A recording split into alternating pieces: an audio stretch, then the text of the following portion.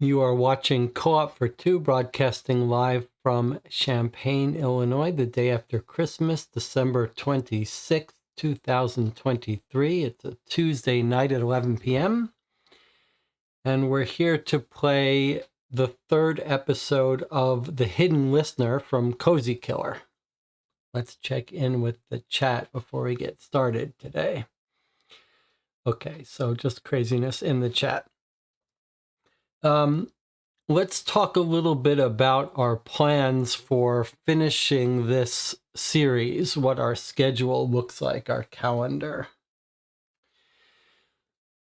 It's broken up into 12 episodes. So far, they've been on the short side, which is a little bit of a surprise.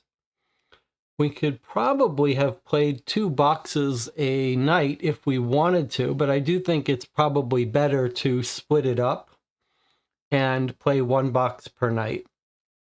And I've got a couple other things I have to get done before the end of the year. So what I propose is we play box 3 tonight, and then if the regulars who are interested in this case in particular are available tomorrow and Thursday, I was thinking we could play, if it's a short case tonight, if it's a couple hours, we could try playing tomorrow and Thursday, the next 2 nights in a row. We could play box 4 and 5 if we think they're going to stay fairly short. Then for sure I have to take off on Saturday.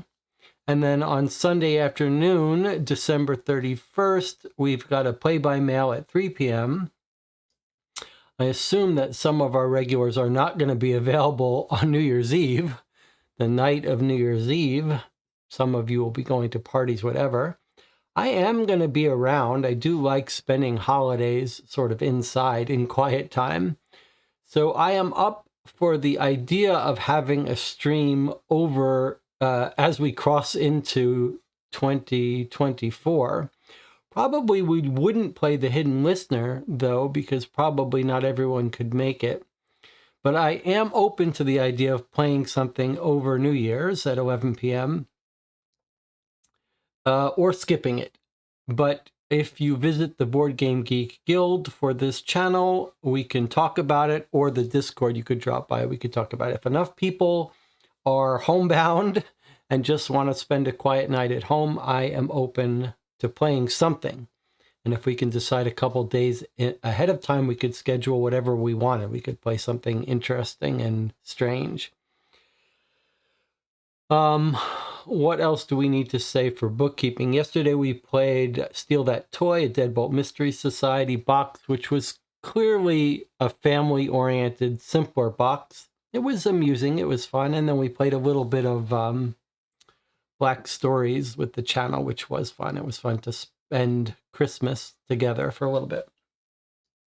All right, anything else we need to talk about before we do our little recap here? Autumn has stopped by, has been catching up. Okay, ready to join us for the third box.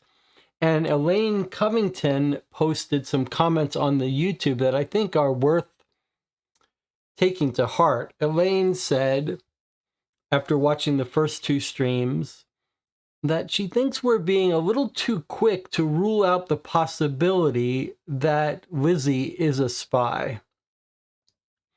And I think there are reasons to think she's not a spy. We'll do our little recap, but I think it pays to keep an open mind about it. And maybe at some point we're going to want to start talking about our experience with this Cozy Killer set. This is a new series to me. It's very expensive, and I have some mixed feelings about it so far. I think the writing quality is great. The atmosphere is great. Everything is very enjoyable. I like the slow burn of it. The only real qualm I'm having is the contents, the amount of playtime we're getting from each box feels a little thin for a game which is like $35 per box. It's not so far feeling like it compares well in that sense to other games. On the other hand, I have seen some of their other games that have some boxes that are big. So we may just have a slow burn here. We may eventually expect to get to boxes that take us more than a day to play. All right, shall we recap our notes and remind ourselves what we're dealing with here? Let's see here. Okay, so basically our case is all about Elizabeth Phillips, otherwise known as Lizzie, who's been brought in to work for Latimer House, a British spy-type operation. This is set in World War II, 1943. And it's clear that she's helping transcribe statements or conversations, interviews, interrogations with prisoners of war, chiefly from Germany. She speaks German. It looks like her family have a background in German. She may write her mother directly in German. And she's part of this group, the Wrens. These are these women who were called in because of their language skills to do this translation of interrogations.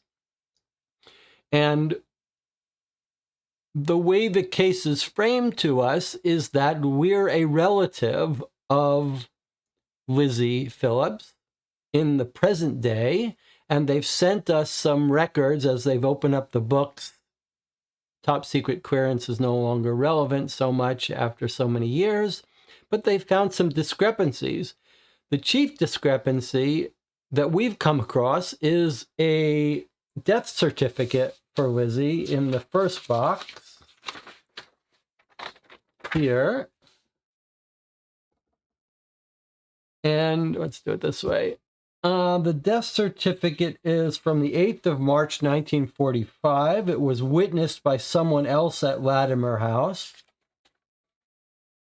And then we've come across a postcard that's clearly in code from Lizzie. Where is our postcard? It's clearly in code. It's written to Mr. and Mrs. Kruger. We don't know who those are. And when you translate the code, it says, "I am alive and well in Germany," and this is August 9th, 1945. So several months, 5 months after her death certificate. So she's not dead. There's some suggestion, hints, that she's on some operation for Latimer House.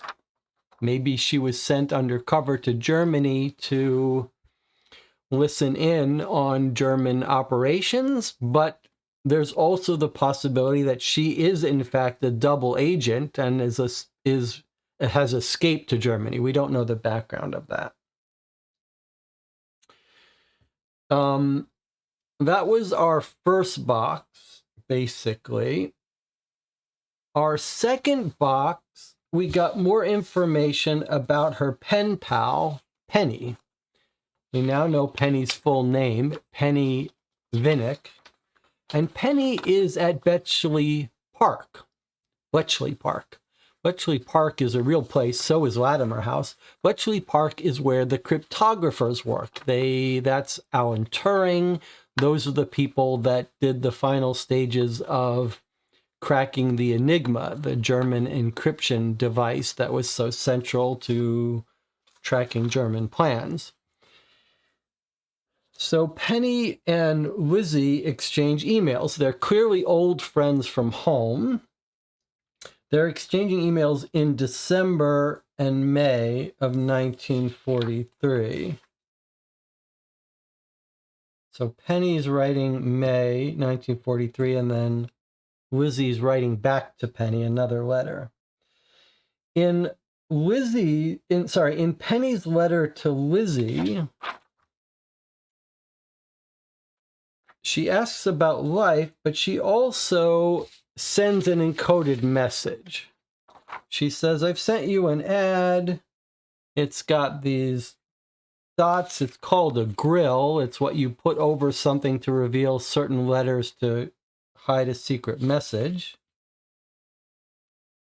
Makes sense that Penny knows how to do this stuff since she's working for the cryptographers.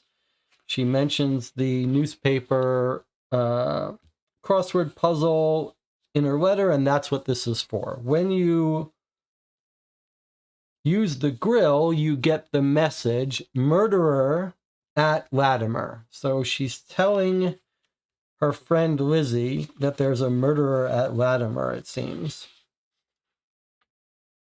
And that connects a little bit to one of the letters that Penny writes to, that Elizabeth writes to someone saying there's a girl, Gretchen, who's disappeared. There's a rumor that she was killed, but maybe she just escaped. So was Gretchen really killed? Is Gretchen a double agent? Etc. In December, here's Elizabeth writing to Penny. And in the letter, the censors confiscate a couple things. Some bus tickets and wooden blocks. From Elizabeth, why is there have I skipped another letter? Why is...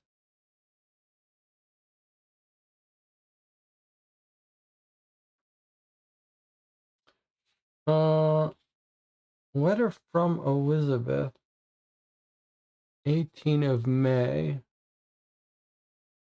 So did I mix things up a little bit? Why do I have the December letter from Lizzie?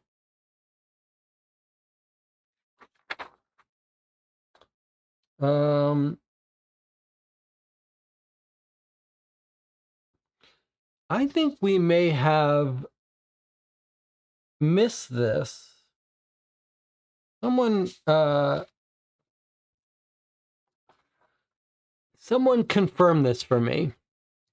Okay, when we got the second box, I believe these are the two letters in it. One from Penny on 19 May to Elizabeth, but here's one from Elizabeth to Penny, but it's 27 December 1943.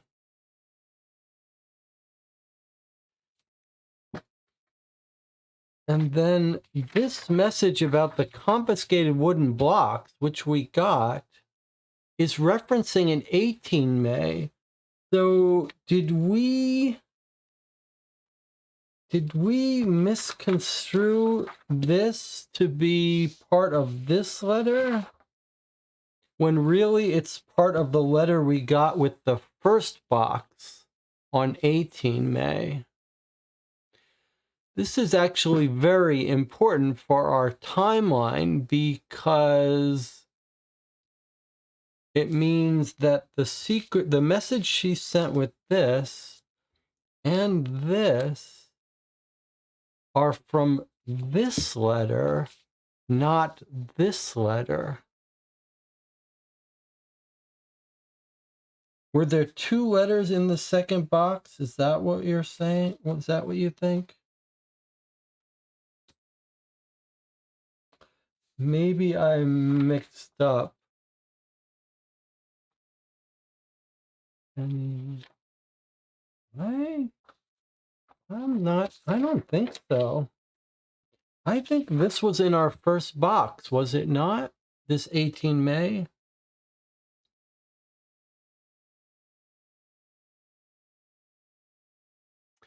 I think we got this in our... Maybe not. Maybe this was in our second box. I guess this was in our second box. And maybe...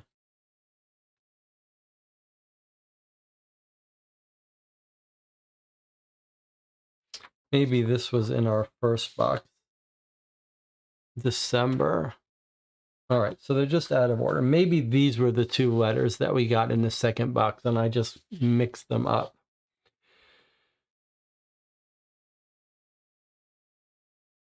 let's see what the channel says. The one we were trying to match the bus tickets to was the one asking about shampoo.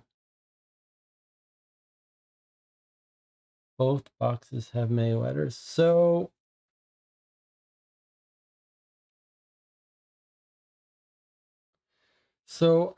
we were trying to match up the bus tickets with this December letter, but let's just remember this December letter is many months after she sent the bus tickets.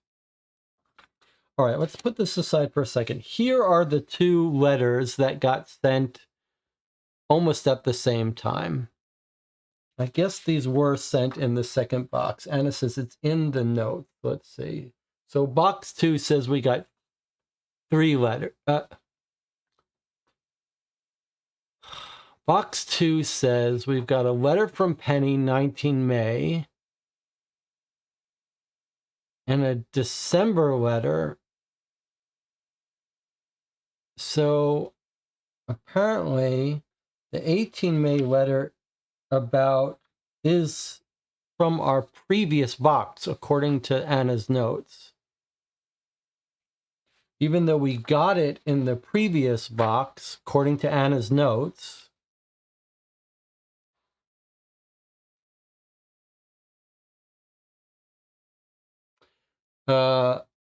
the censors are only telling us about it now. So this letter that we got access to earlier was the one with this information. That's important. So back in May, she's telling Penny that I think there's a spy at Latimer. Do not think German, could be Russian. And then she says, what are your thoughts? These never made it to Penny, though, we don't think. We think the censors got them. And then at the back, she's just saying the censors are checking my mail. I'm going to try this instead. All right, so we don't think Penny ever got that or these, but this is from Elizabeth to Penny back in May. Given that it is possible that when she wrote her in December, that she intended her to use these, but no easy way to do so. Okay, so, but we think these are going to be used to decrypt a message from Elizabeth to Penny in the future. We don't think we've had use for that yet.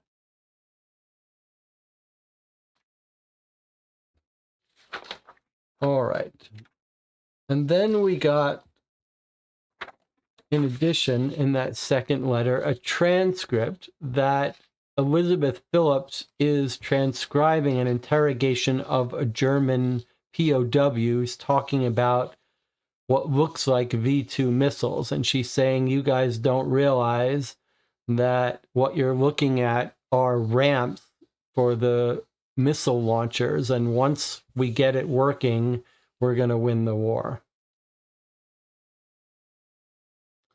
And this came up 11 March, which matches some of our information. So it's possible that she's transcribed this information and they've learned about a very dangerous military program in Germany, and maybe they've sent Elizabeth to spy on it. There's talk from Elizabeth in some of her letters about an operation or plans to do something dramatic. All right, let me see what the chat is trying to draw my attention to. Anna says, we got it wrong during the live stream, the dates. We should probably reread the May letter and check if there's reference to how to use the bus tickets. Autumn says, I vote we open the third box and see if new info comes out. DJ Moneycut says, I don't think that was an interrogation, but 2 POWs being recorded without them knowing it. That's why they were discussing secrets so openly. That's a very interesting point. I think you might be right. it may be that the way Latimer House works is they don't interrogate them so much as put them in a room with each other and listen into their conversations. They're speaking in German and it's being translated. All right, we're going to look at that letter again when she sent the bus tickets and stuff. I do want to make one more comment that we should think about. This is Elizabeth Phillips on duty. She is presumably transcribing. She is translating their German into English. If you did believe that Elizabeth was a spy, a double agent, one thing you might want to do is make sure her translations are accurate, because you might imagine a scenario where she's purposefully mistranslating something.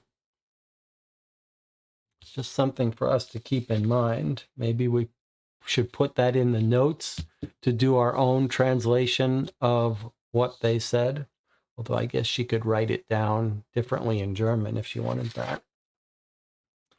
Okay, I like that idea that it's not an interrogation, but listening in.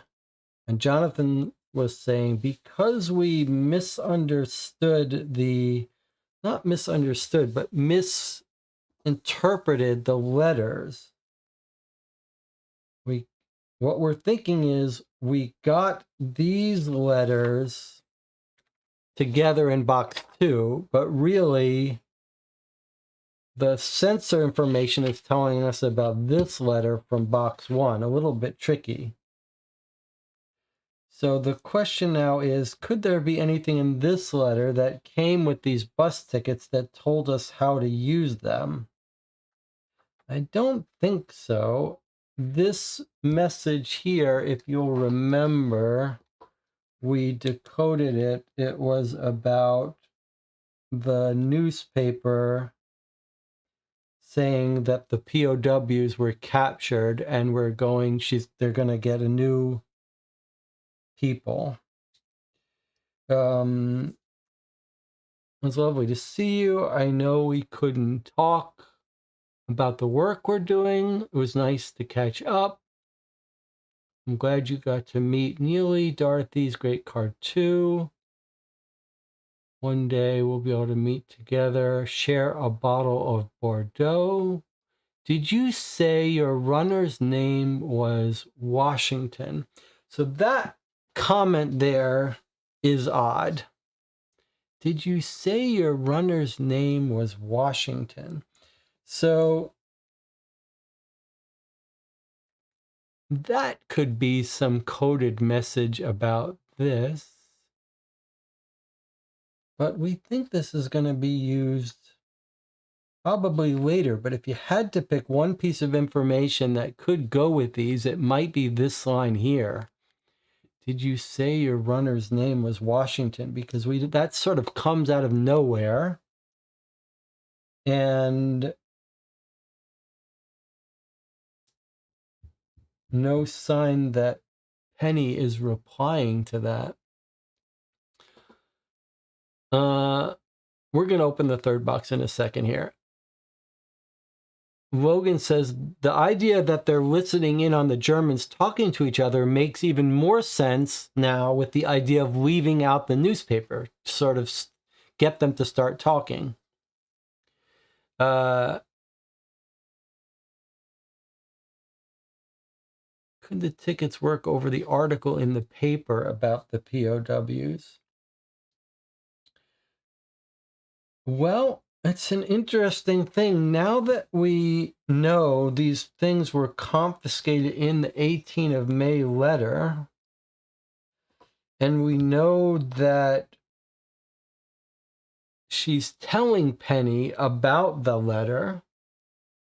Did we transcribe what that letter says?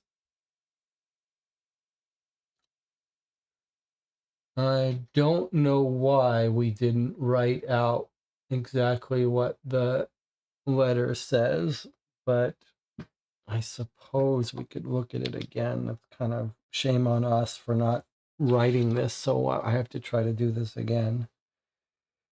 She said, I see in the paper yesterday We will be expecting new residents. The colonel will be very sure he leaves out the papers for our guests to read. So I guess to have, hopefully to spur them to have conversation. But she doesn't really mention a specific newspaper. So I think it would be hard for her to expect Penny to have a specific newspaper. Whereas the opposite is true when Penny was using the newspaper to communicate. She explicitly talks about the newspaper crossword puzzle. So I don't think so. I think these are just not ready to be used yet. So let's not worry about them for now. All right, anything else to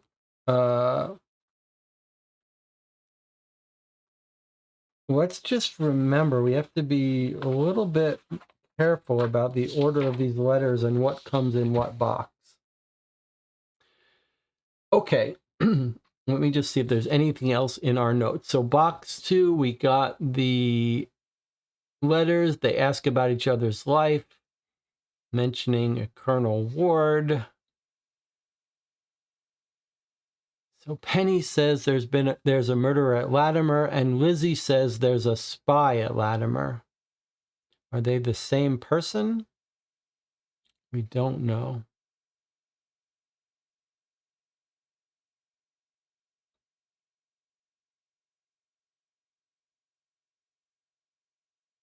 We don't know how either of them know about the spy or murderer.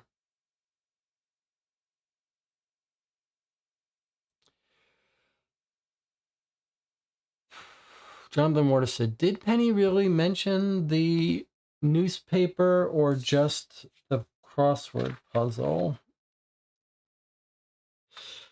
I don't know, but let's see. Dear Lizzie, I hope you're keeping up with your crossword puzzle. Yesterday one was difficult, but I'm sure you cracked it, is what she says. Okay, so she doesn't specify the name of the newspaper, but obviously they're all reading the same newspaper. But she explicitly referenced what edition of the newspaper, unlike, well, I guess Lizzie does mention the paper, but she didn't mention where in the paper or how to use it. It's an interesting thought, though. Could they both be doing the same? Could they both have the same idea of using the crossword puzzle? But Lizzie does not mention the crossword puzzle. And we tried to line this up, and we didn't see anything. We didn't see a nice, clean way to line it up. So I don't think so. Let's stop worrying about trying to make this work. We'll see if we get more documents that make it work before we go crazy. All right, time to open the... We didn't do the smaller one, it's true, but there's no good way to line it up with these. All right, let's open our new box.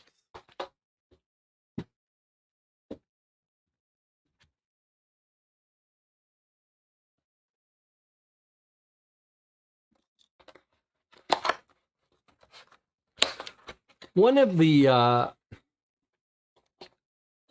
issues is logically with many of these games, you could say, don't try to figure things out before you see everything.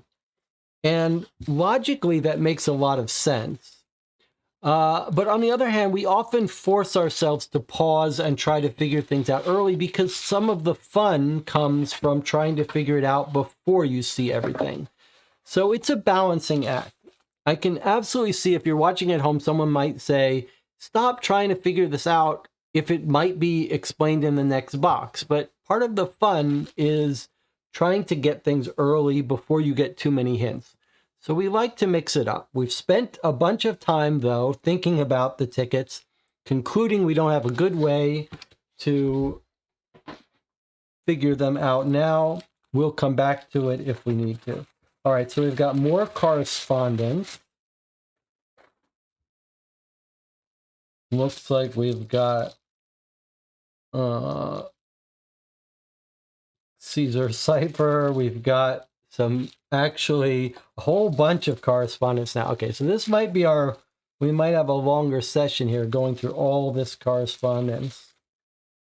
And a little booklet here, Wartime Cookery. Okay, so we might have our hands full today. Let's read the cover letter and see if it sets up our mission for today.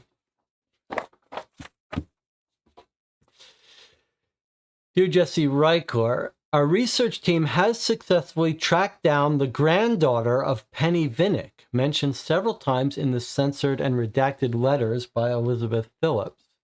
As a result of their contact, Miss Megan Deverell was happy to pass on letters she had kept from her grandmother's things to enable a more thorough investigation. She insisted that we forward these letters to you for safekeeping, saying that they would likely mean more to you than they do to her. She indicated another packet of letters would be following. Her grandmother stored her mementos by the year, and 1942 and 43 were the first two boxes of papers she found time to work through, looking for references to Lizzie. We hope the enclosed proves of interest to you. Our research team are still compiling data from the archives. We hope to have another set of declassified documents ready for you next month, which may prove pertinent to your case. Okay, remember, everything is meant to be sent monthly in this subscription. All right, so we've got a bunch of stuff. Let's see what we've got. First item here looks like, well, it's certainly not English. It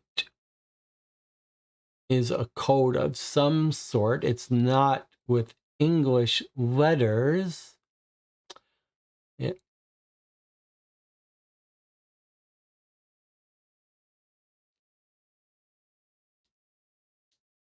looks like some of it is tempting to look like it's backwards, like AN, if you were reading it backwards, but sure, clearly not all of it.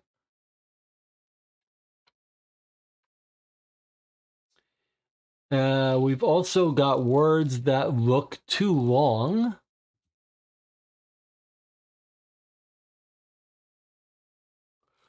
Notice the formatting is a little odd too. Well, it's all left aligned here. There's lots of repeats of some common stuff. There's that AN, backwards AN. But then there's symbols that don't look like letters, like a triangle here. Almost like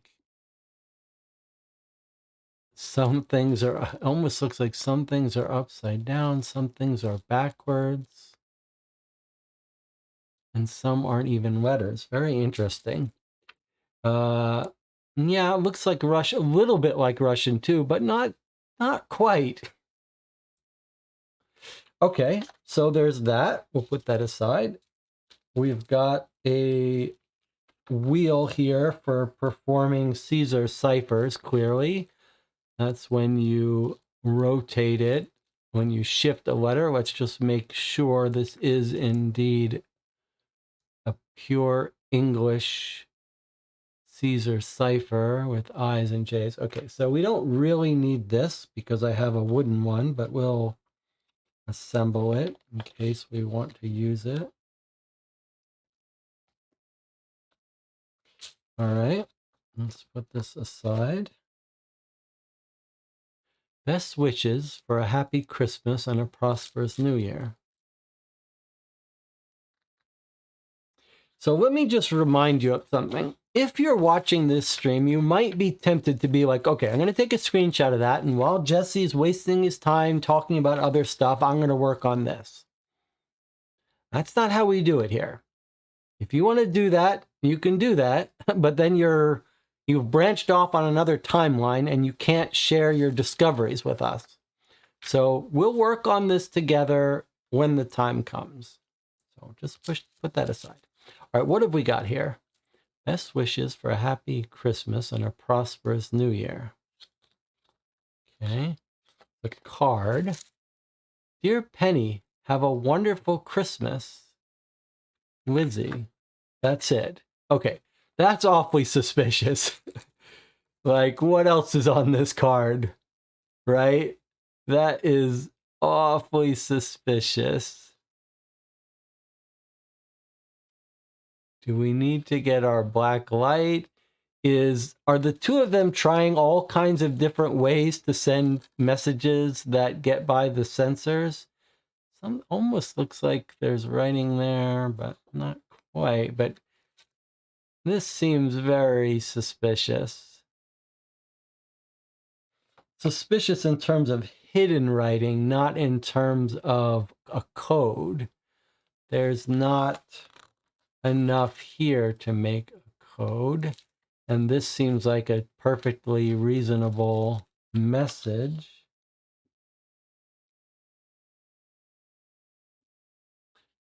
Feels like you might have written some other stuff here, though. Like maybe we need to get a black light. If it's black light, we'd probably be able to see some hint of it with a regular light, don't you think? I don't know. We can get our black light later. It would be odd for the game to require us to have our own black light, though. So kind of see, almost looks like there's a straight line going down there. Like what? Huh. Interesting. All right, well, let's put that aside. We also don't know what that is. What about this? Wartime cookery to save fuel and food value. Issued in the National Food Campaign Exhibition, 1940. Okay, wartime cookery. Let's see. Look at that. It's like rusted staples. Wartime cookery. Keep a vegetable stock pot with the water from celery, leeks, onions, potatoes.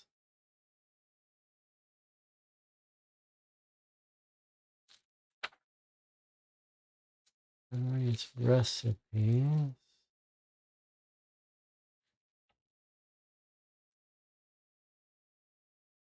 Try making some of these recipes. Anything jumping out here? The thing is, we don't yet know when this was sent or to who, but it may be that we're going to find in the letters reference to, hey, I sent you this, because you could imagine you could encode stuff in here. This would be a good thing to send a book cipher. Maybe this was sent from Elizabeth to Penny, and then she can use it to use as a book cipher. But we need to find out where this came from first, hopefully in our letters. So we've got a whole bunch of letters to read. So this is what we were talking about with the first boxes felt a little thin. Like, I am all for this. If the way this game is set up is that it starts out slow, but then starts to really hit you with documents, I'm all for that. Logan says, it's interesting the holiday message didn't use the word happy or merry. Well, it says happy Christmas, prosperous New Year. Have a wonderful Christmas. Okay, let's see. So we've got a stack of letters, all to Penny from Lizzie, which makes sense because they were forwarded to us by Penny's descendant. And then 2 postcards. Another one from Latimer House and one unknown. So let's look at the Latimer House postcard. All right, first of all, where does this fit into our timeline? June 1934. Dear Penny, I'm in London on the 7th of June. Are you free that day to meet up for tea? Penny Vinnick. Look at this. Room 47, Foreign Office.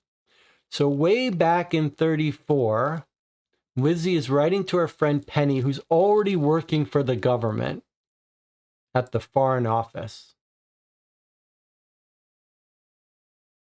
Interesting. All right, what about... Well, wait a second. Wait a second.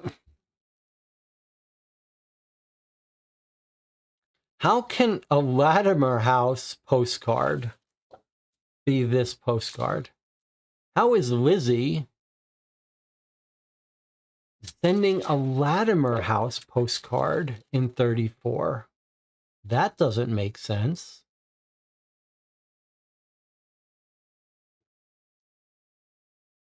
Is it just a coincidence? Oh, it's too big a coincidence, right? I mean, Lizzie doesn't work at Latimer House till 1943.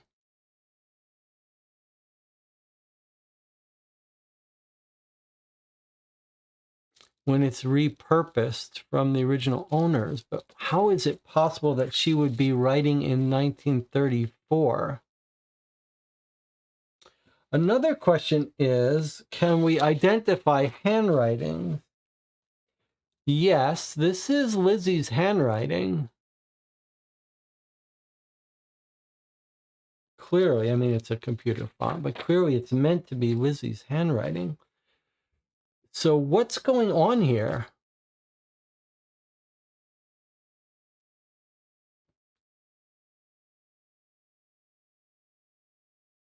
Any theories about this?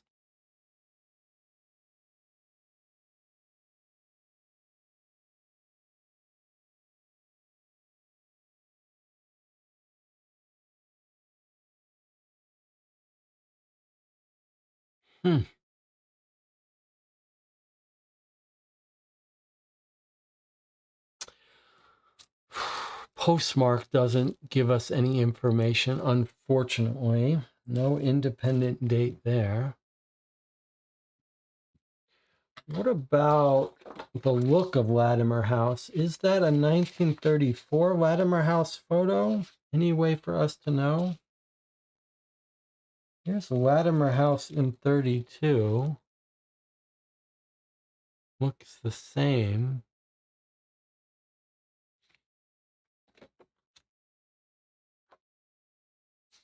Boy, that's weird though, huh?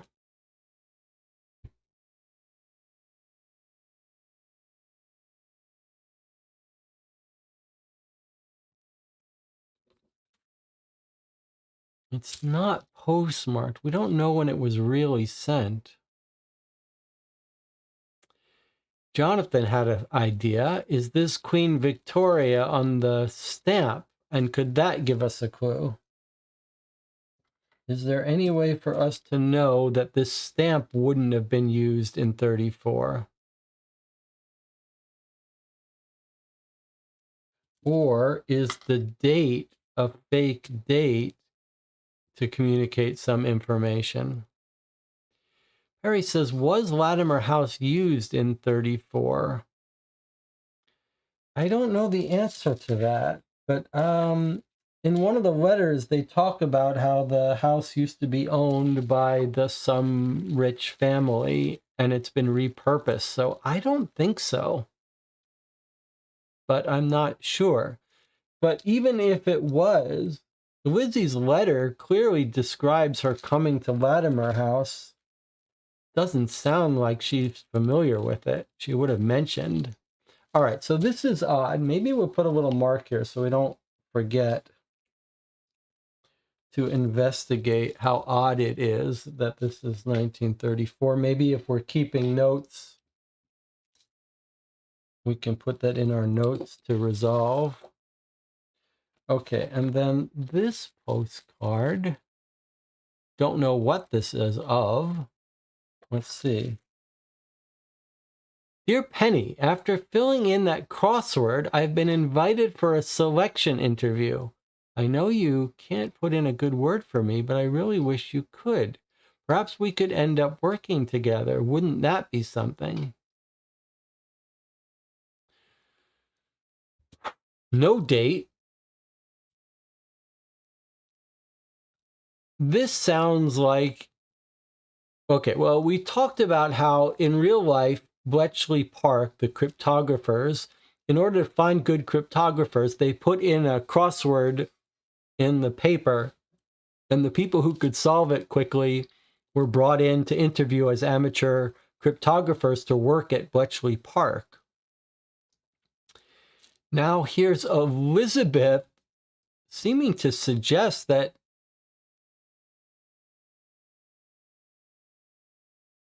she might have been part of the group that got called in.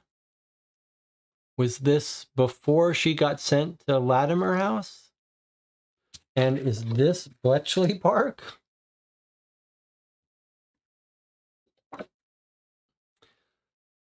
This seems like, remember that Penny's at Bletchley, Lizzie's at Latimer, and they sort of want to be together. So is this Lizzie talking to Penny, like hoping that this is before she got sent to Latimer, hoping that she was going to get a job at Bletchley, but they didn't pick her? Logan says, didn't the cover letter say these correspondence were from the two-year period? Yes, that's a good point. Let's look at that again. Her grandmother stored her mementos by the year, 1942 and 1943. So yes, these should be from 1942 and 1943. So this has got to be wrong, but we don't know. Is it an error in the game that she's just typoed this, or maybe Lizzie has typoed it, or maybe it's on purpose? We don't know yet. Okay.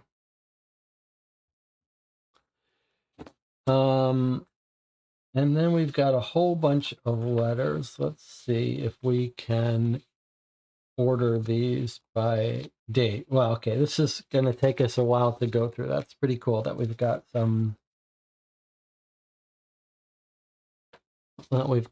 something to sink our teeth into today. Maybe I'll just order these. 14 July 1943, 1942, 1943. I can see she's writing some codes to her. October 43, September 43, December 43, April 43, August 43, March. Of course, she could be improperly dating these.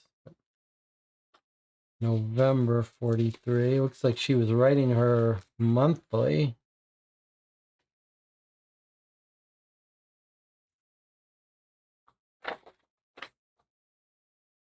February 43.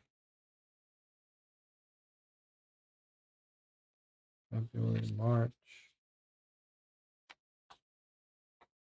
So these letters must have made it through. The other ones we got didn't. October, November, December. Okay. So our first letter is from October 42. We've got October, November, December. We skip January 43. Maybe because she sent her this in January 43 instead of a letter. Then we got February, March, April, May, no June, because there's what she did in June of 43. She's just reversed these. Then we've got July, August, September, October, November, December. So 2 months are missing from here. And when was this sent? We don't know. All right. And what about the letters that got taken? So here she is writing on October 13th. The censors kept that, but a letter on the 30th went through. And then we know the censors kept this letter from December 43, which is where our last letter ends here. So the censors got a letter previously after our stack here, December 27th, they kept. And the censors got a letter to Penny before our stack starts. So we have on either side of this stack, we've got letters that the censors kept. And then we're missing a June 43 letter, which looks like it was this. And we're missing a January letter, which looks like it might have been this.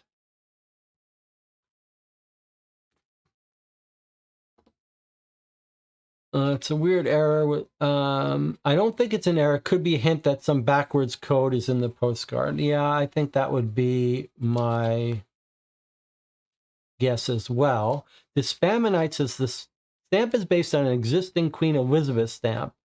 The tiara is the giveaway. Okay. But I do think this might be a clue to her that there's some backwards letters. I think I agree with that. All right. Why don't we take an early little break here? Not too early. Take a break, and then we'll come back and start going through the letters. Yeah? Okay, so I'll see you in 8 minutes.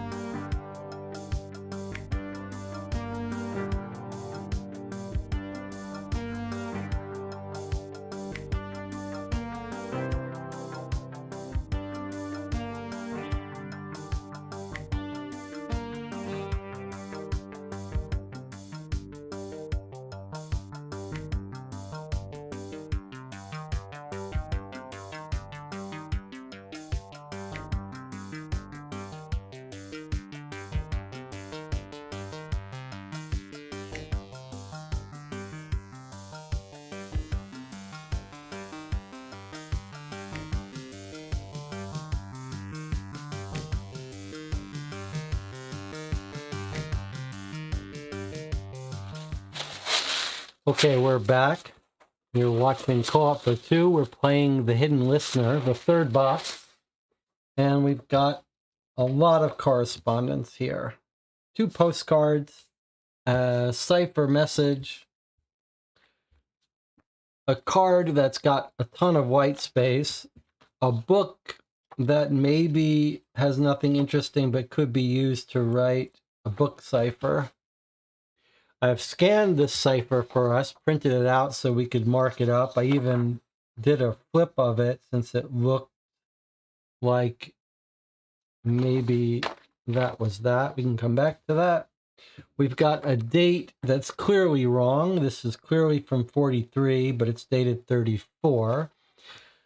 DJ Moneycut on the channel thinks maybe this is a clue about a Caesar cipher that's telling us the difference between 34 and 43 is 9, so maybe it's telling us everything is shifted backwards by a couple.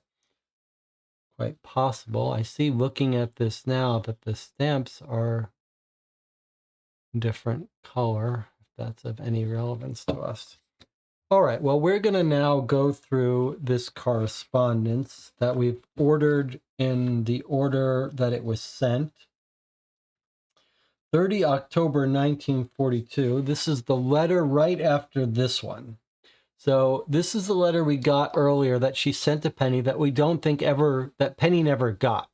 But she's basically saying, we've arrived. You can contact me here. We arrived at Latimer. She talks a little bit about the people she met, what she's doing in the typing pool. Maybe I'll get transferred to you.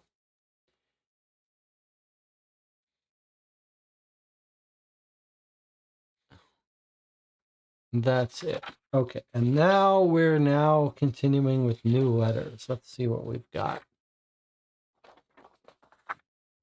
Elizabeth to Penny.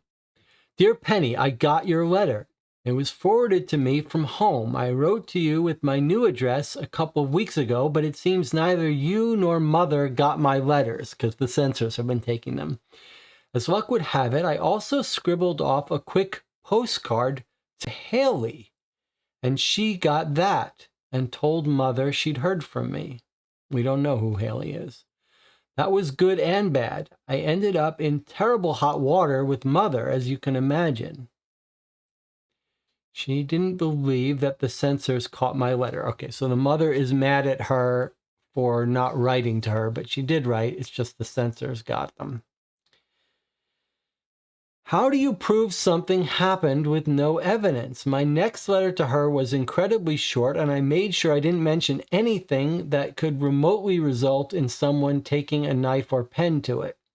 I'm guessing this is the reason your letters to me are so short normally. It's hard to know what to say that won't compromise things given what I know we both do. Okay, this is pretty cool that it's explaining why we got those letters before, why the censors intercepted them.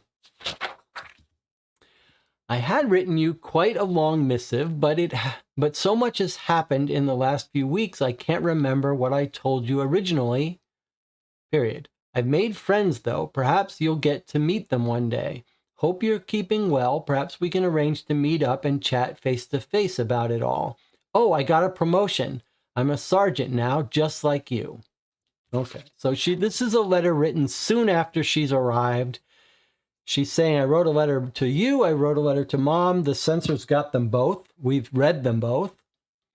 And she's also said that she sent a postcard to Haley, who we don't know who that is, but we know she didn't say anything that the censors cared about.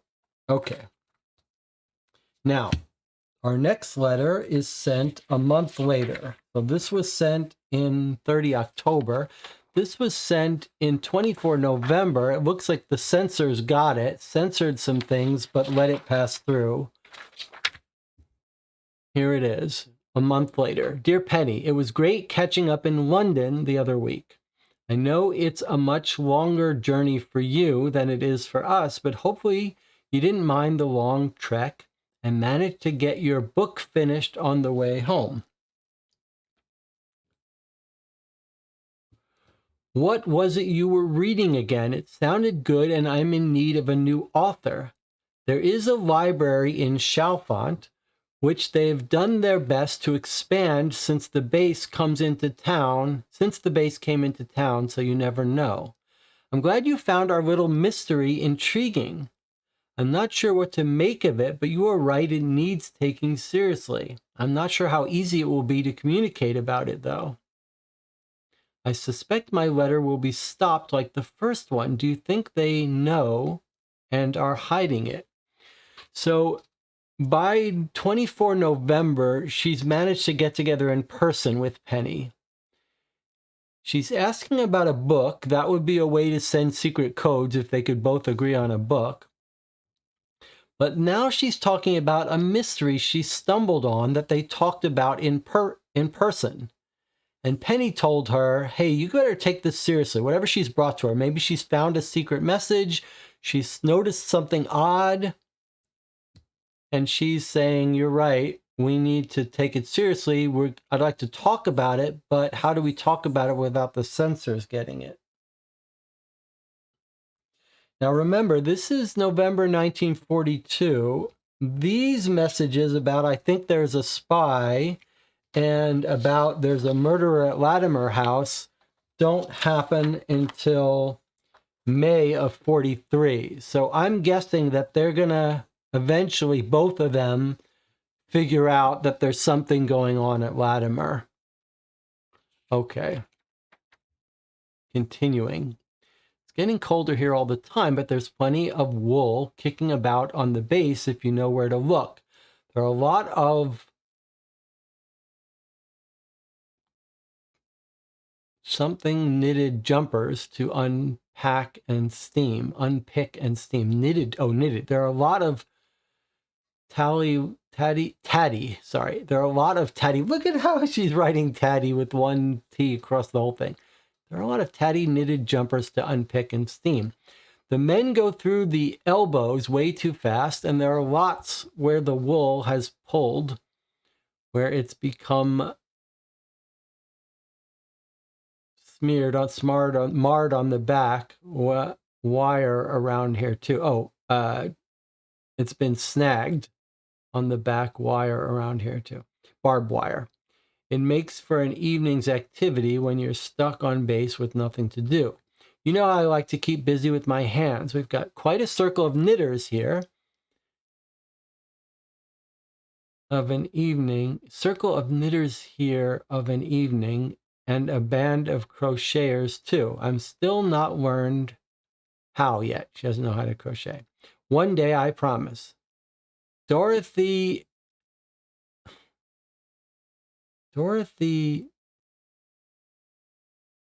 Tats. Dorothy something. Now that is complicated. Dorothy.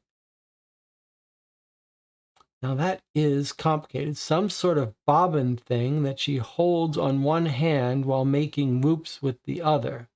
She goes really fast, is currently midway through an ornate antimacassar that would have my mother in rapture. An ornate antimacassar, whatever that is. They're planning to move me soon. My typing speed isn't fast enough for the pool, but I have other skills that can be put to good use. Looking forward to hearing from you. Okay. Looks like just nothing important here except this. There's something she's discovered, some mystery. They're going to try to find a way to talk about it. Okay. 3 weeks later, this letter goes out. December. Dear Penny, Happy Christmas. Just scribbling off a quick letter, as it seems rather a waste of postage stamp not to add one in, even though we saw each other only a few weeks ago. We've got the tree up here and the paper chains. It's all looking rather festive, especially when the wireless is playing carols in the background at night. The wireless radio, is that what they're talking about?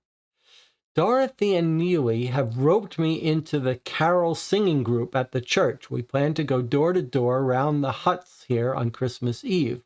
No lanterns, though, so we have to learn all the words to all the carols. I'm just about there, but some have really long verses that just seem to go on forever. I always remember your descant in Hark the Herald Angels Sing. Neely is doing that here. I've got the alto line as normal. My voice suits that better.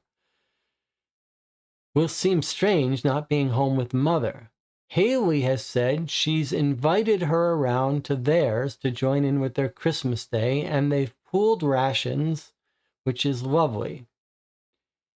At least she won't be alone. Have you managed to get any time off for Christmas? Okay. Nothing jumped out there as being coded message of any sort. Now, that was December 42, and now I'm thinking comes this. I should have gotten my black light. This weird, like it almost looks like there's writing there that's gotten smeared, but all right, well, let's not worry about it for now. Then comes in January this letter. Now we're in 1943. Dear Penny, was good to catch up the other day. You were the last face I expected to see on base. What a promotion. Clearly you're going places. Sounds like Penny came by her base. I'll have to start saluting you soon. You're right. I need to get a plan together with regards to G. We've got new guests, so it's been go, go, go here, and I just haven't properly sat down to think about it. At least not more than what you know. She must have had friends here. Ah, she's talking about Gretchen. Okay, so I think what we've got here is that the mystery they're talking about. I'm glad you found our little mystery intriguing. I think she's talking about the woman who disappeared, whose name is Gretchen. And here she is talking about it again. She says, I just haven't properly sat down to think about it, at least not more than what you know. She must have had friends here. And that was such an obvious starting point. I can't believe I overlooked it. Still, that's why you do what you do, I suppose, and why you've had that promotion. I promised to dust off my deer stalker, the hat that Sherlock Holmes would wear, and look into everything with earnest. So she's talking about being a detective to try to investigate the mystery of Gretchen who disappeared. Perhaps you can think of a way we can safely communicate about it.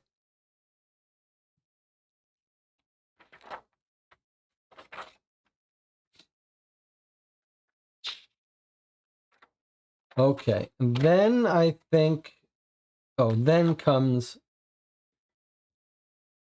maybe that was February. Okay, and here's a month and a half later.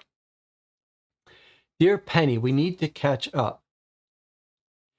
Lots of news from my side. Not everything I can put in a letter either, but I can tell you about one of the men who works here on the base.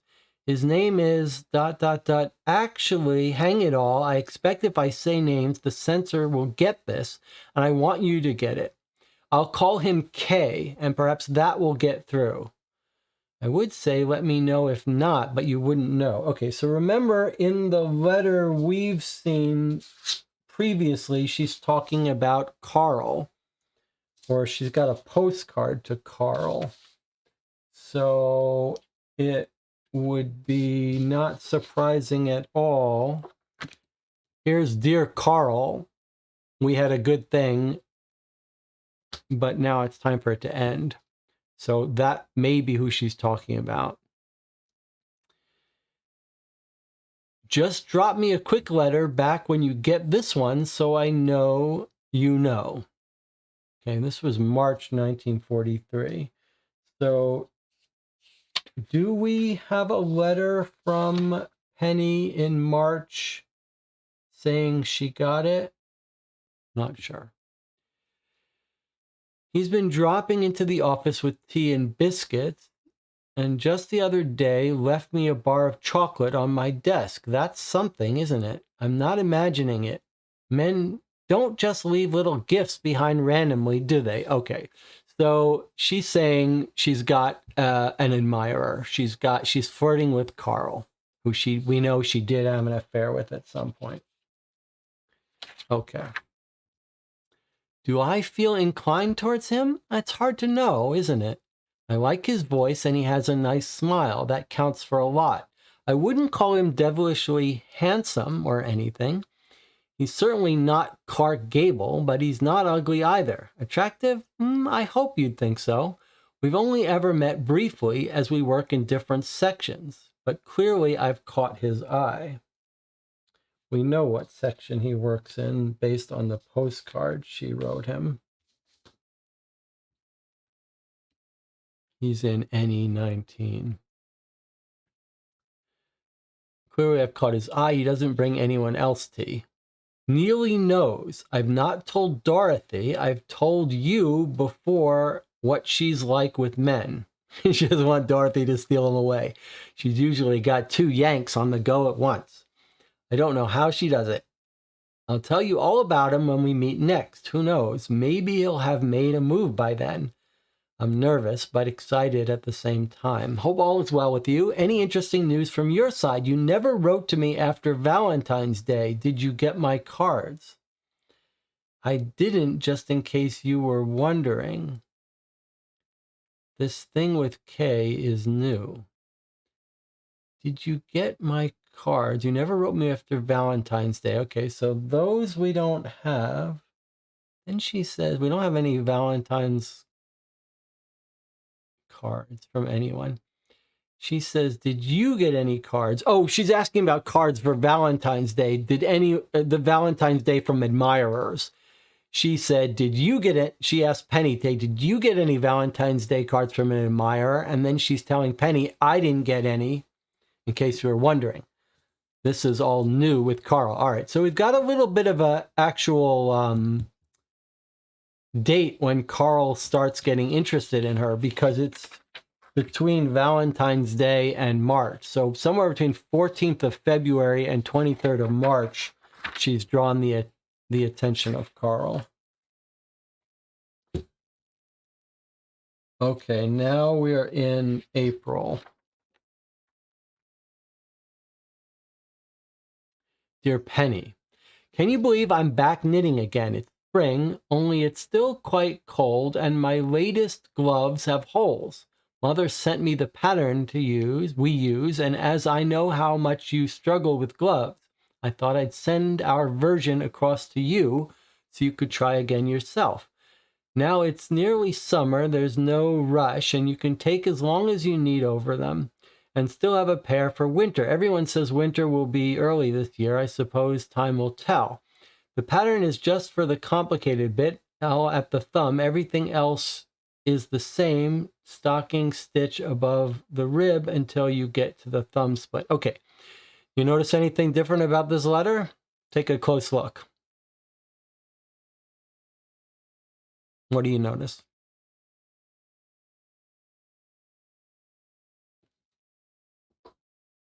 Look at those capitals, absolutely.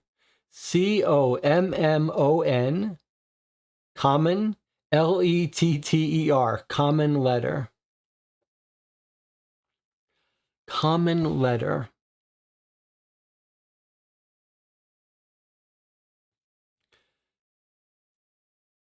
Now, she's clearly sending a message. Okay, and then there's a code on the back.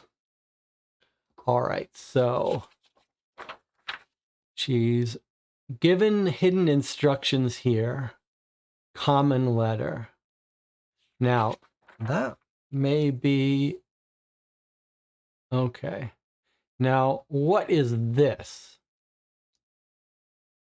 It's obviously a code. A strange one. Let's see what she says. P.S. K comes from Hastings. Returned from leave with a pebble for me to remind me of Brighton.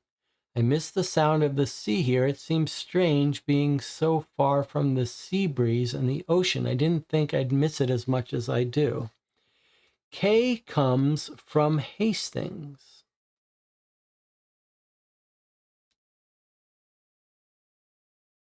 Oh, Carl. Carl comes from Hastings. She's giving her a little bit more information about Carl, who she's referring to as a K.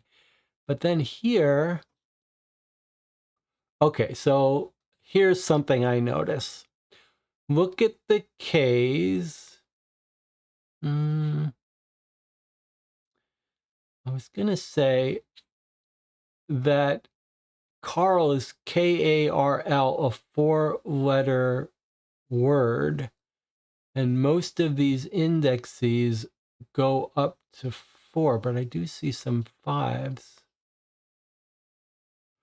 So I was thinking K1 means the first letter of Carl's name, a K, plus, and then you add 4 to it. So a K plus 4. And then K4 would be the fourth letter, would be an L. And P might be Penny, fourth letter. I like that. Penny. That would give you a 5-letter word. The only thing that's troubling me is, what is this K5? If Carl's a 4-letter word, and then common letter.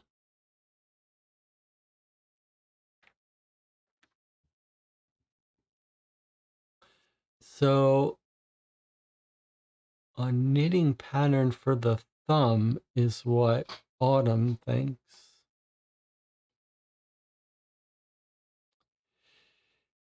Let's see what the chat says. Jonathan says, I believe the cover for the large code section in the letter is that it's sewing instructions. I see. So Jonathan is saying thematically, Lizzie is pretending that this is sewing instructions, but it's really a code. Okay, I like it. All right, now.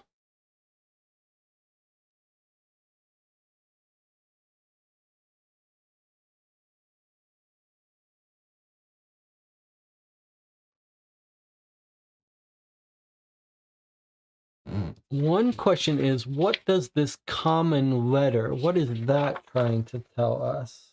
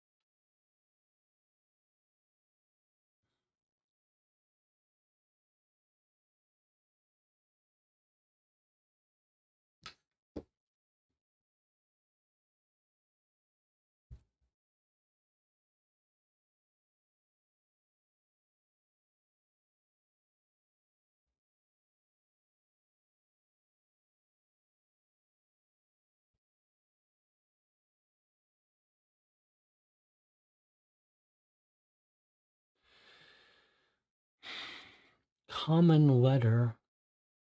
All right, let's take a look at this code again and see what we can make out.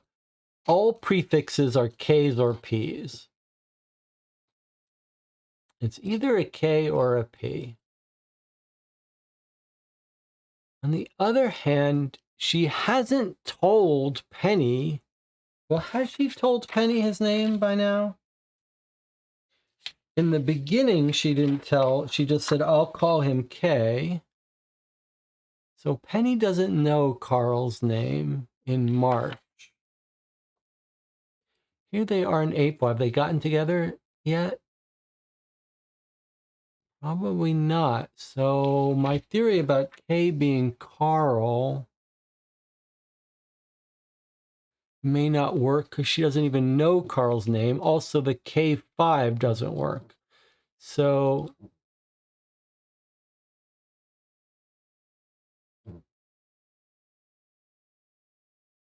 common letter. All right, before we try to figure that out, let's take another look at this code and consider what else is happening here. So we've got K's and P's. They're all indexed up to 5. K goes to 5 and P goes to 5. That's interesting. And then occasionally you get some annotations. This is common with a code where you've got some method that sometimes fails.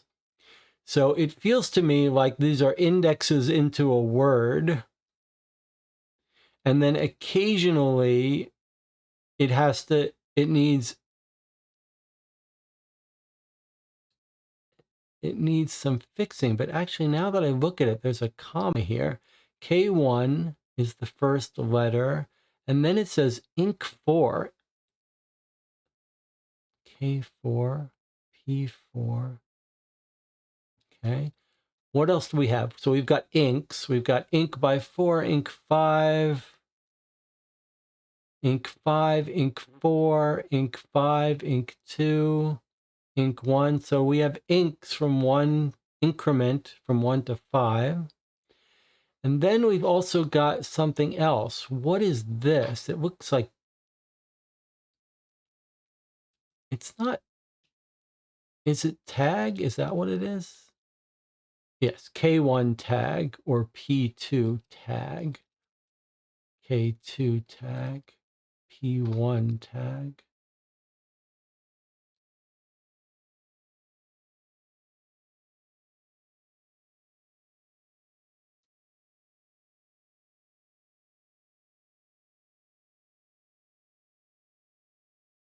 K comes from Hastings, but I don't think that's going to be the word. What would it mean? So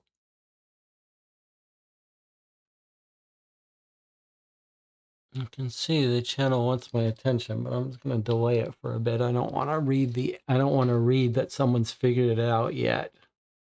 I want to spend a couple more minutes with this. So one thing that's jumping out at me is that the tag parts are attached to a code, like K4 and then tag, K1 tag, P2 tag, whereas the increments are their own letters, their own code. That's a little strange.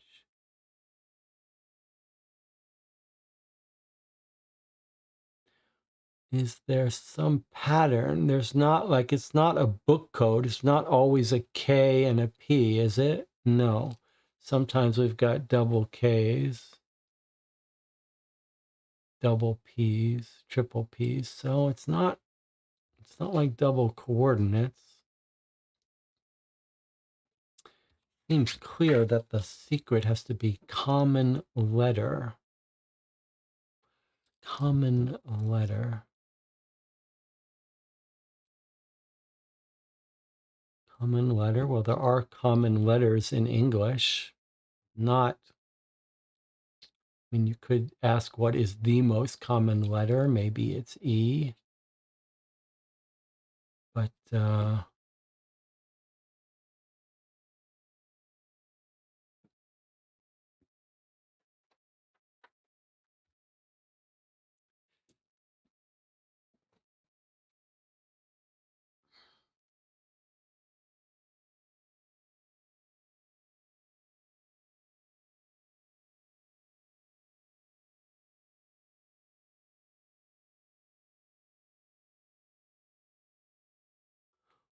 what the tag mean? P1 tag, P2, K5 tag.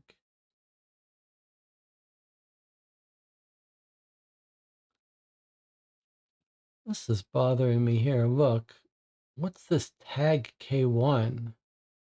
P2 comma tag K1. Most of the time the tag's coming after a letter. Almost all of the times it is, but then here we have this odd one where we've got a tag first and then K1.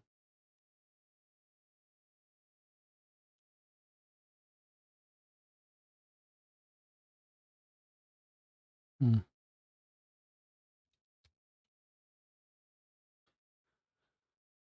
1, 2, 3, 4, 5, 6, 7, 8, 9, 10, 11, 12.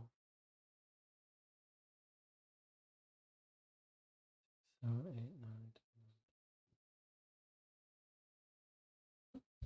10.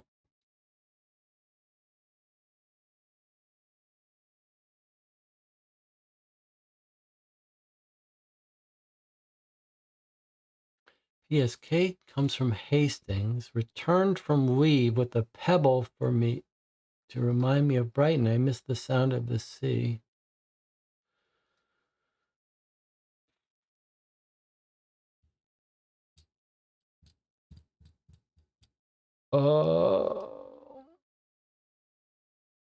Now, she hasn't gotten these yet. These are from May, and we are in April. So these haven't even been sent yet. So we know it's not those. But she has gotten this. We don't think she's gotten, sorry, she has gotten this, but not this. She has gotten these letters. Common letter.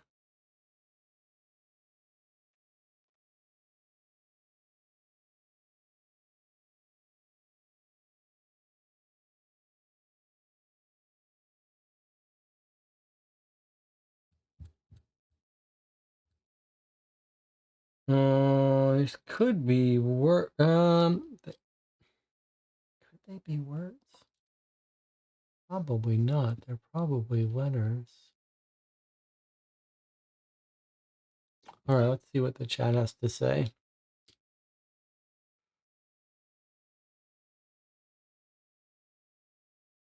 The most common letter in English is E. I'm not sure how that helps. Autumn says knit and purl are knitting terms abbreviated to K and P. And Tina says, can you use this code in the back page? Don't know what that means. Autumn says knit and purl are represented as dots and dashes in Morse code.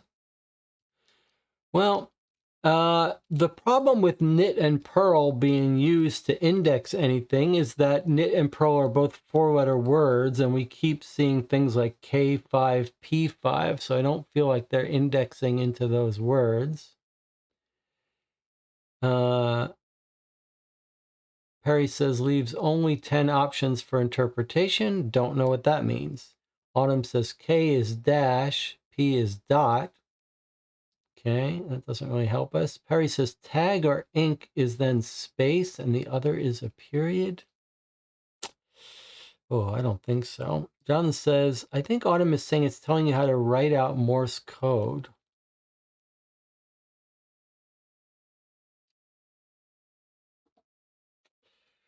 Boy, that seems a little unlikely to me.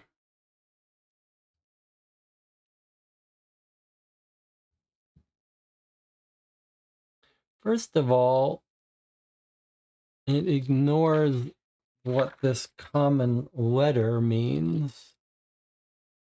It doesn't provide a use for that. This almost sounds like it's telling me, hey, the way you decode this is use the letter that both of us have, a common letter between us. But I don't know that they have a common letter between them.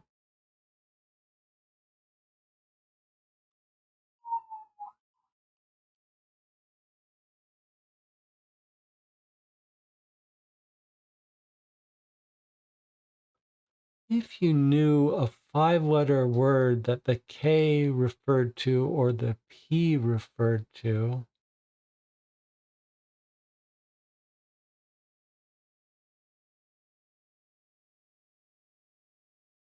Maybe the common letter is the E, and this is telling us what to do with it. Increment by 4 by 2. That doesn't make sense that you would only go by up to 5.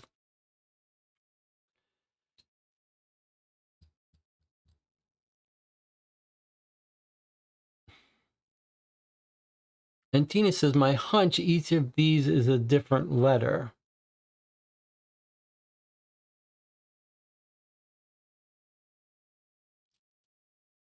Not exactly sure what Antina is referring to. Unless Antina is just saying that each of these is a letter that's going to spell out a message. I think that would be a good guess too.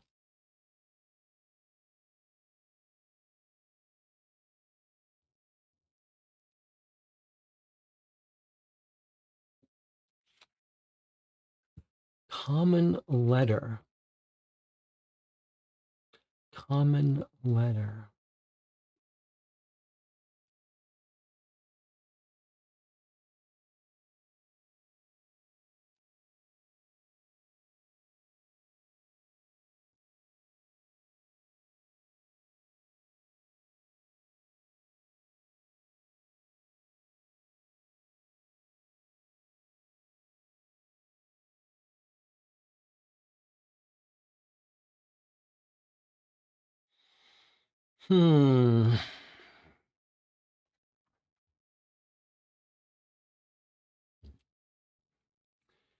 K1, then increment 4. It's so strange that we've got increments and tags that only ever go to 5. That's very odd.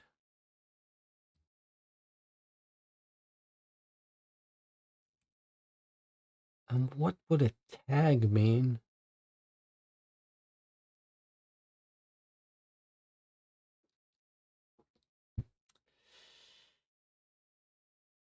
John says, I think 5 is the highest number of dashes, dots used for a number or letter in Morse code, so it makes sense 5 is the max use. Okay, this is more theory that it's Morse code, huh? All right, let's take a look and take that seriously. So your theory is K is dash, P is dot. So you're saying 1 dash, and then what happens? And then 4 dashes, 4 dots, 4 dashes, 1 dash, 3 dots, 2 dashes.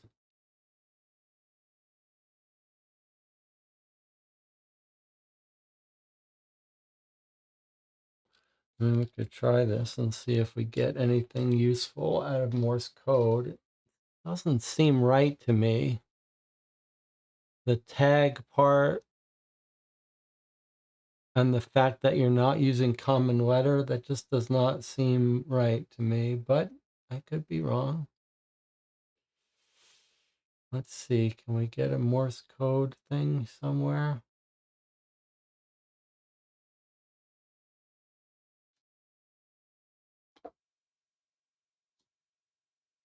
Oh, to hell with this.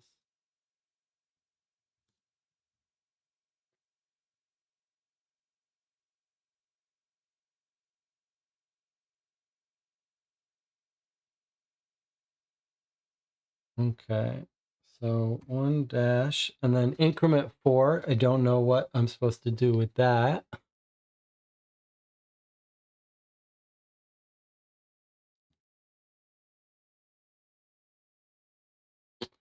And Tina is thinking,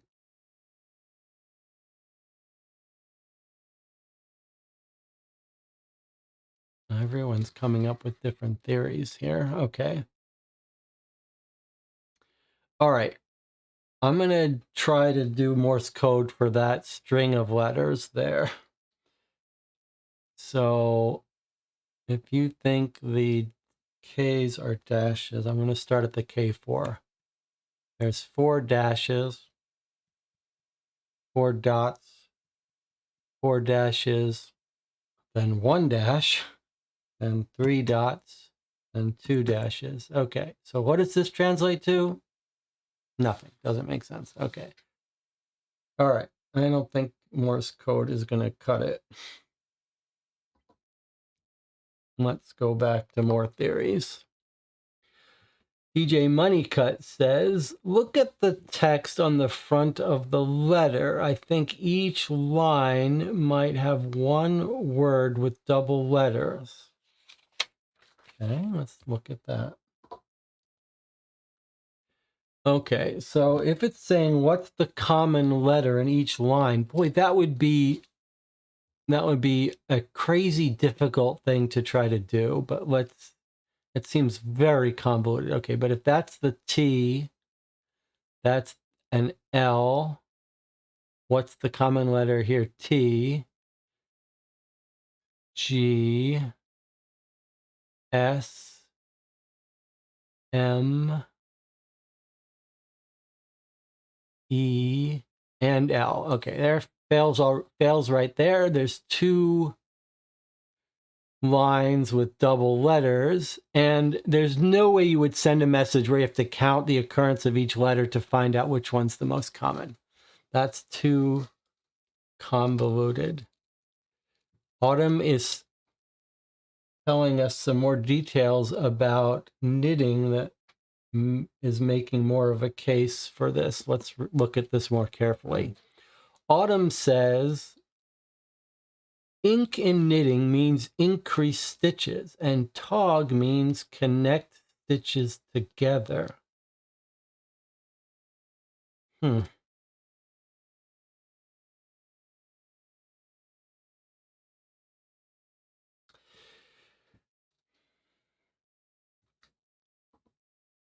That is intriguing, but I still don't know how to use it. Look, whatever is the secret to decoding this, this holds the key. Common letter. Now, Antina was trying to use that by saying E is the most common letter. I think K1 should be E, but I don't think there's a logic to what you attribute to each letter. Okay, I don't know what that means. Okay, I know what the K1 being E is, but I don't know what the second half of that statement means. Okay, now,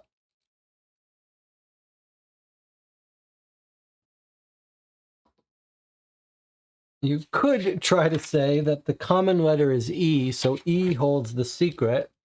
Then if you wanted K to be the first most common letter, E, and then you were expecting the 4th most common letter would be this one. But then everything breaks down when you say, well, what is this P trying to tell you to do? And what is the ink and the tag trying to tell you to do?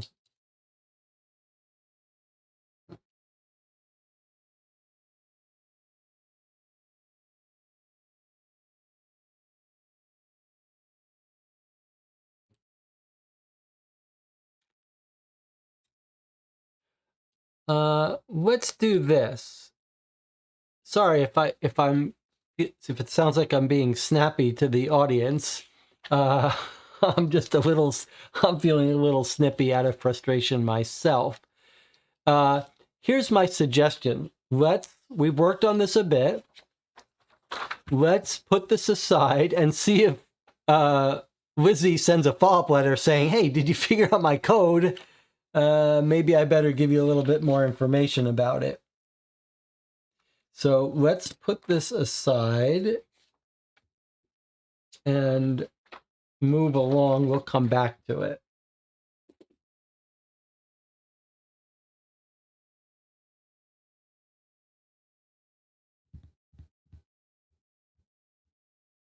K, H, I, J, K, L, M, N, O, P. K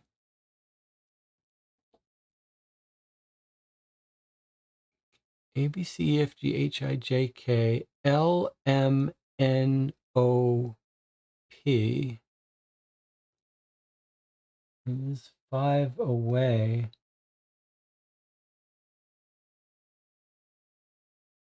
But then you wouldn't need to use the 5. Okay, let's see if she clarifies it in her next letter.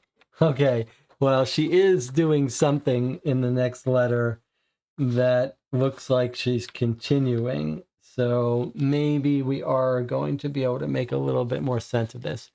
Dear Penny, I'm in London more regularly at the moment as my duties have changed. It would be lovely to meet up, even if it's just to swap some knitting patterns and catch up for tea and scones. I will write to let you know when I'm next in town. Hopefully we can coordinate something. In the meantime, a friend of mine designed this Tale of Two Cities inspired pattern. You might like to try for your next scarf. Okay, so it's... Now, look at this. It's P's and K's. Now they're all ones or threes. Now that is strange.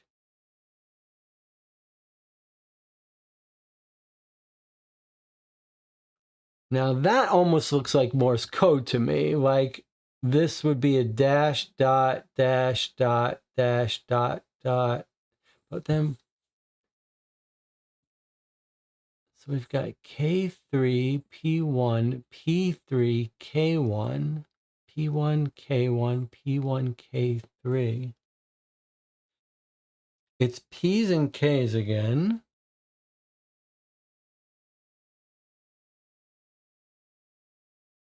And then what have we got here? Occasionally, what's happening? What is this? What is this? What does that say? This may be, again, what Autumn was trying to tell us about knitting terms. Is that a knitting term? SSO? Is that what that says? SSO? So every once in a while it says SSO, SSO. Now this clearly isn't the letters. I mean, there's only 4 different things going on here, but P3, K3.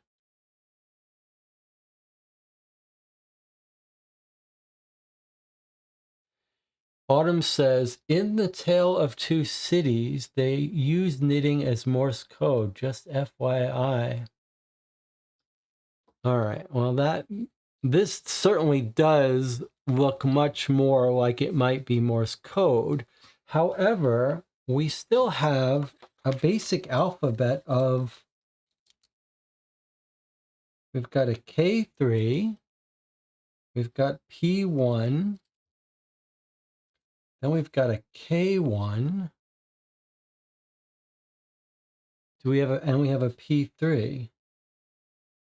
So we've got 4 basic symbols in this alphabet and no 2s.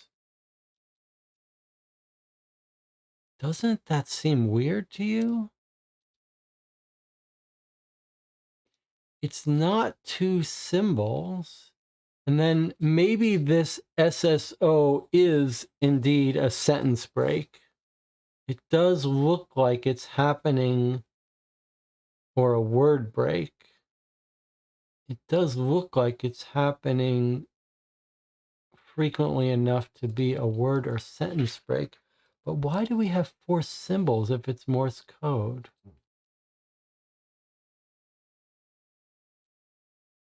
If this is dash, dash, dash, dot,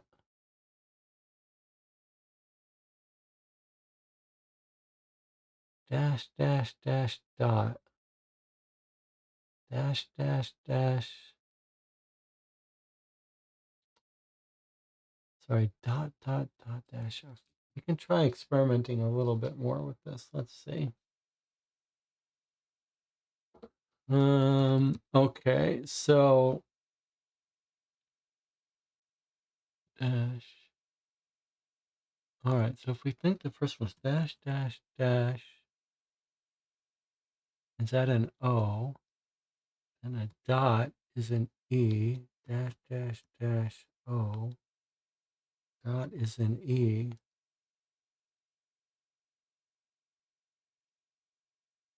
If that's part of this word, we get a 0.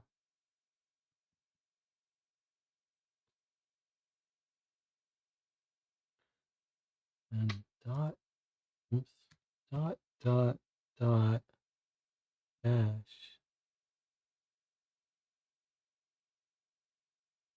How do we know word breaks, though?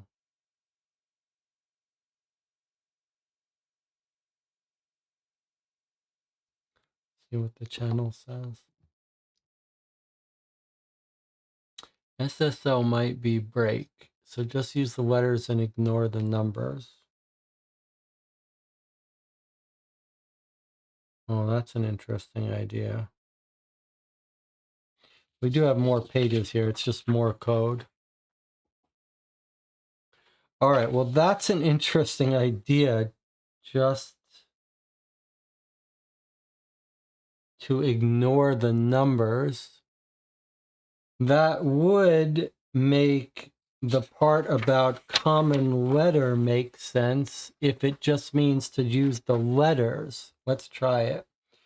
It would be nice if there was an easier way to break up Morse code, but let's try that idea. That's tempting. Let's see. If we ignore the letters, ignore the numbers, then we have dot, dash. But how do we know where we have breaks? Dash, dot, dash, dot, dot, dash, dot. We need to have a way to break things up. There has to be a way to break it up. What if the numbers are telling us how to break it up? So 3 means by itself. Dot dash means the ones are continuing the word and the 3s are ending it. So dot dash.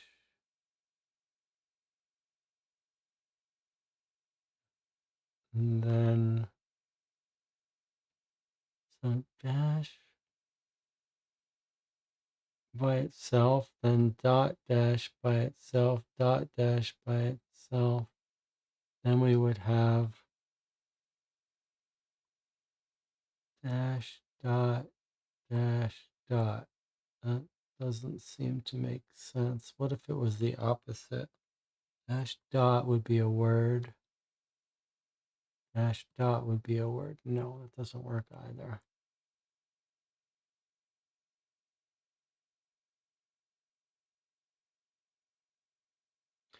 It is an interesting idea that the K's and the P's are the dashes and the dots, and that the number tells us when to do a word break. Like a 3 means still part of the same word, and a 1 means the word ends, or vice versa.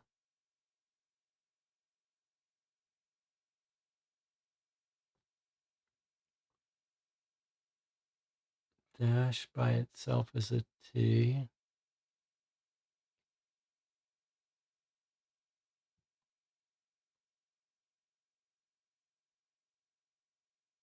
Doesn't work. What about the opposite? Dash dot, dash dot. That doesn't work either. Oh, interesting. I mean, it's feeling more like Morse code, but if the K's are dashes and the P's are dots,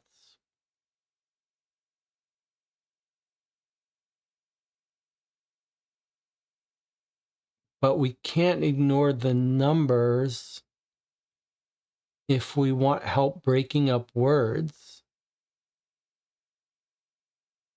Otherwise, we have no way to break it up into words or break it up into Morse code letters because they're of different lengths. Okay. Could the P's be the brakes? Could the P's be the brakes?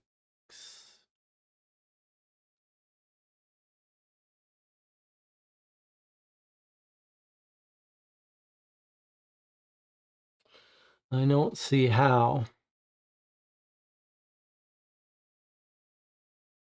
You need to be able to specify for each letter an arbitrary sequence of dots and dashes.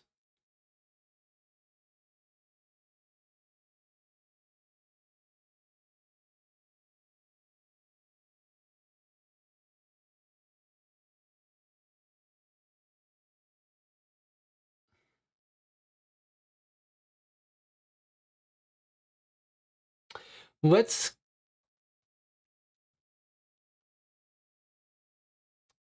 K1 is dash dot and K3 is dot dash.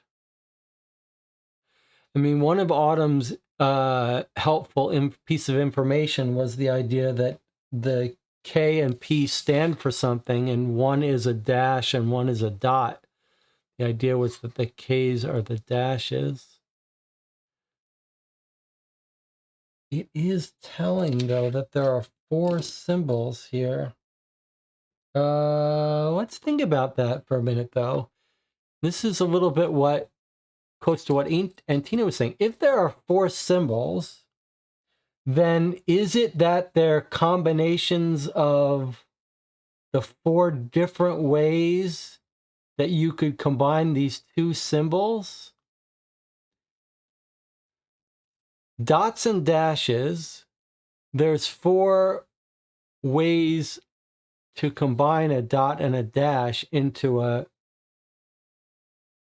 2-tuple, into a 2-digit thing. So just by, if each one of these told you whether it was a dot dot or a dash dash, like maybe a K3 means a dot dot, P1 is a dot dash, a K1 is a this, and this is this, that would be 4 unique symbols used to write an arbitrary sequence of dots and dashes.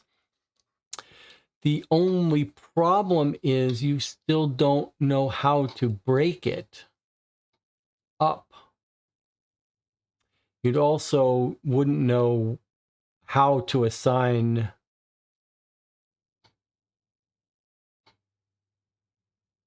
what pair to what symbol. You could try different things, but the problem is without a way to break it up, I don't know what to do.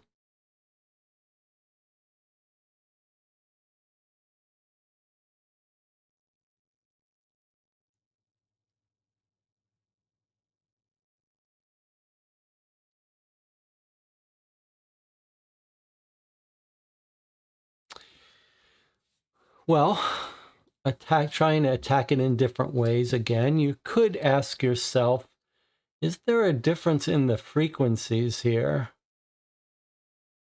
Does one of these look like a stop marker? Let's take a look.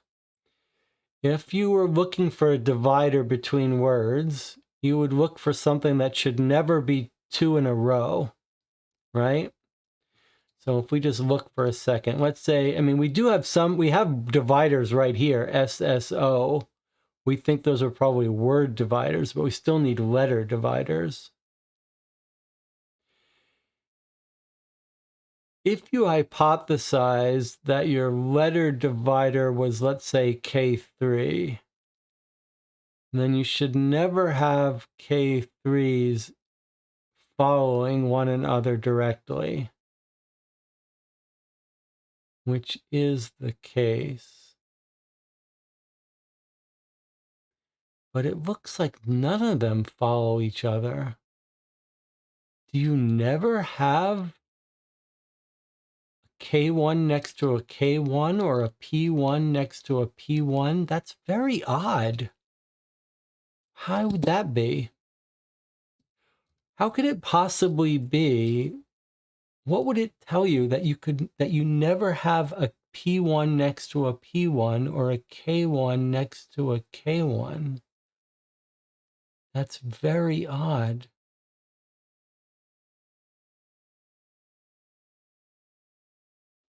In fact, well, here are two P's next to each other, so it is true that you have the letters next to each other. You just don't have the same.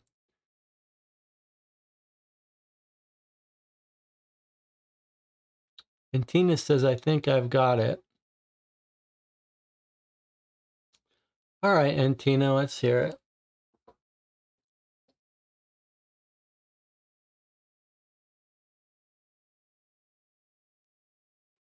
And Tina says, P1 is after every input. P3 must be after every letter.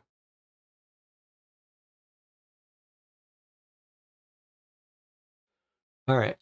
I just got to make sure I don't get too frustrated in trying to follow instructions. So if you think you've got it and Autumn is saying something similar, according to Autumn, all right. So Autumn says, try K3 as dashes, K1 as dots.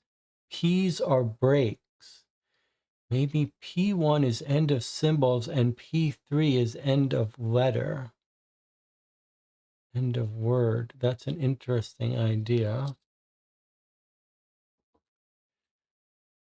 So you're saying take our symbols here, our 4 different kinds of symbols. You think if we treat a K3 as a dash and a K1 as a dot, then our Ks are our dots and dashes. And you're saying the P1s are every input, which doesn't make English sense, but maybe you mean every word. And then you're saying the P3s are the letter breaks. And you think these are the word breaks. So our P's are our break. And our K's are our symbols, our Morse code. That's an interesting possibility. It does make use of our 4 different symbols. Doesn't really make sense of the common letter idea, but we can certainly try this. Let's see what we get if we come in here. Okay, so K3 is a dot, and then our P1, all of our P's are breaks. So space, then another. It starts off saying TT. Really?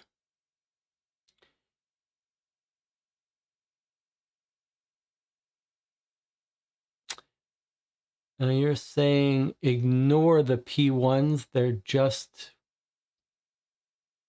placeholders. That makes no sense to me, but I can try it. If I ignore the P1s, I get dash, dash, and then the P3 is a break, and then K1 is dot. We ignore the P1 and we get another K1. We ignore the P1 and we get a dot, dash.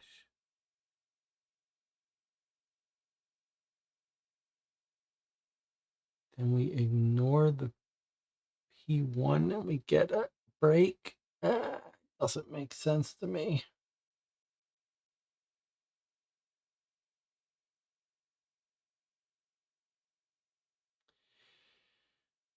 Okay, let me see here. And Tina says the K3 is a dash, the K1 is a dot, the P1 is after every input. So if I translate that statement to something that makes some sense to me, ignore the P1s. That's fine. The first word is must. Okay. So if that's right, Let's put it up and walk through it. The K3 is a dash. The P1 gets ignored. I don't understand that. I don't understand what its point there is if it's to be ignored. Then we have a K3, which is another dash. Then we have a P1, which we ignore. Then we have a P3, which we put a space for a word break. Then we have a K1, which we're saying is a dot. Then we have a P1, which we're saying ignore. Then we have a K1, which we're saying is a dot. Then we have a P1, which we're saying is ignore. Then we have a K3, which we're saying is a dash. Then we have a P1, which we're saying ignore. Then we have a P3, which we're saying is a letter break. Okay. Now I have a K1, which we're saying is a dot. A P1 we're saying ignore. A K1 we're saying is a dot. A P1 we're saying ignore. A K1 we're saying is a dot. P1 we're saying ignore. P3 we're saying is a space. Then K3 is a dash. P1 we ignore. Whoops, P1 we ignore.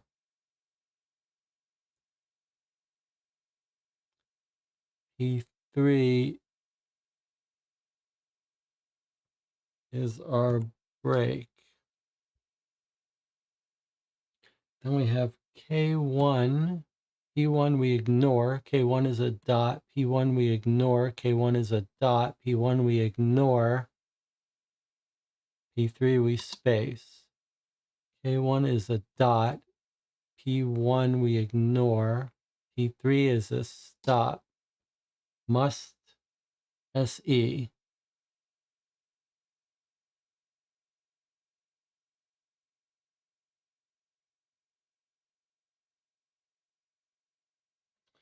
Boy, this is going to be a pain to translate.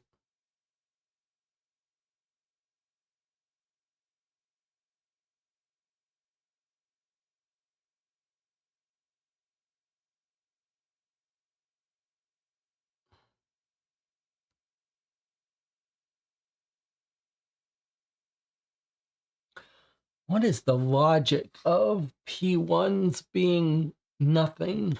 What is the possible logic of that? Is it just to fill up space so that you don't have...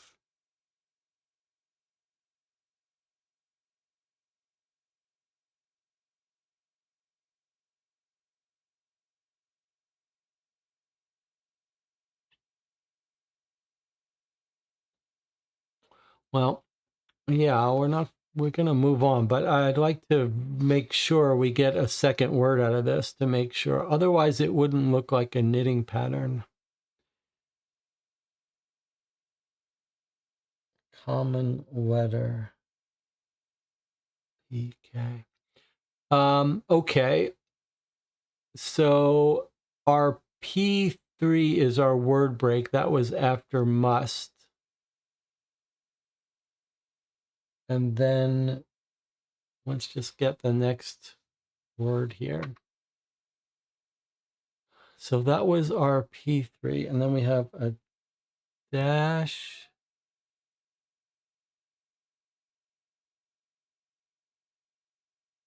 Can someone explain how this, what's after, look up here. There's P3 is our word break, right? Or, yeah, P3, or P3 is our, I guess P3 is our letter break. What did we say was our word break? Oh, P1. No.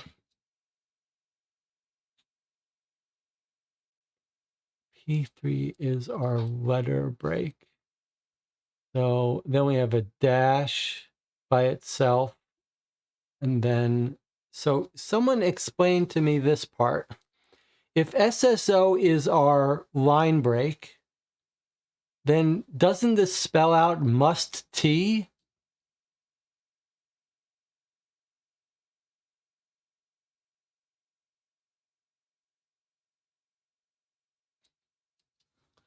I mean, maybe we'll scan this so we can see it. But basically, we've got the word M-U-S-T. And don't we come, maybe I've broken it at the wrong place. Maybe that's the must here. I see, maybe I did that. But isn't this...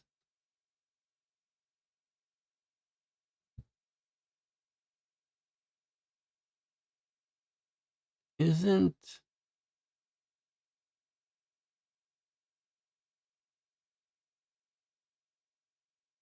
Dash dot. I see, maybe I just skipped some stuff. Okay. All right, I guess I'm just getting a little frustrated by how much work it's going to take to translate this. All right, let's pause. Let's try to appreciate that Antina and Autumn figured it out. It is a Morse code. It's tricky in that the P1s are just placeholders.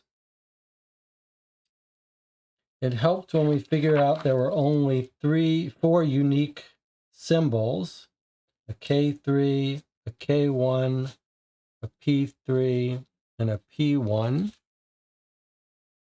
And Autumn and Antina figured out that the P1s are just placeholders, just to fill up space. We knew there had to be a letter break for Morse code. That's what the P3 turned out to be. And so that leaves us with our dash and our dot for our other 2 symbols. All right, well, actually translating this letter is something that we're going to have to do with some search and replace typing. Someone's going to have to do that for us because it's too error prone to do this on the stream. That's pretty painful. We've talked about busy work in ciphers before. Hunt to Killer loves to do it. I hate to do it. I hate to have to do it. But you can see the nature of this game is meant to take you a while. Autumn says, so far I've got must see you urgently. Okay. So let us take a break. We'll figure out how we want to decode this message eventually. We're going to skip over this letter and continue on. For now, we'll have to come back to it, obviously. And we'll want to come back to this letter. Here we've got, well, here we've got more symbols. But boy, do you think the numbers, well,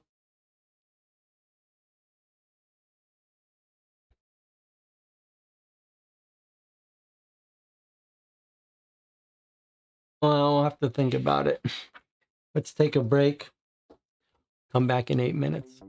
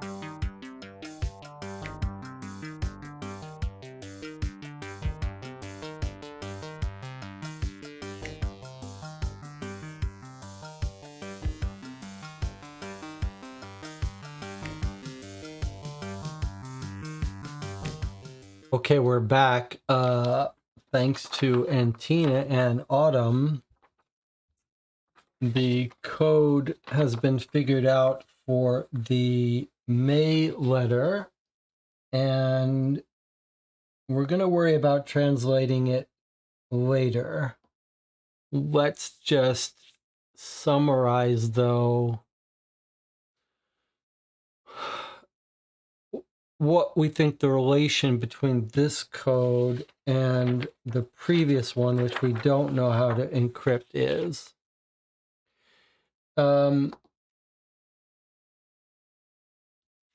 It doesn't look like Morse code. It's a very different pattern. There are much more numbers of symbols. But if you look at the two letters, there is a system happening here. What is the system? First, she gives a hint about how, first of all, the fact that there's P's and K's here, we think is basically just the way of disguising the code. She's trying different codes. It's not clear why she's trying different codes, but she is. So the fact that there are P's and K's in both, that's just a disguise. And she showed that she's very happy to use complete fillers that have no use. In this case, every single P1, every other symbol is meant to be thrown away, which is kind of crazy. The other thing is to notice, okay, so there's our hint, two cities, Tale of Two Cities inspired pattern. She's telling Penny how to decode it. And then the other clue for us was that there are only 4 different symbols in the entire letter. And look how long it was, because it's Morse code. Now, if we back up and look at this code, first of all, can we get a rough estimate of how many different symbols we think there are here? It's K1 through K5 and P1 through P5. It's interesting, there's that symmetry in the P's and the K's. All right. And then we have some inks. So let me just see here. We have an ink 2, an ink 4, an ink 5, an ink 3. Probably an ink 1, I'm guessing. Yes. Now look how interesting that is. Ink 1, ink 2, ink 3, ink 4, and ink 5. Another 5 symbols. Now what about our tags? Our tags are different. They look like they might be our breaks. A break here, and then a 2-letter word maybe, and a break. 3-letter, 4, 5, 6, 7, 8, 9-letter word. Well, this is too long a word. They might be just fillers again. If you're writing with letters, you don't always have to have breaks. So you might not, with Morse code, we needed breaks. You might not need breaks here.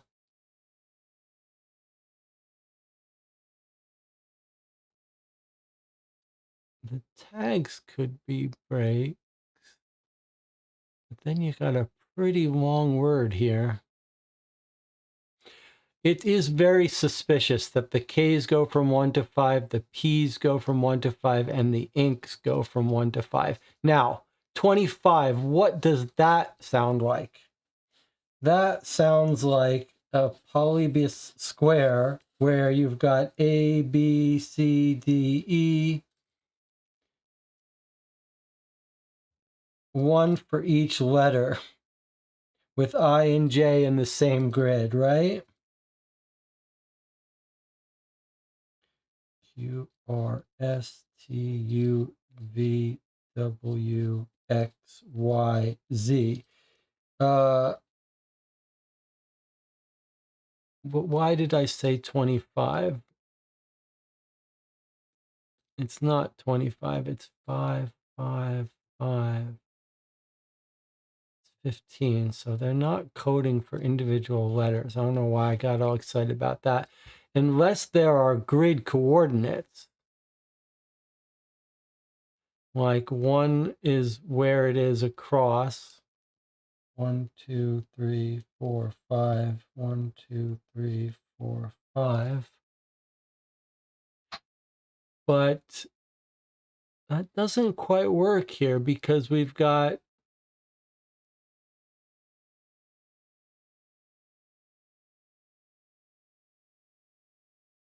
unless the letters are is it possible the letters are all decoys? That we're just supposed to look at the 1 and the 4. Okay, well, if it's 1 and 4, it's either a Q or a D. 1, 4, and then 4, 4. So that would be a T.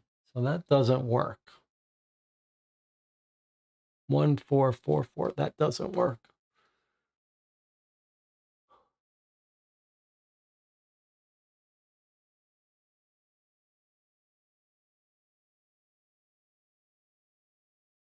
Let's see if the chat has any theories here.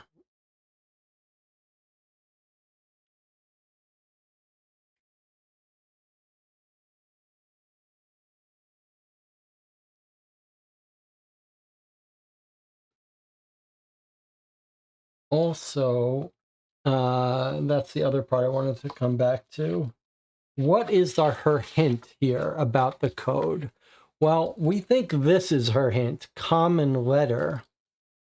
Let's just read here, though. Let's skip it. Let's read this again to see if there's another hint. Can you believe I'm back knitting again? The latest gloves have holes. Mother sent the pattern we use. I know how much you struggle with gloves. I thought I would send our version across to you. There's no rush. You can take as long as you need over there. Time will tell. Pattern is just for the complicated bit at the thumb. Everything else is the same. Stocking stitch above the rib until you get to the thumb split. Is this information for us? Is she trying to convey information? More hints in here. Pattern is just for the complicated bit at the thumb. Everything else is the same. Stocking stitch above the rib until you get to the thumb split. Is that just disguise or is that a hint? Common letter. What the hell is that trying to tell us?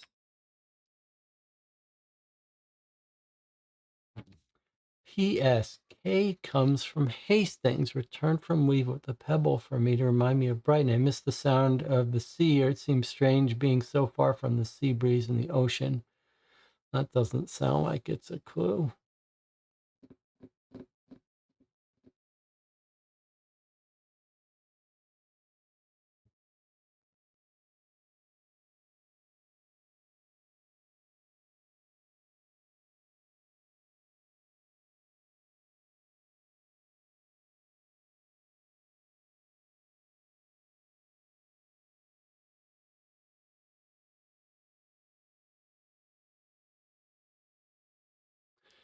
Let me just see here. 1, increment 4. 1, 2, 3, 4.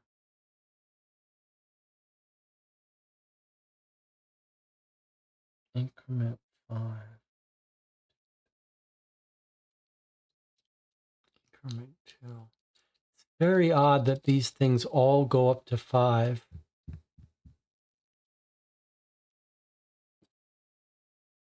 A's go up to 5. P's go up to 5. Inks go up to 5.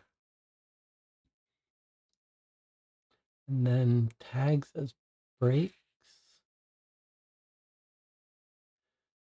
The other question is, could we do... The problem is we've only got 15 letters here. If each one goes to its own symbol, and these are letters, then we only have 15 symbols. That's a problem. That means they can't just be letters. 15 is too few letters. I think 15 is too few letters. So it has to be something closer to a coordinate.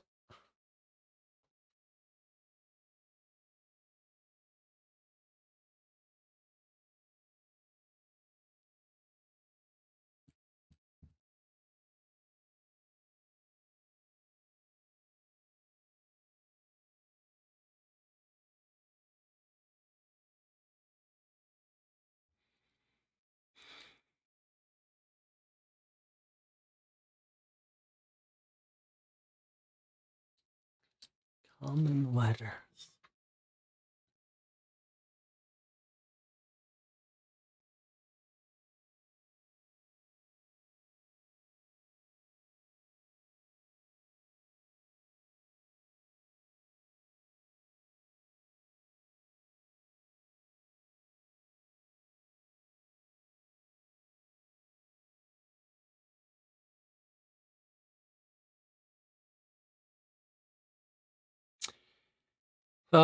Okay. The chat wants to move along. I'm inclined to agree. All right. So we're going to move on and read some more letters and see if we can get some more clues. Well, it's a bit of a rough session here, but okay, let's keep going. So here, our last letter was in May.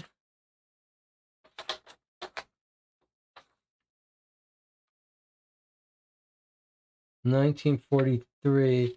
So actually, this one came after they exchanged their notes that got intercepted. And now we have July. So we missed June, but I think this is our June. So then comes this. Is it more code? Maybe. Let's see. Look where she's writing from. Brighton. 18 Lennox Street in Brighton. Dear Penny, I'm home with mother. Okay, so there's her mother's address. That could be significant. I'm home with mother. She's not been very well of late. The doctor says it's pneumonia in the summer. Trust mother. Everyone else is running around in shirt sleeves and she's wrapped up in blankets in the sun while I do the weeding and keep an eye on her. Doctor has given her some vitamins and told me to keep her warm and hydrated. I don't have to be careful what I say, but I'm guessing you've heard. I'm sure news like that travels fast with the motorbike couriers traveling between us daily. Do you think it has anything to do with the note I showed you? It's a civilian. You can imagine the difficulties that poses. I'm enjoying my time back home. I've had a walk down to the pier most days just to breathe in the sea air. That rumble on the pebbles. There's nothing quite like it anywhere else, is there? Seems strange to walk past your house knowing you won't be there to call in on. I've caught up with Haley. She's still working at the local shop and is now an ARP with the WVS as well. Unfortunately, things have been quiet of late, she says. I hear that may be about to change, but I hope not. Called in on your parents and said hello to Thomas. Okay, so they all live in Brighton. Said hello to Thomas. He's desperate to enlist and is still running around with that mate of his collecting scrap metal for the war effort. I know you're hoping this will all be over before he reaches the right age. Do you think it will be? I really hope so. I can't imagine a street without him, without Tom and his little gang. He told me you were the girl that makes the thing that drills the hole that holds the ring, that makes the thingamabobby bob that's going to win the war. Is that what you told him? he told me you were the girl that makes the thing, that drills the hole, that holds the ring, that makes the thingamabob thing that's going to win the war. Is that what you told him? It made me laugh and laugh. We'll be heading back to base next week. I'm hoping Mother will have improved by the time I leave. Mrs. Brown has promised to keep an eye on her when I leave. I'll send you a pebble. I'd send you a pebble, but they're too heavy to post. Okay, the main thing was this part here. I'm guessing you've heard July 1943. I'm guessing you've heard. Sure, news like that travels fast. Do you think it has anything to do with the note I showed you? It's a civilian. You can imagine the difficulties that poses.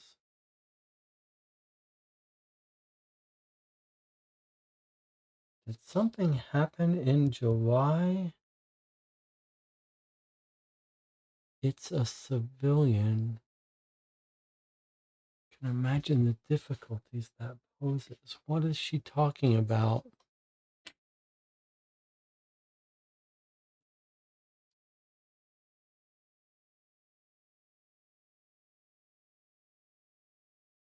Guessing you've heard.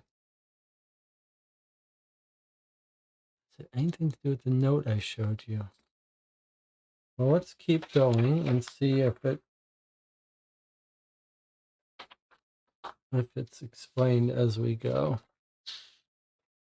Okay, now we're from July, we're in April. She's still home. Sorry, we're in August now. She's still home. Dear Penny, I meant to write to you last week to let you know Kay and I are stepping out. We haven't kissed yet, but I think about him all the time and we've held hands. I think you'd like him. Hopefully next time you're over our way with your boss, you'll get to meet him. Unfortunately, he's often on duty when I'm not, so we snatch what time we can together. He's an artist. He sketches on all sorts of things. He'd be the first to say he's not a brilliant artist, but you can recognize what he's drawn, which makes him a good artist in my book.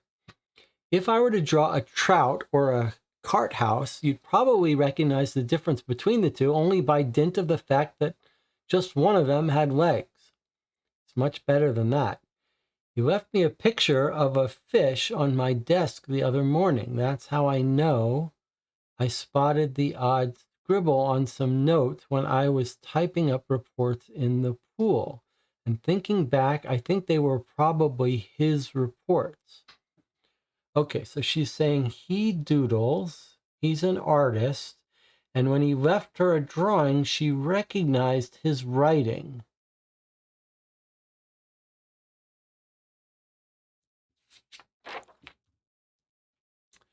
His handwriting is a mess, but he used to leave little doodles in the borders of the page that made me smile.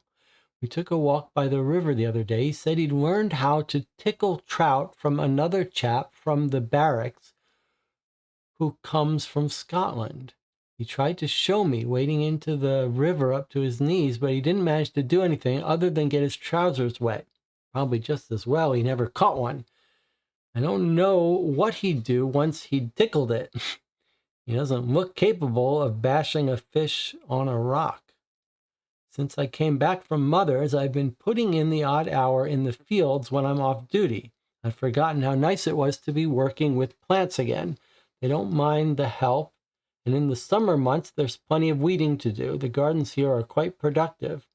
Do you remember that conversation we had about Sleep Bunny? River and Avena are another. Nearly spotted it the other day. Do you remember the conversation we had about Sleep Bunny? River and Arena are another. Nearly spotted it the other day. What is she talking about?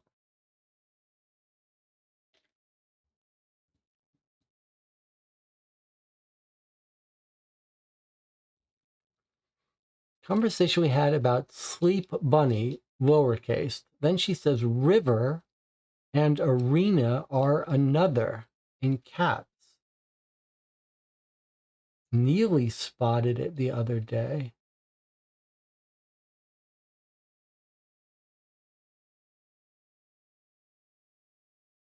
Any theories about that?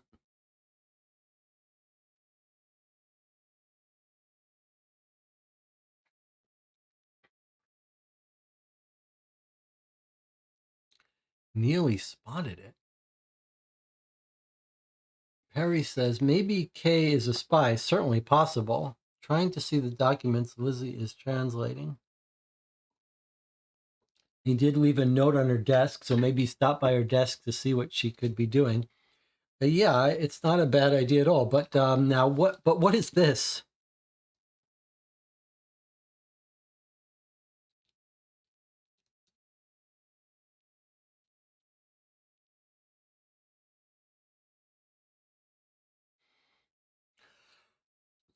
Ooh, such a weird sentence. Such a weird paragraph. Do you remember the conversation we had about Sleep Bunny? River and Arena are another. Neely spotted it the other day. What on earth?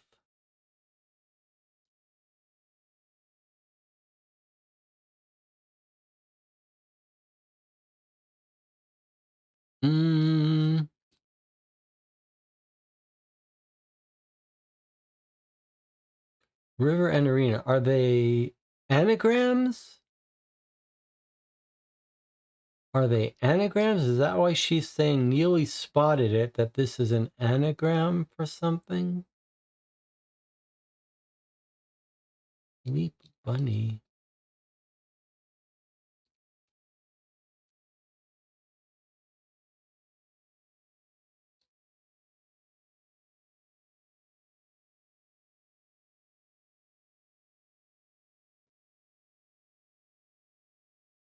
Is it?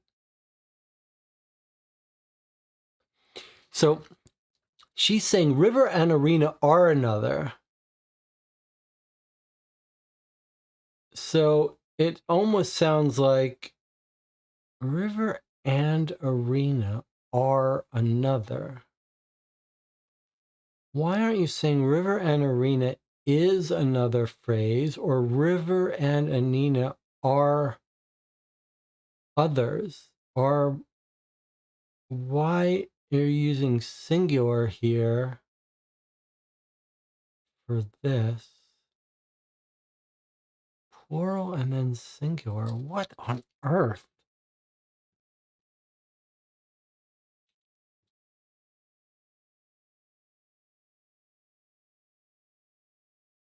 Something's very weird with that paragraph.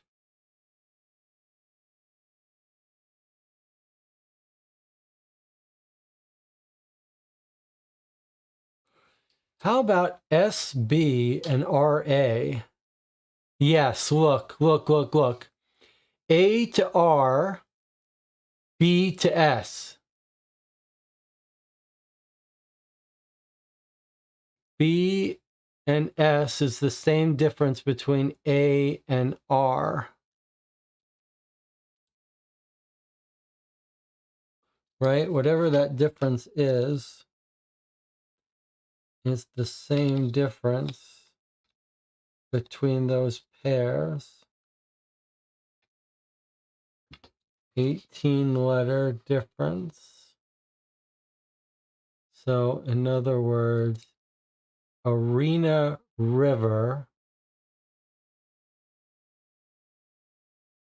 Sorry, River goes to Arena. Sleep goes to Bunny. S goes to B.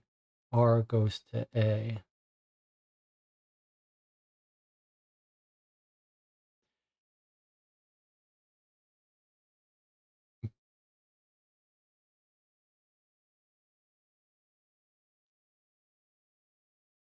But why is she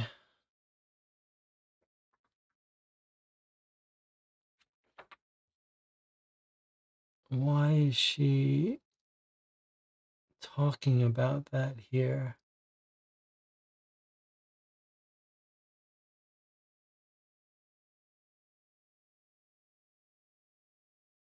Neely spotted the other day. All right, let's move along. But I think this might be talking about a Caesar shift.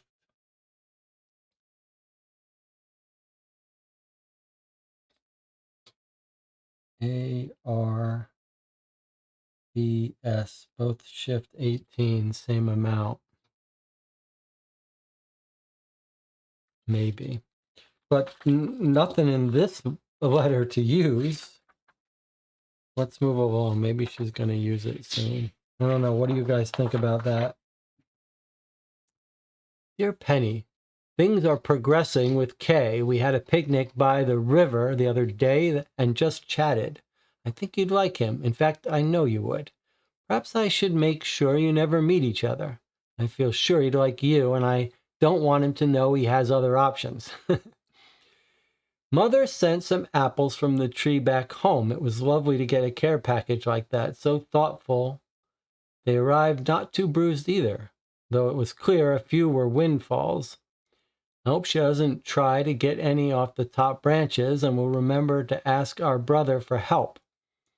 I reminded him when I saw him in the summer about his promise to help with the tree. She should be able to barter a few with the neighbors to add a bit of variety to her harvest. The something kind of tree, the scorpiona, was growing like weeds when I was home, but I don't think anyone else knows what to do with the stuff. Told her to plant carrots, but she was adamant she needs a harvest each year to maintain her seed stocks. She's going to be eating it all winter. Other matters have stalled somewhat due to my current very busy schedule. I'm heading up a new project here, which is taking up most of my time. However, I'm in London nearly every weekend now for the foreseeable future. So perhaps we can coordinate afternoon tea one weekend. Then I can fill you in on the details, both of Kay and with the other matters. Okay. Here we are in October. Dear Penny, they still haven't formally identified our friend, but E is sure it's G. She saw her necklace. Okay. So the news she was talking about having heard, and she thinks it might be related, is they found a body, I think. And E is sure that it's Gretchen. She saw her necklace. I think they've come across the body of Gretchen. I'm not sure whether this helps either of us. Do you think there are more than 3 here? How about with you? Am I in any danger, or you? I would hate to think of anything happening to you. Please make sure you're taking care. Your knitting gets worse, but at least I can unpick it quickly now. My friends here think you should take up another hobby. Your terrible patterns will be sure to attract attention. I told her to plant carrots, but she was adamant she needs a harvest each year to maintain her stocks.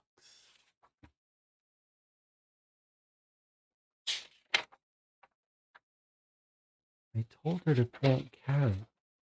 I told her to plant carrots. What's going on here?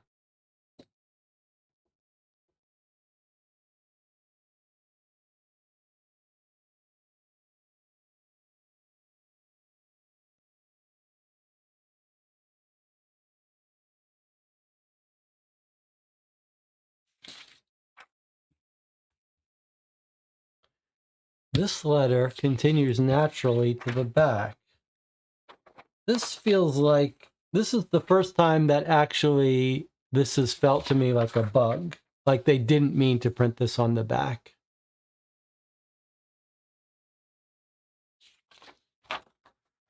It's possible that she's written this on the back, duplicate herself for some reason. I don't feel like it. Doesn't feel like it's planned out. Feels like that's just a mistake. But look, is she talking about, is she alluding to her her sending coded messages in the patterns, or is she not? But here they're talking about the dead body, and now they're talking about, are we in danger? Are there more than 3? I think she might be talking about spies and murderers. Remember, Penny wrote back and said there's a murderer at Latimer House in May. Here we are in October.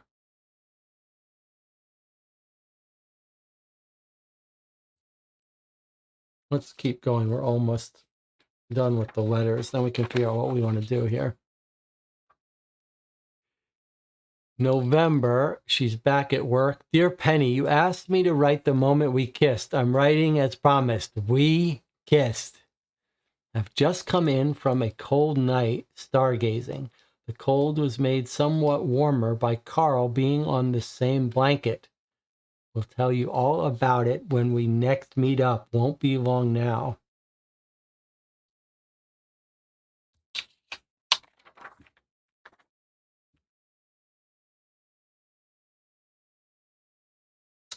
Well, she finally kissed Carl. I sure hope he's not the spy.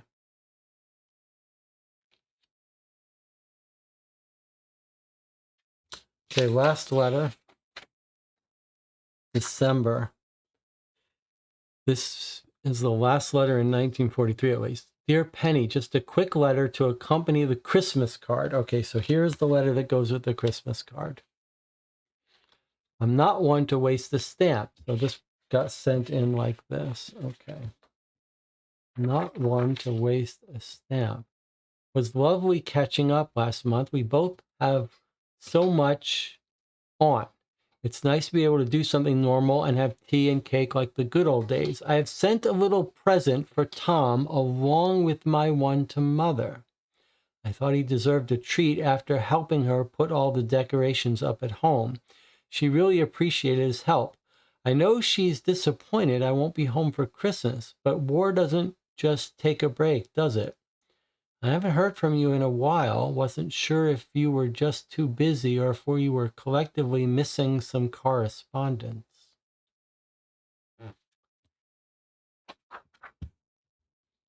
Make sure you find some mistletoe at Bletchley and stand under it when Rupert's around. Perhaps he'll take the hint.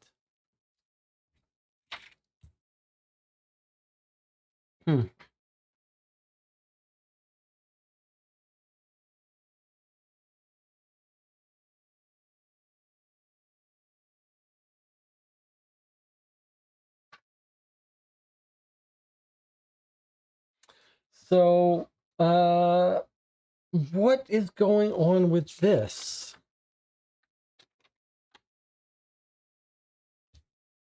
What's happening here? She's got 2 boxes of letters with information about Lizzie. So we've read all the letters now, but nothing mentions what this is or where it's from. It's torn from a piece of paper. We got mention of this and this, but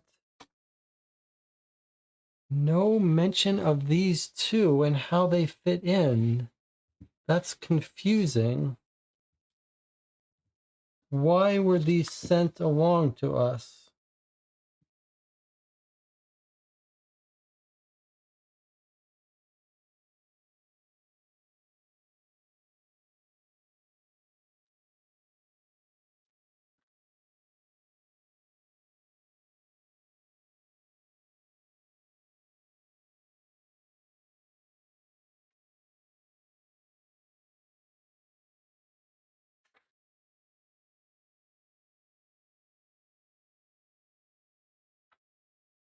"11 pages.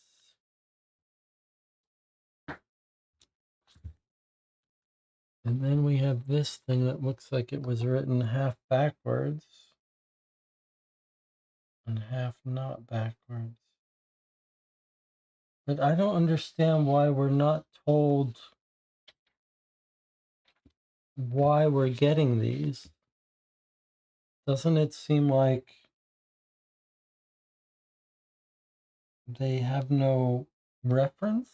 Like we're supposed, this was Penny's ancestor, granddaughter, who sent us all these letters. Why has she sent us these? Plus the cipher wheel.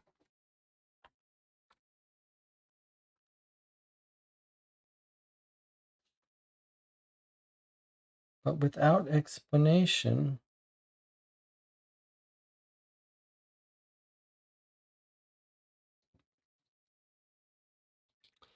There was a letter they confiscated in December. Did she's mentioning that one.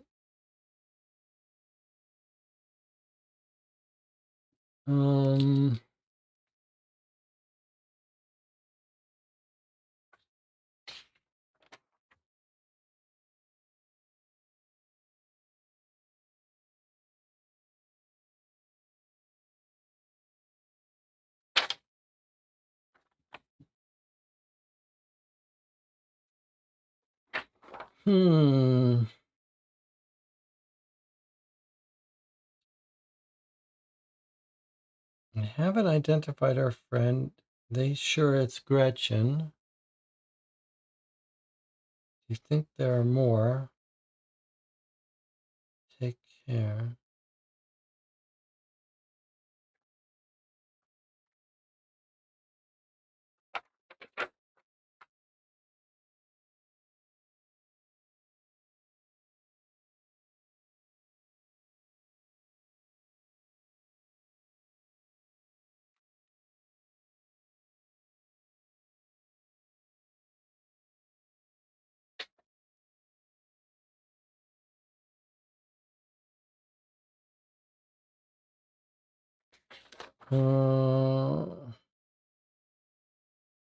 Well, I mean, we have the one message we know how to decode. That could give us some information about it.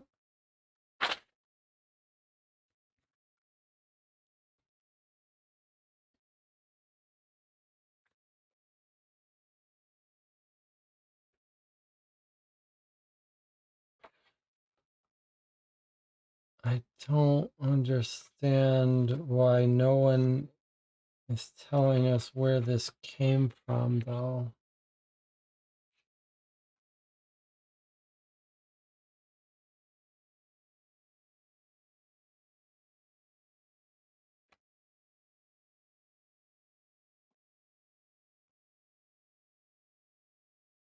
Or this, for that matter.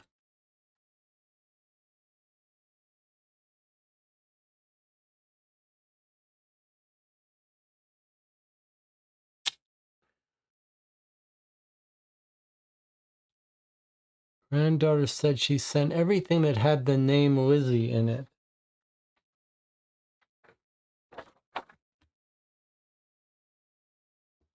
Miss Deegan Deverell was happy to pass on letters she kept. She insisted we forward these letters to you for safekeeping. She indicated another packet of letters would be following. Her grandmother stored as mementos by the year. The first 2 boxes of paper she found time to work on while looking for references to Lizzie. So she sent us everything that references Lizzie, but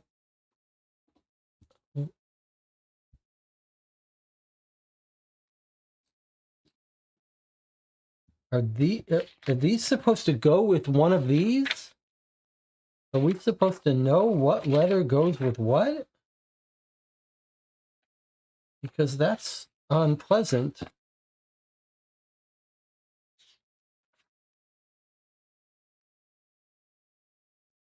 If we're supposed to know which one of these goes with which.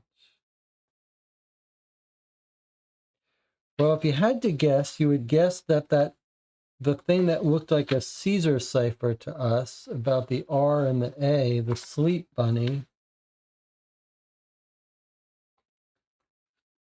is this.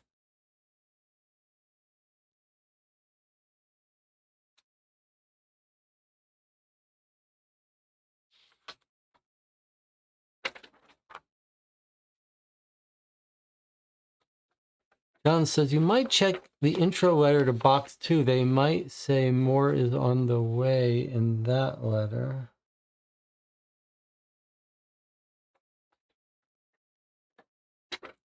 Box 2 letter.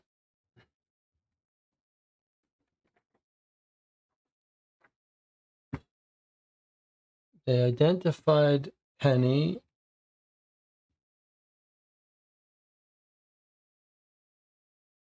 We hope the enclosed provides information to you.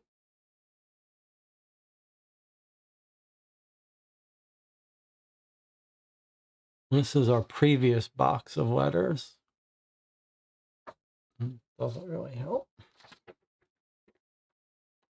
Current box of letters says she insisted we forward these letters to you.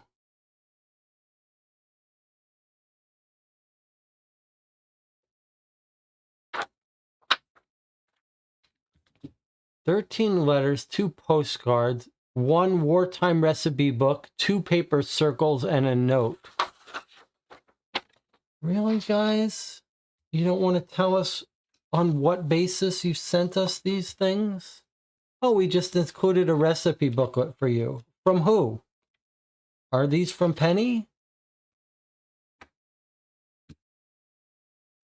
Where are these from that you're sending this to us? No wonder why you didn't figure out what was happening.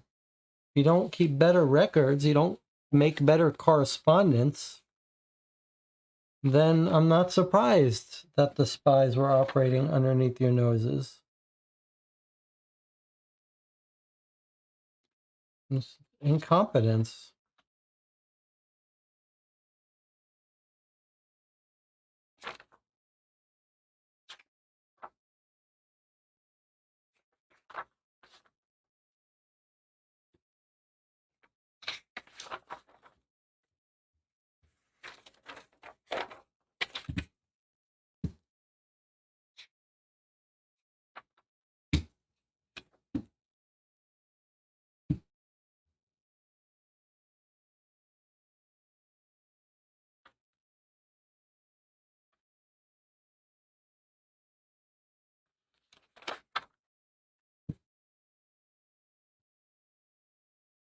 All right, I've been through this 5 times and I'm still not finding there.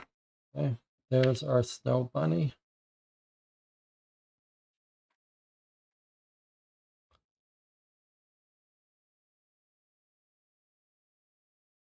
River and arena are another. Neely spotted it the other day.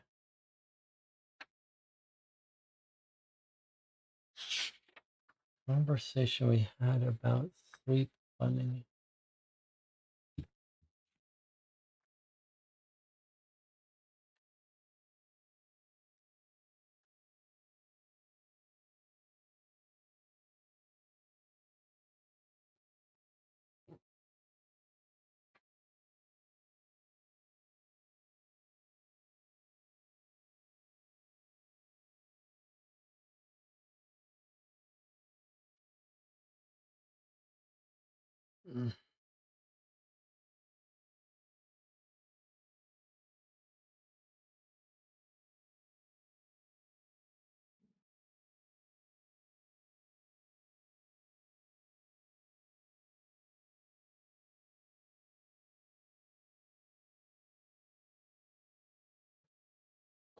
Well, okay. Let's try not to get derailed by that.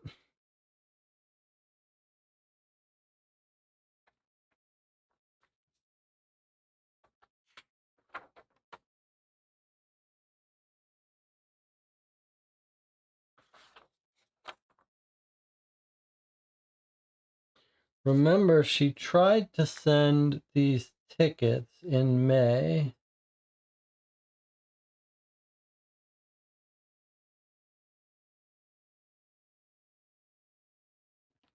So they could be used with any code sent after May.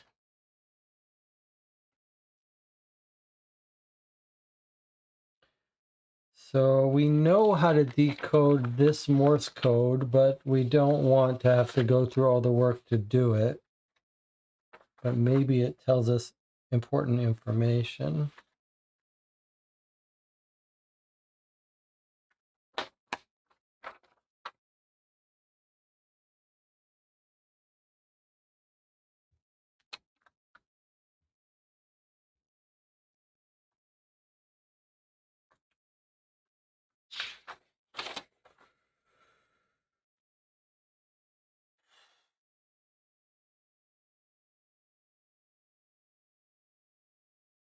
All right, let's look at this. I think maybe Anna was saying this here, and Autumn is saying it right now.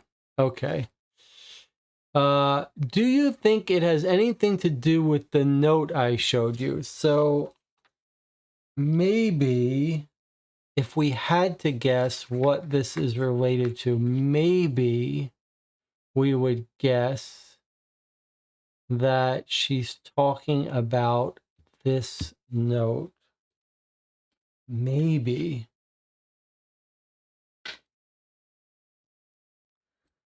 So July 14 weather. I'm going to make a little note.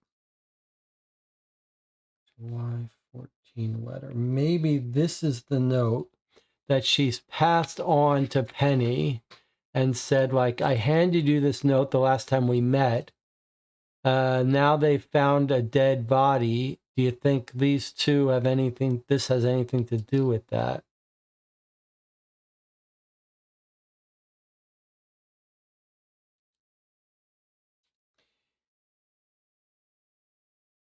If it did, you might hope to find the name Gretchen in here somewhere. How many letters is Gretchen? Gretchen.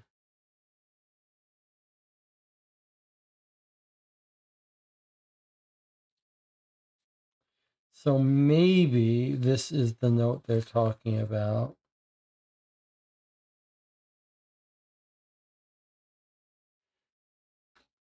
But there's no real hint to how to decode that, huh?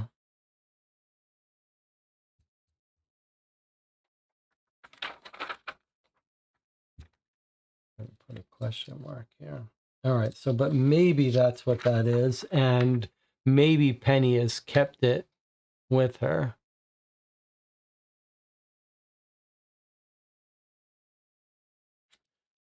Is it possible? We don't know what these are. We just wrote them off to be acronyms. Is it possible?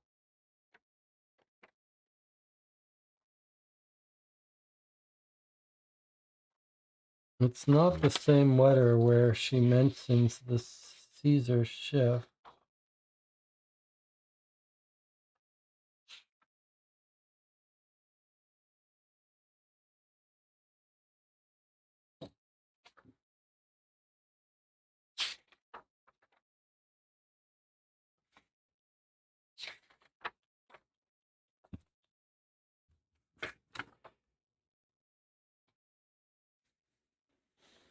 Well, we can't simply do a Caesar shift with this because these aren't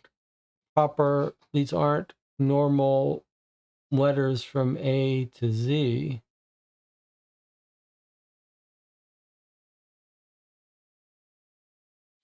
Let's not get caught up in trying to solve things for a minute. Let's try to take a step back and recap what we've got in front of us. Our sort of to-do list, you might say. On our to-do list, we have Morse code message, right? We know how to decode that. It's just a bit of a pain. What else is on our to-do list? Our other to-do list is what I'll call our INC code, INC code. We don't know how to solve that. Let's just go through all of the mysteries to us. Then we have our Russian backwards code. That's what we're going to call this one. So Morse code message we just need to translate. The increment code we need to solve. The Russian backwards code we need to solve. Okay. What else is on our to-do list?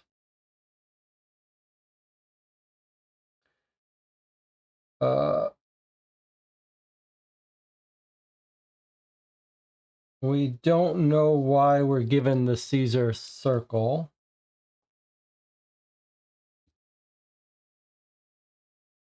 We don't know why we're given the cookery booklet.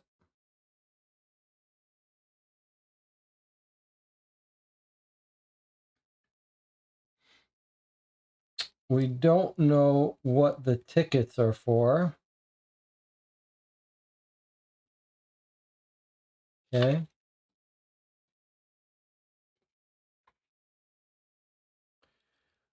We don't know what the, what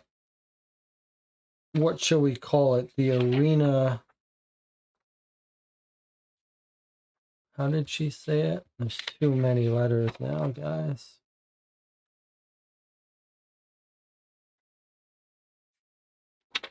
Too much. Too much.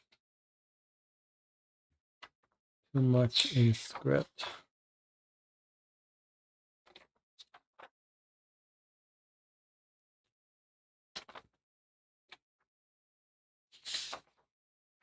I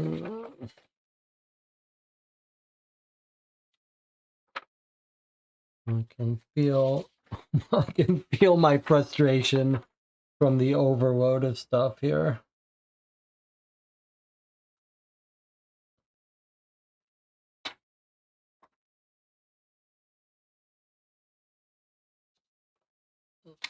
Someone's got to have a science of frustration.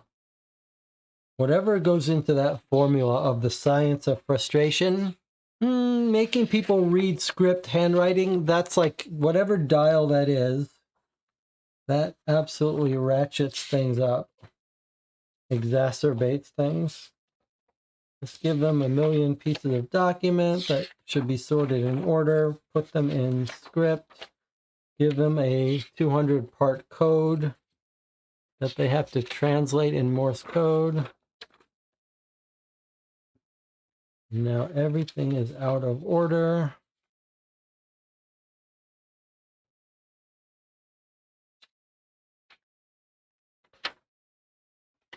I'm trying to find the... Okay, I gotta take a break. So I'm just gonna get frustrated. Why am I looking over and over again for the same note? Didn't I put a note on it? Okay, that's it. Stop. I'll see you in 8 minutes.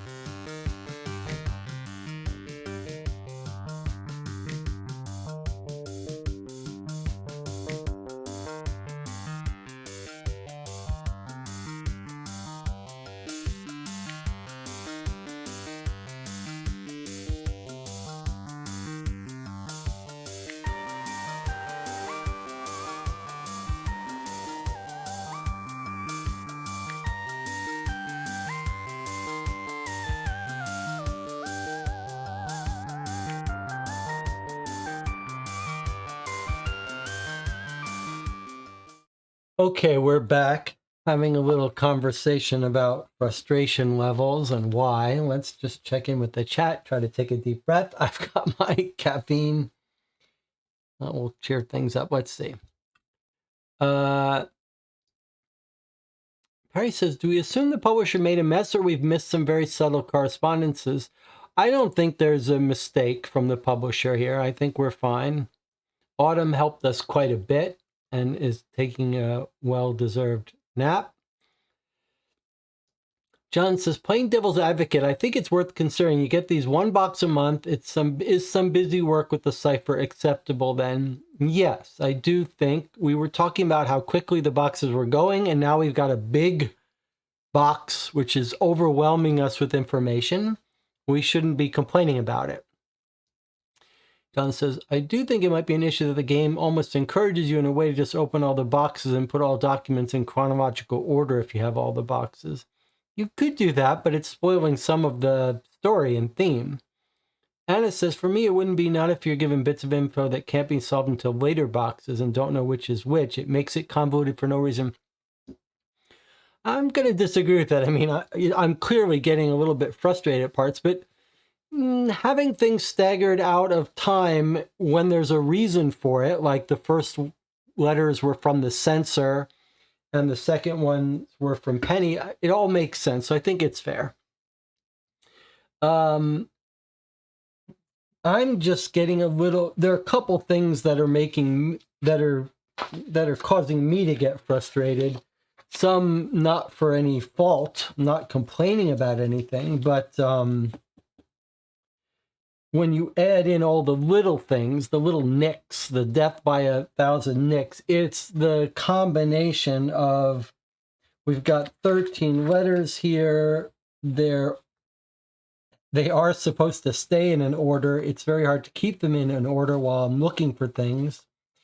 But part of this is just trying to slow down and embrace the bookkeeping part of it. Obviously, a big part of this is sort of keeping in your head or in your notes information that makes it manageable. But I am frustrated by the things that seem to break the thematic logic of the game. And the inclusion of these are what's doing it for me. Like, you've included these, you've got to tell us where they came from. You don't even have to tell me why you're sending it. Just tell me that this is from the granddaughter, that it was found in the box with Lizzie's correspondence, and I'm fine with that. But don't just put it in the box and not tell us, not explain thematically, story-wise, how it got to us.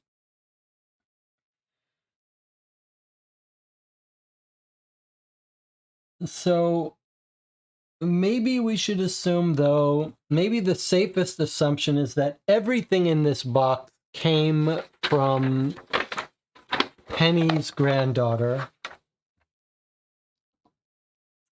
And she sent us everything in the boxes she's going through. Even though it says she insisted we forward these letters, we're just going to assume she sent other stuff.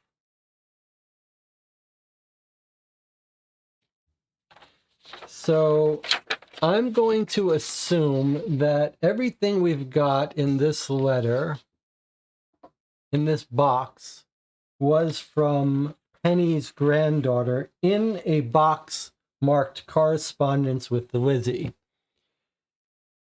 Which makes me think that this is going to be a book cipher.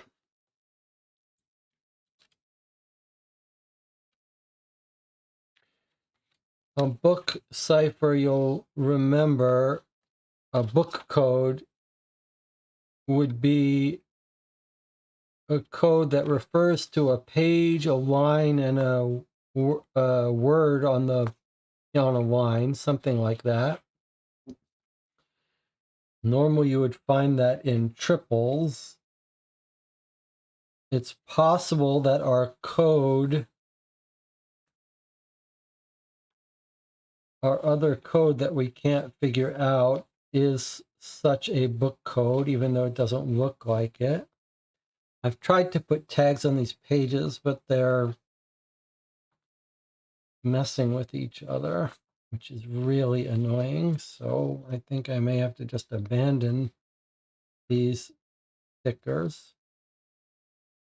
But more importantly, I think, is our to-do list. See if you see anything else that I've missed here. We've got the Morse code message that we know how to solve, but we haven't translated yet. This is the one we can attack right now if we wanted to. We've got the second code, the second KMP code. We still have to solve that. That is, I feel like that is solvable by us. There's every reason to believe we've got enough information to solve it. Then we've got the backwards code, which is here. Then we've got the question about the Caesar cipher and the river arena, which seems to be a reference to a Caesar cipher. We don't know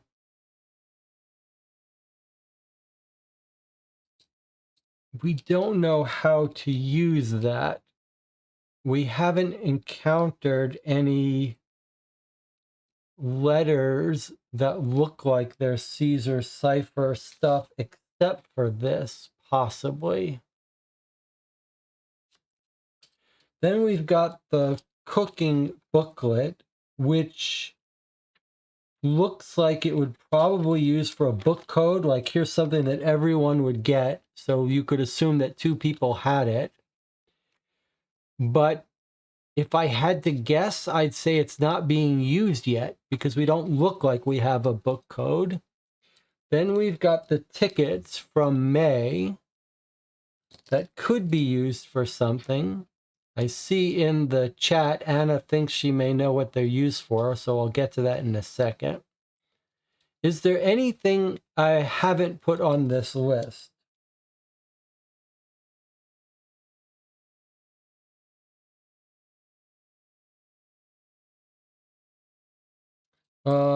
Yeah, maybe I'll put on this list the blank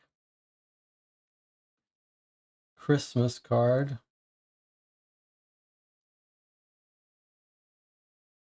Just going to stand up and get my black light in the off chance that that's that.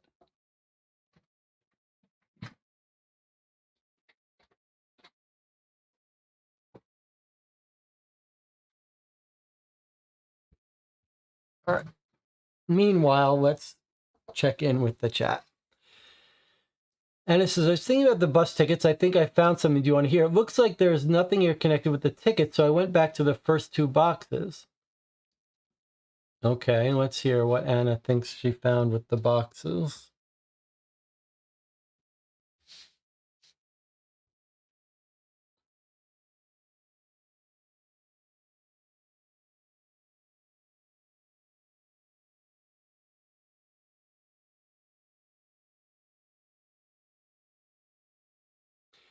Anna says, Lizzie mentioned in her May 18th letter sharing a bottle of Bordeaux, which I found strange. It's a place as well. It was a little strange for her to mention Bordeaux. I will admit.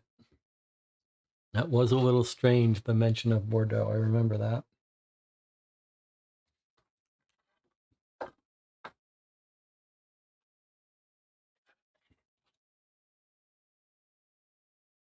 No blacklight code in this card.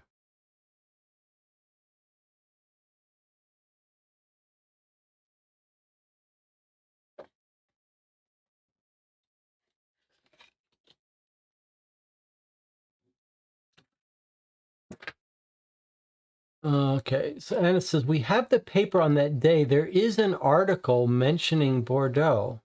Maybe we can try the tickets on that article. That's a very interesting idea. All right, let's take a little diversion and do that.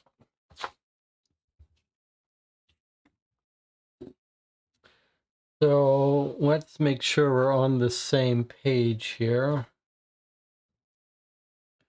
The tickets were sent by Wizzy to Penny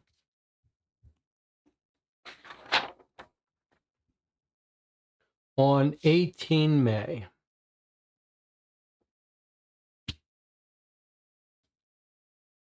They say the letter that they came with was never delivered. So let us find that letter so that we can get on the same page here.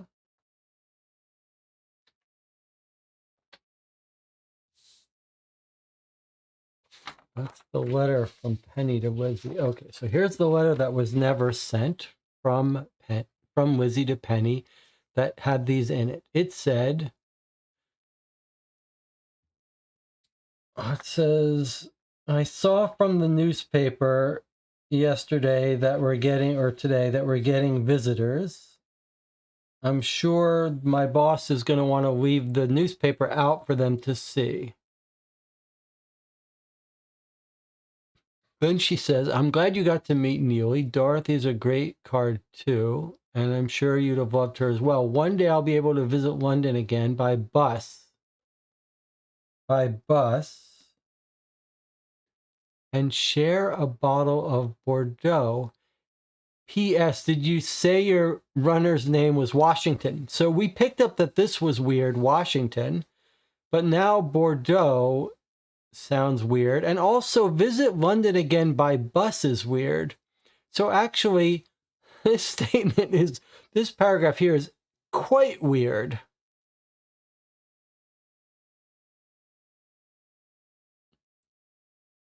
So, Anna was saying, what about the paper Washington, Bordeaux? In fact, there's 3 locations here, you might imagine. London, Bordeaux, Washington. 3 tickets. All right, so now an article about Bordeaux. There is an article mentioning Bordeaux. Okay, where was the article mentioning Bordeaux?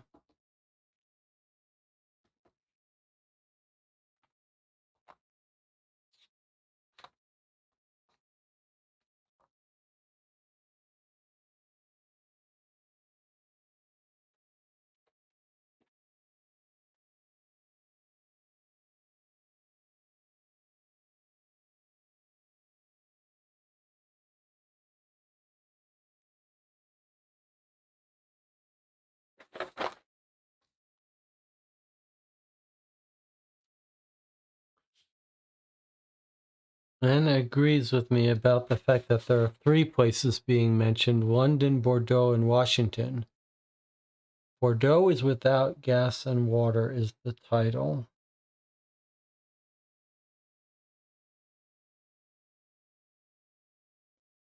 I wouldn't mind some more specific piece of information than that.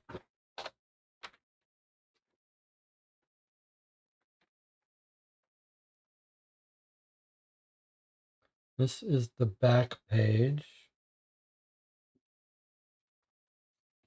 Now I'm on the front page again.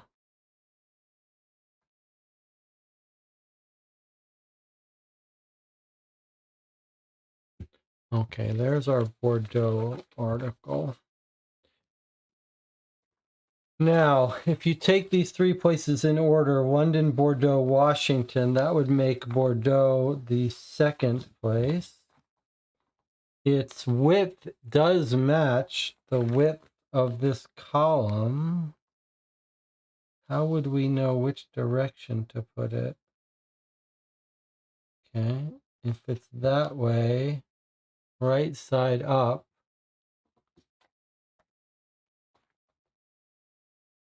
and fit it to that, that's not anything you could read. What about that, though? Maybe that says we, but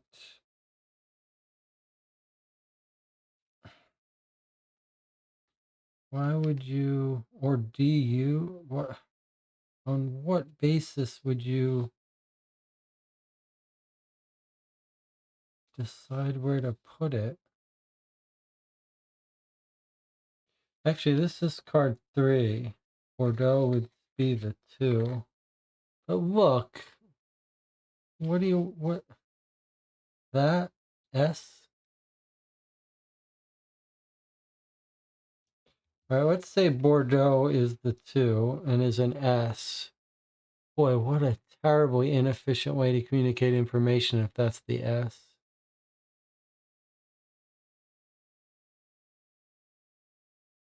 Okay, well, Bordeaux is the first word in this thing. So, and Bordeaux is the second place mentioned.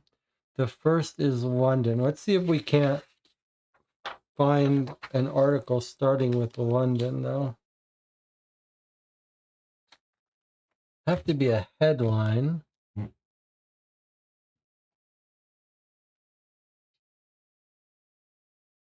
Wouldn't you think it would have to start with the word London? We do have London alerts, 2 alerts in London. I don't know if you put this.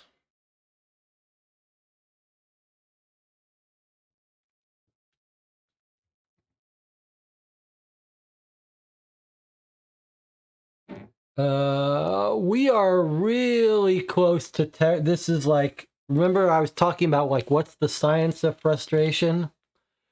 We are getting very close to sort of a doctoral dissertation in frustration. There are a few things that will trigger the frustration quicker than being like, try to slide this over every inch of a newspaper, over 30 square feet of newspaper, looking for random places in random orientations that somehow get you a couple letters.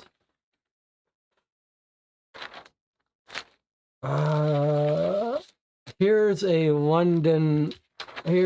article that starts with the word London, if that's what we think the constraint is.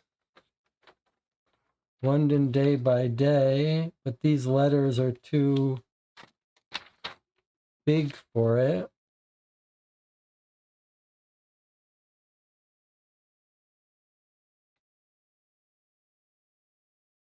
I mean, what do you want from me? I can't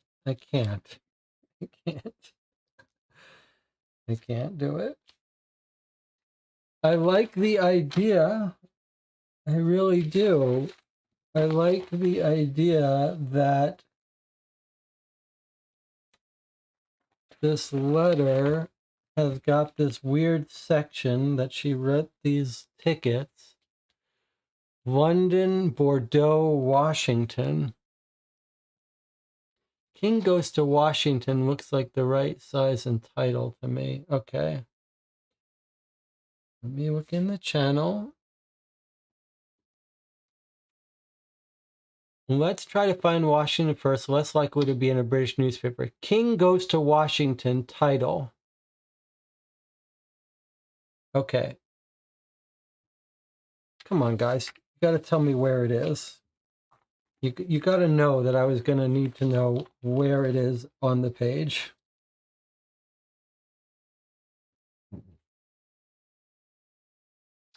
Okay. Mr. Mackenzie King Goes to Washington. Okay, well, here's our 3 ticket. It does look like the right size.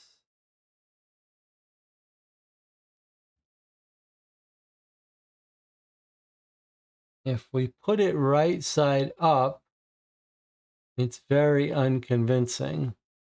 If for some reason we put it on the title upside down, it doesn't quite fit in there, but it does look like you could try to make the case that it's an H and a T.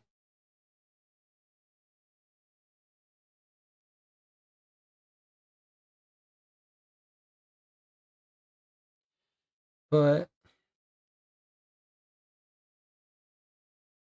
then here's your S too. That would mean the word would end SHT. And then you'd have 2 letters for your London one.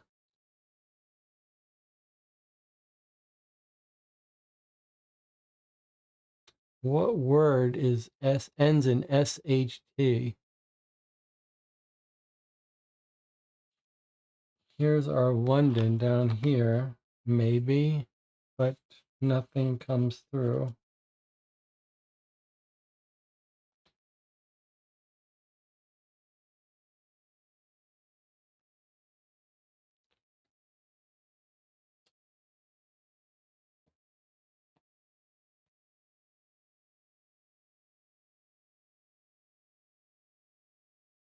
It's a good thing that Lizzie does not work at Bletchley Park, because I would fire her if she was my employee and this was the code she used.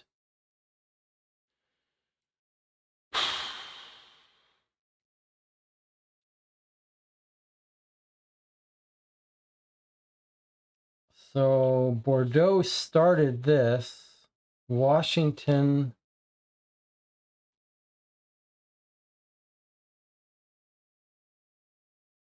Well, I suppose one thing you could say about putting this over the H and the T is that it's on the word Washington.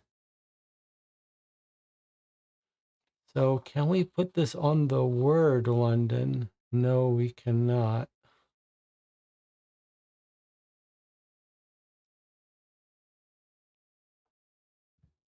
And the reason we're trying to put the 1 on the London is because it's mentioned first.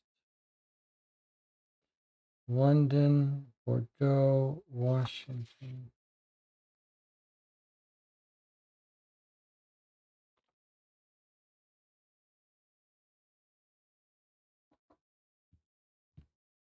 I don't know that there's a word that ends in SHT, is there? Is there another London on the first page? Yes, there is. It's down here, but it's not the right. Well, I take it back. No, I don't take it back. I mean, yes, okay. So if we put it on the line of London,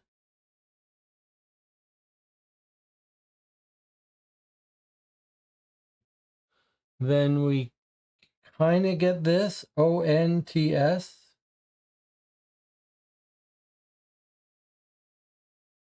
ONTSSHT.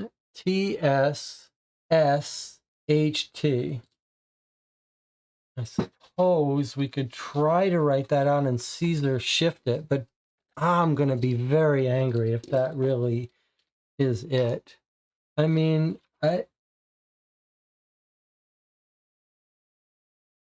this could just as well be this, LORT. Like, why would I do it that way, not this way? I guess the rest of them are left to right, so maybe that makes more sense.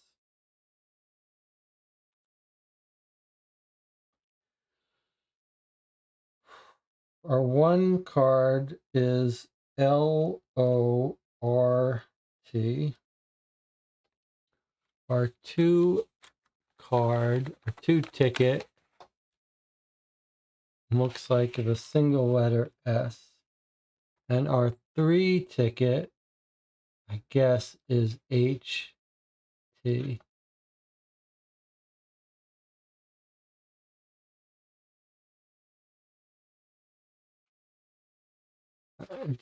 I can't, it's the combinatorics of the different places you could put this in different directions, it just seems insane.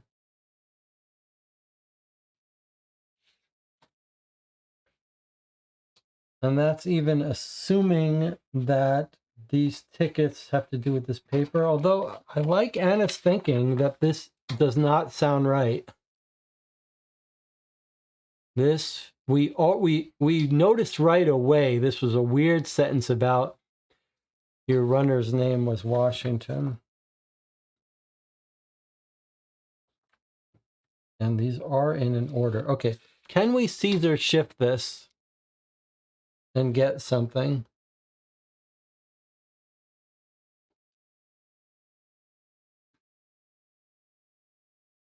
Oh boy, this woman had to have been doing this for a long time. Okay, so she said River went to Arena. So R went to A. And Sleep went to Bunny. So L would go to U. O would go to X. R would go to A. Oh, clearly. UXA. It's the UXA brigade in Nazi Germany she's talking about.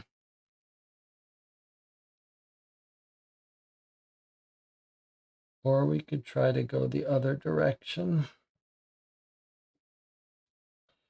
L could go to C. O could go to F. R could go to L to C. O to F.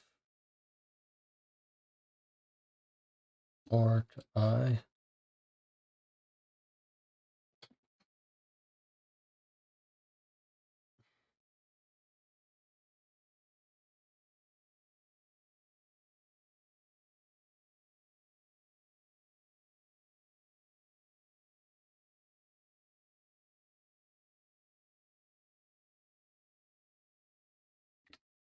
It's just insanity, though, to line these tickets up with this paper. To think that she's given Penny enough information to do that is insanity.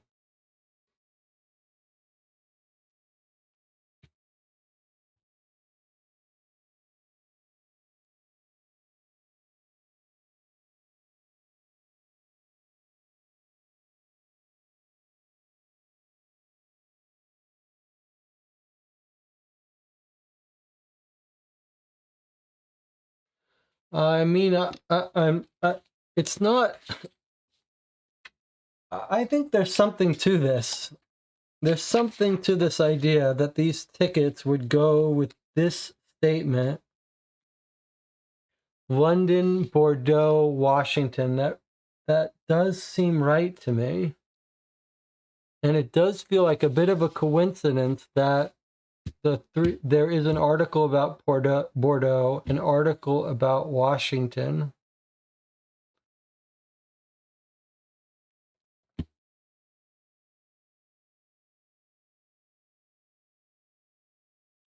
But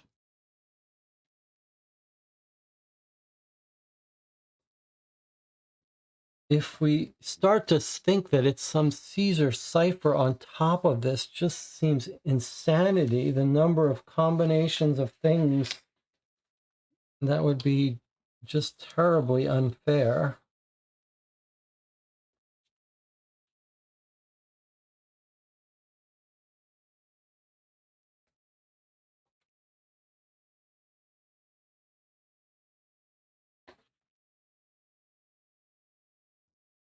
Is there any other way to think about using these?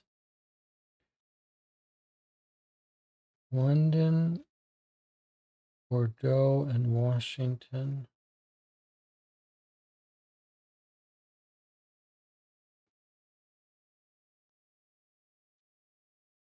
I mean, that is awfully tempting how cleanly the S goes on there, but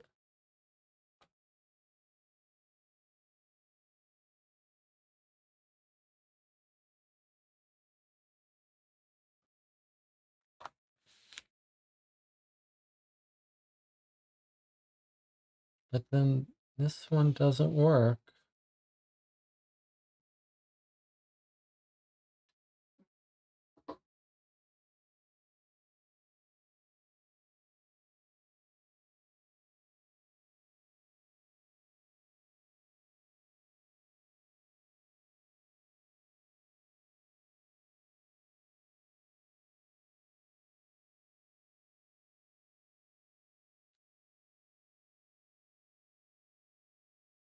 Hmm.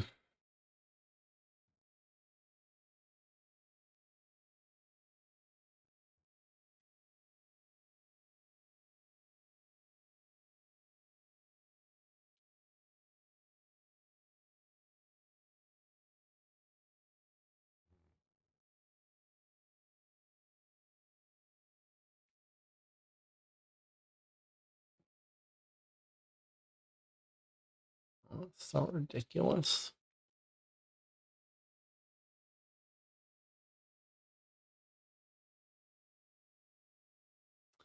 And Tina says,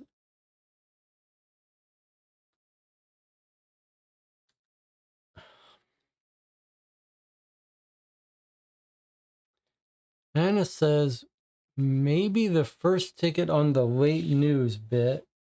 I don't know where that is. Okay, I'm going to skip that statement because I don't know what to make of it. And Tina says, can we use the different tickets in the same title as there's an article that mentions all three places? Well, there's no way to find that. If we try to use them in the same place, the one on the Bordeaux, but why would we do that? Why would we use all tickets? TGSWR.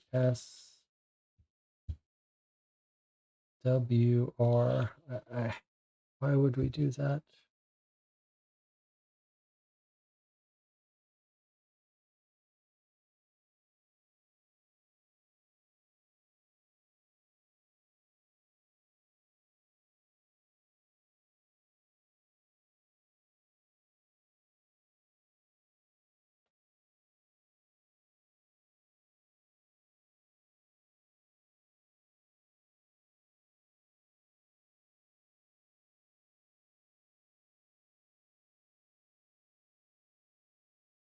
One day we'll be able to visit London again by bus.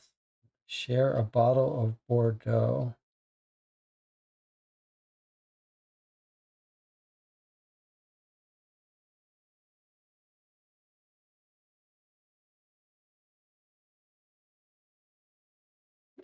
Let me just look at these for a second. 1, 2, 3.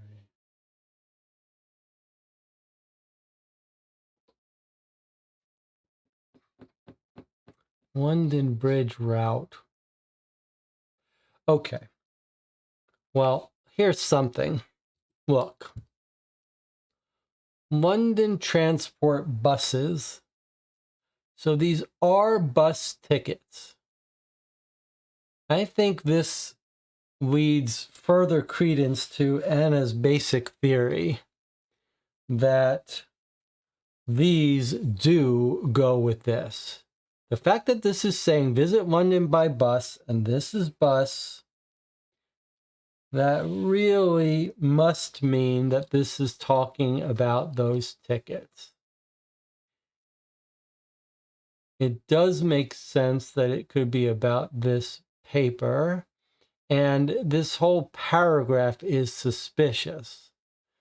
One day we'll be able to visit London again by bus. Share a bottle of Bordeaux. Did you say your runner's name was Washington?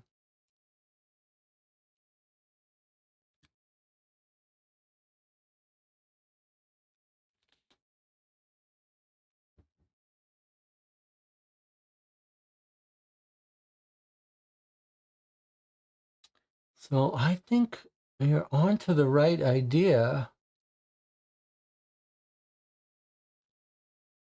Column 3 says late news. Okay, so the other London you're thinking is down here, but I don't know how to do the tickets to make the London make sense here. If I put it directly on top of the London if I put it with the headline, it's nothing. If I try to put the circles on the line that says London, I get LORT, I guess.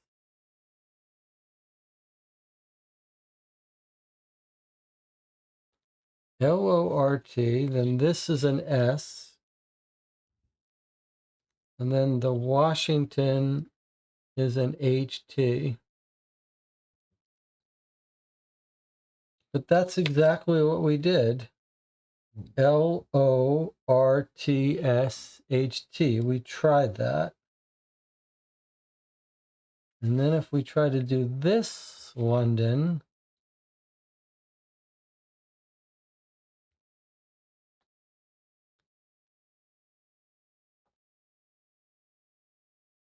then we get some nonsense.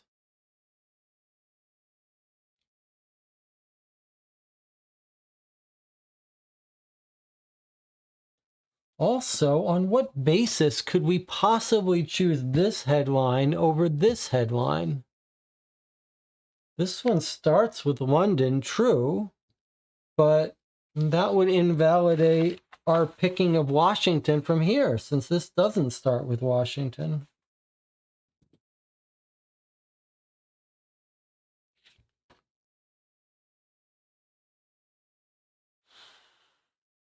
Anna thinks maybe the ticket holes pick out letters from late news. Okay. Put the 3 tickets next to each other on the 3 titles. Well, okay, let's try that. Then I'll look at Antina's thing. But think about what you're asking me to do here. Here's our 3 tickets. If we do 1, 2, 3. Okay, this is the way they go 1, 2, 3. Now, how is this going to fit here? Now, we could try to do them sideways, but now which way do you think is right side up? If you put it on Bordeaux, you get R in the X, unless you do it this way.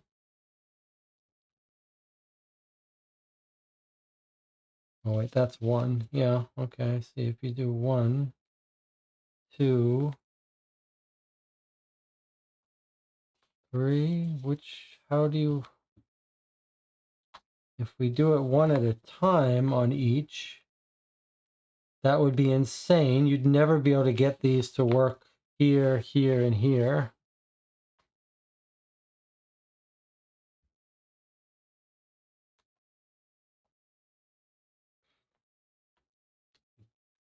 There's your 1, 2, and 3. If it's this way, there's no way this is going to work here, here, and here. So that doesn't work. We could try putting the 3 on Bordeaux and the 2 on Washington, but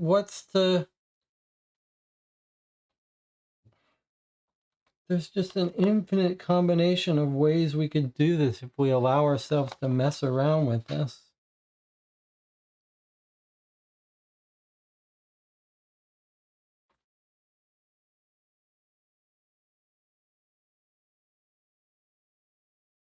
Gotta be a better way.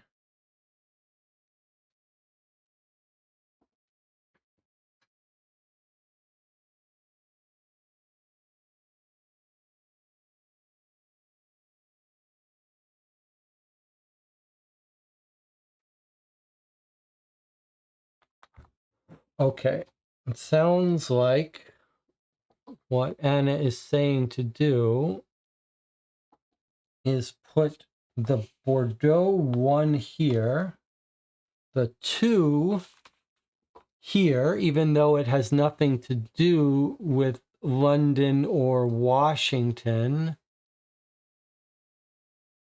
and the 3 here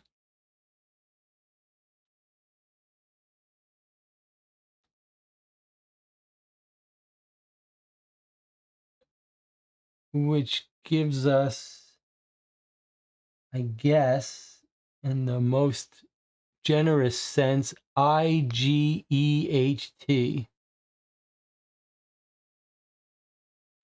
And that's if you want them this way and not this way. Not sure why one would prefer one over the other. And I don't know what we're doing on this headline.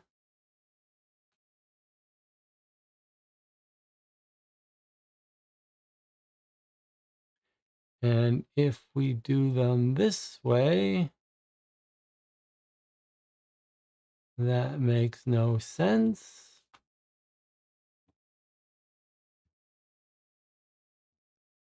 Okay, let me look at the next suggestion.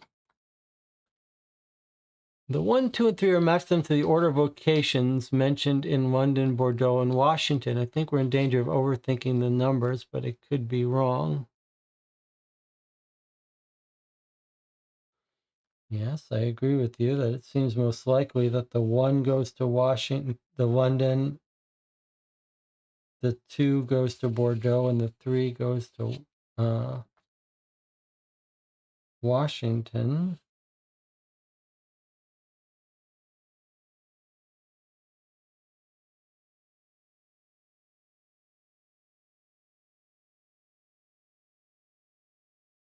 If the 3 goes to Washington,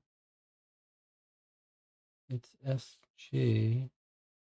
The 2 goes to Bordeaux, that's R. No, that's right, because that won't go that way. HT. And Tina said, are we sure there isn't an article with all 3 places?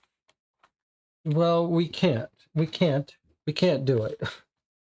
We can't go through this 6-page paper to try to find an article that mentions Bordeaux. It can't be done.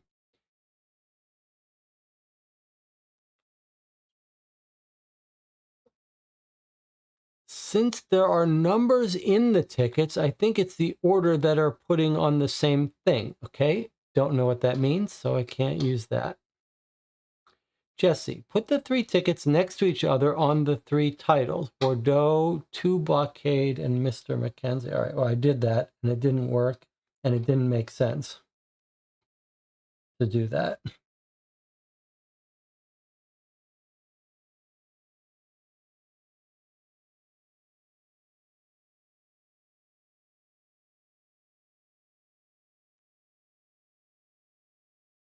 London is all over this front page.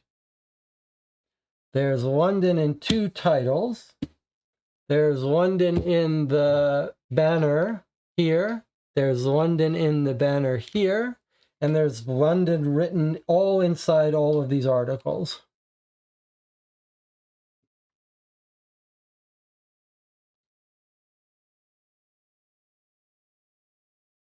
And yet, it's clear that this sentence of this paper has to be about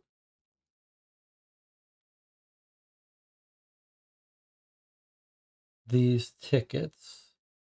And Bordeaux is such an odd thing to say. It's very suspicious that it's right up here. And that S kind of screams out at you. So let's look. Bordeaux starts this title, right? And Bordeaux is our second one mentioned. And this S cleanly gets circled here.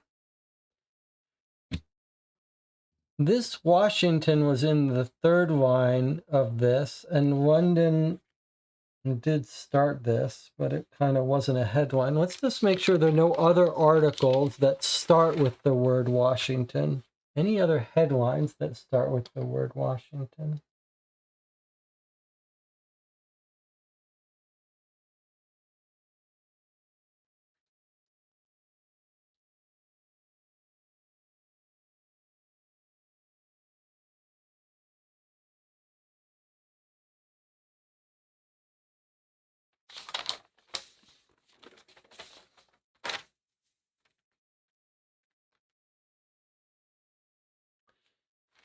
Here's a headline that starts with the word London. Let's see if we have better luck with our London on top of this.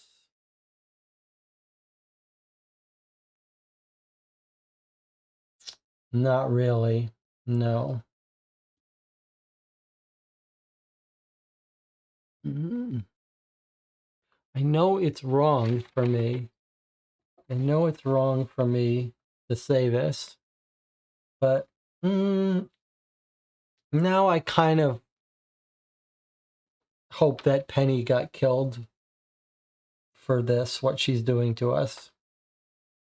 Now I don't feel so bad if bad things happen to her, because she really, really, really should have come up with a better code.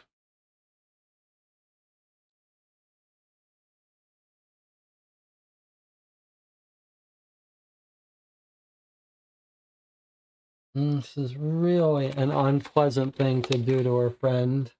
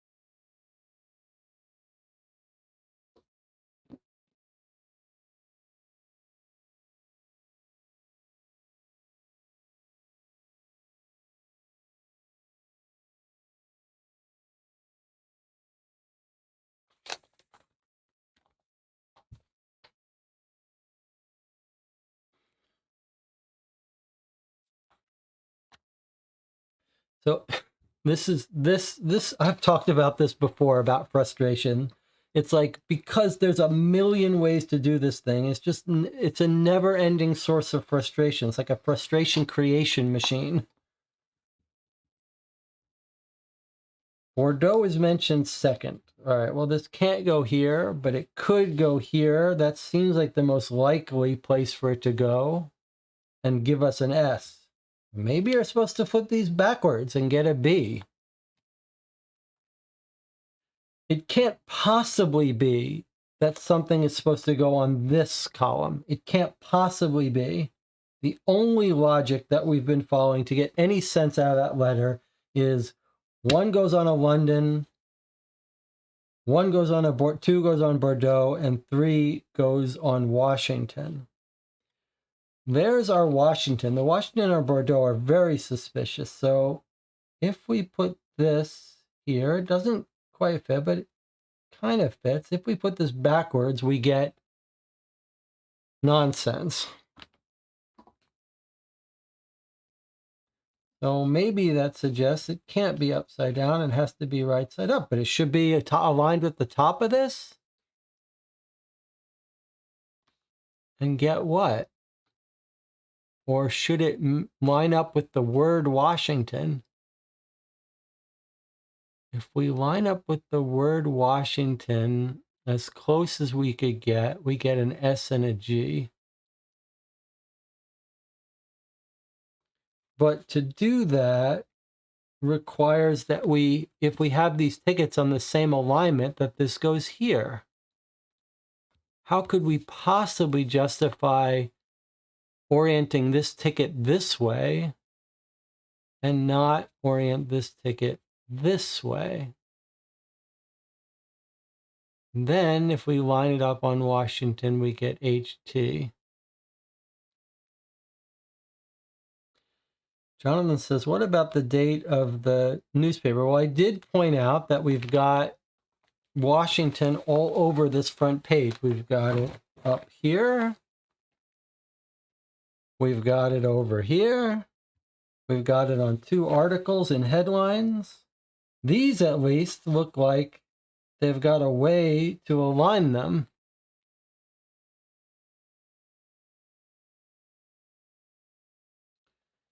But I don't see how you can choose to do London and figure out where on these you expect to get it.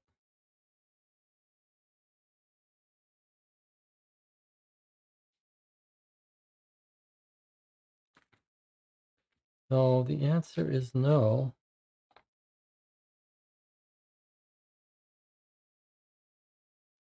Or if you think we're supposed to put this over Washington, does it not fit in this column? Should we left align it with the letter W? On what basis are we aligning it up with that? Because we think all the tickets have to line up with the borders of the article? That's fine. Okay, so there's a HT and an S. SHT are the three letters here. The last three letters of the word, whatever word this is, but I don't think there is a word SHT.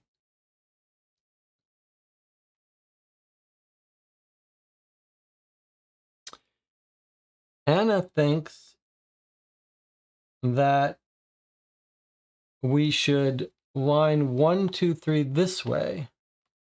Okay. If you do that, 1, 2, 3, you get the letters I, G, E,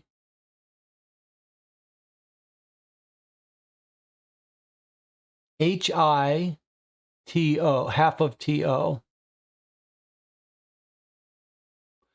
And if you do that, you've completely thrown out the idea that London is involved.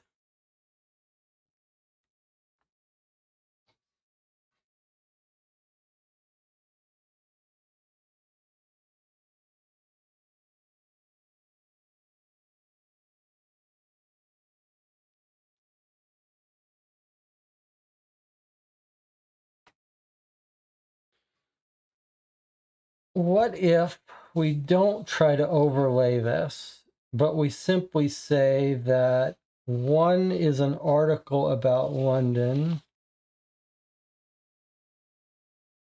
on the front page, 2 is an article about Bordeaux, and 3 is an article about Washington. And then could we somehow use the punches to give us word counts? So the only trouble is that these two punches don't seem to be numbers. Otherwise, I was thinking, could we say that, you know, from the Bordeaux article, it's the number 15, but that's not what was punched out. There is no number 15.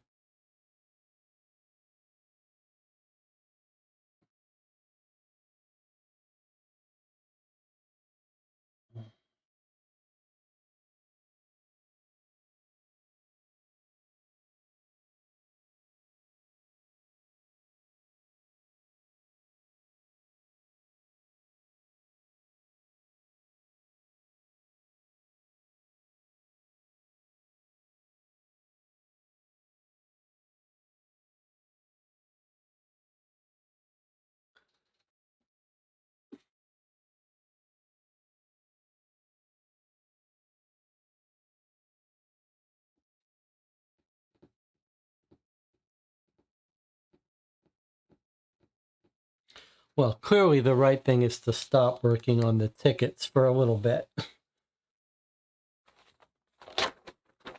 And probably logically, there is one thing we know how to do: decrypt the Morse code. It's possible that the Morse code message will tell us, help us with the rest. Although, where is the Morse code message?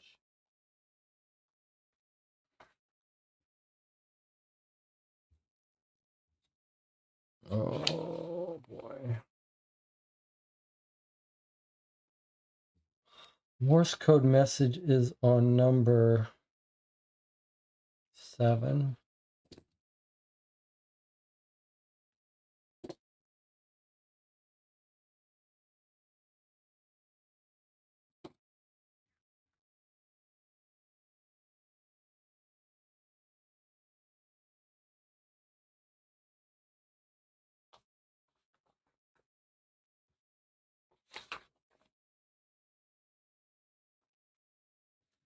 All right, where's our to-do list?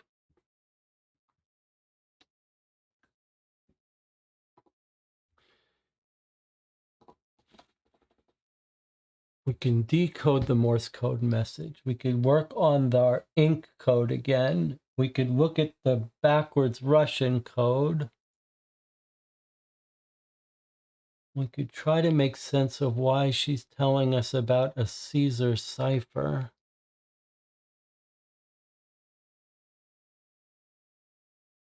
Can we, John says, are there any other proper nouns in that letter with the London stuff? I mean, she does mention Neely. Dorothy is a great card, too. That sentence sounds a little odd, too. Neely. Dorothy is a great card, too.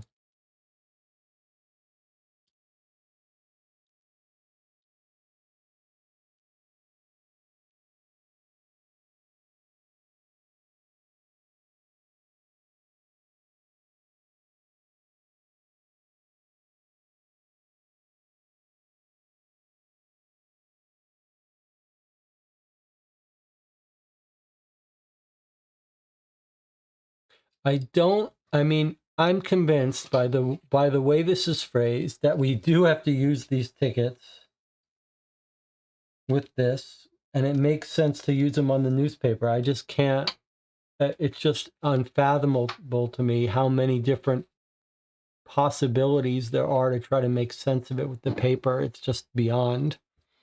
So I suggest we put this aside for now. Let's work on the ones.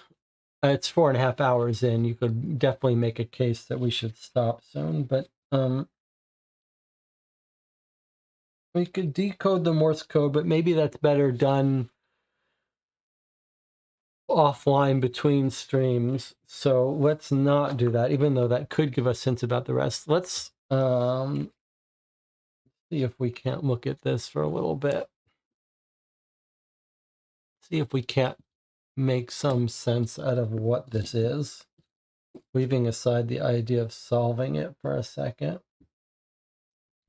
What is it? What are we looking at? What are the symbols here? Let's walk through it. We've got punctuation. That's English punctuation. We've got a comma, a period, a period,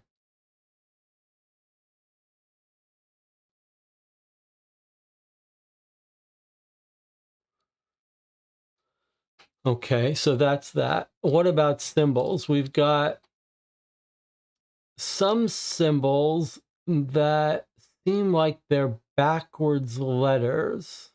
Like we've got a very commonly occurring backwards N. There's a lot of them.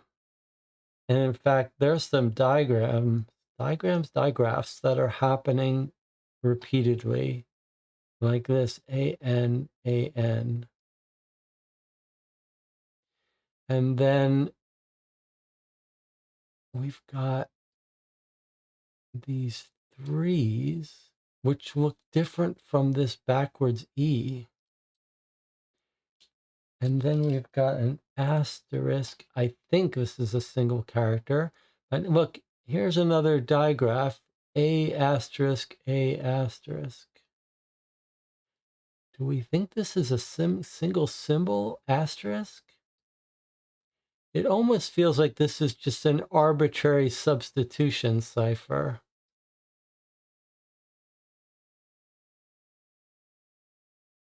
That we would attack with our normal methods, like we don't see any single letter words, unfortunately, that we would pick would be I, but you might think that that was a the. This could be T-O. I really wonder if this is just a plain substitution cipher. that has got no other way to translate it. The other thing that was interesting, though, was if we're right about what letter this is about, our girl said to Penny, do you think this could be about the missing girl who we know is named Gretchen? If it is about Gretchen and Gretchen's name is mentioned, Gretchen. If Lizzie is right, Anna says it is the Cyrillic alphabet. Really, it is?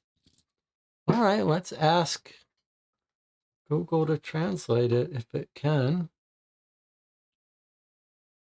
It's worth a try.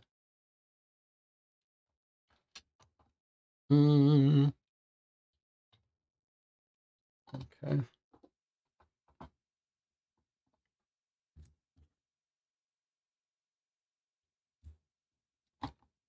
All right. Let's see if it can translate that.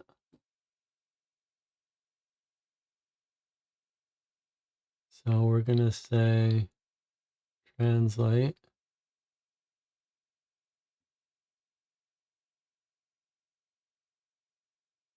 from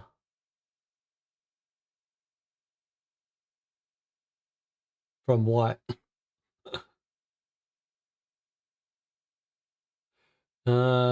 I mean, it would make sense if it was Russian and our spy was Russian, who she suspects. Let's see what happens if we say from Russian.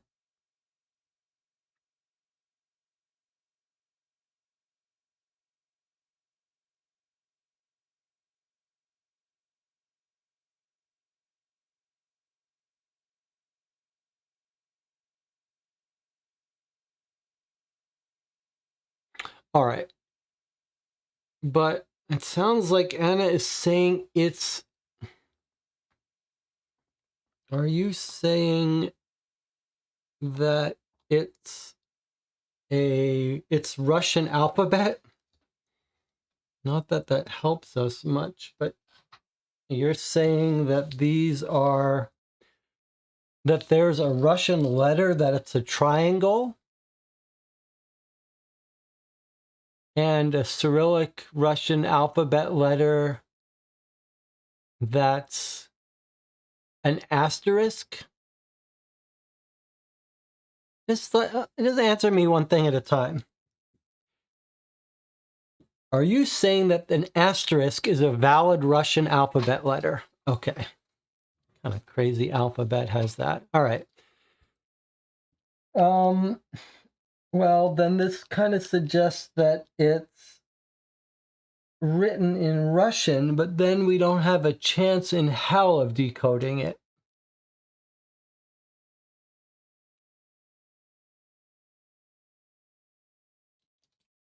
Let's follow my...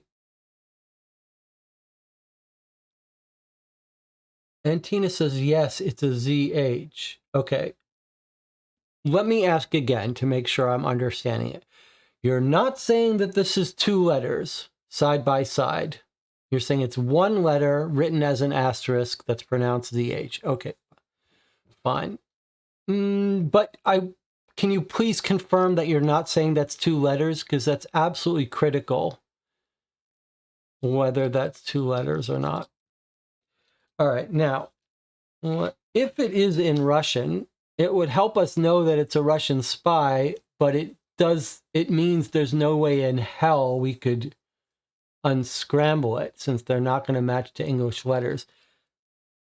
However, if they spell Gretchen in English, Gretchen, then we're looking for an 8-letter word. Let me just see here what candidates we have for that, because there aren't many.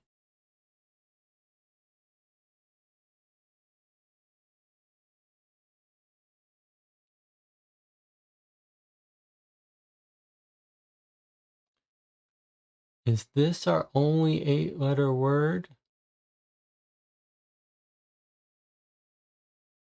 There's an 8-letter word. What about this? 1, 2, 3, 4, 5. I can't tell if this is 2 letters or not. If this is 2 letters, then that's another 8-letter word. So it's the old game again where it's Russian, and then on top of that, you can't tell where the letters start and stop, and then on top of that, you don't know what you're looking for. Okay, there's an 8-letter word. This looks like 1 letter, an R, backwards R, whatever you call that. That would make this a 7-letter word. So under my long shot approach, this would spell Gretchen as it being our only 8-letter word.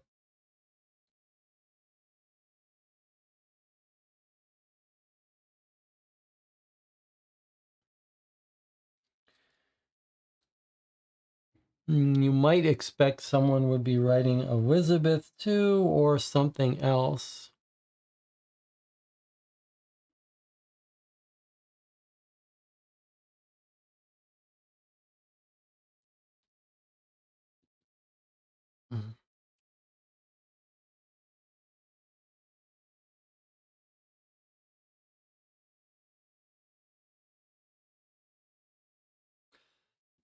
The problem is if the message is in Russian, we don't have any chance of decoding it because we won't know when we get it. We don't understand Russian.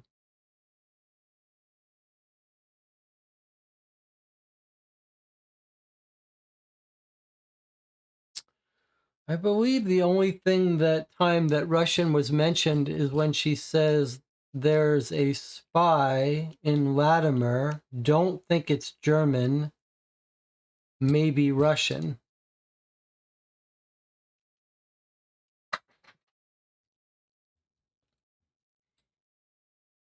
Do not think German, could be Russian.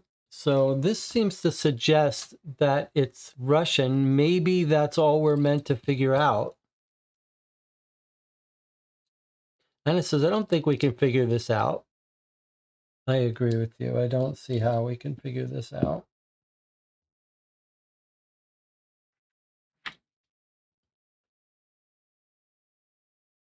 All right. Well, let's spend a little bit more time with this then. Maybe we need to take a break first. Oh, this is a rough session. I'll see you in 8 minutes.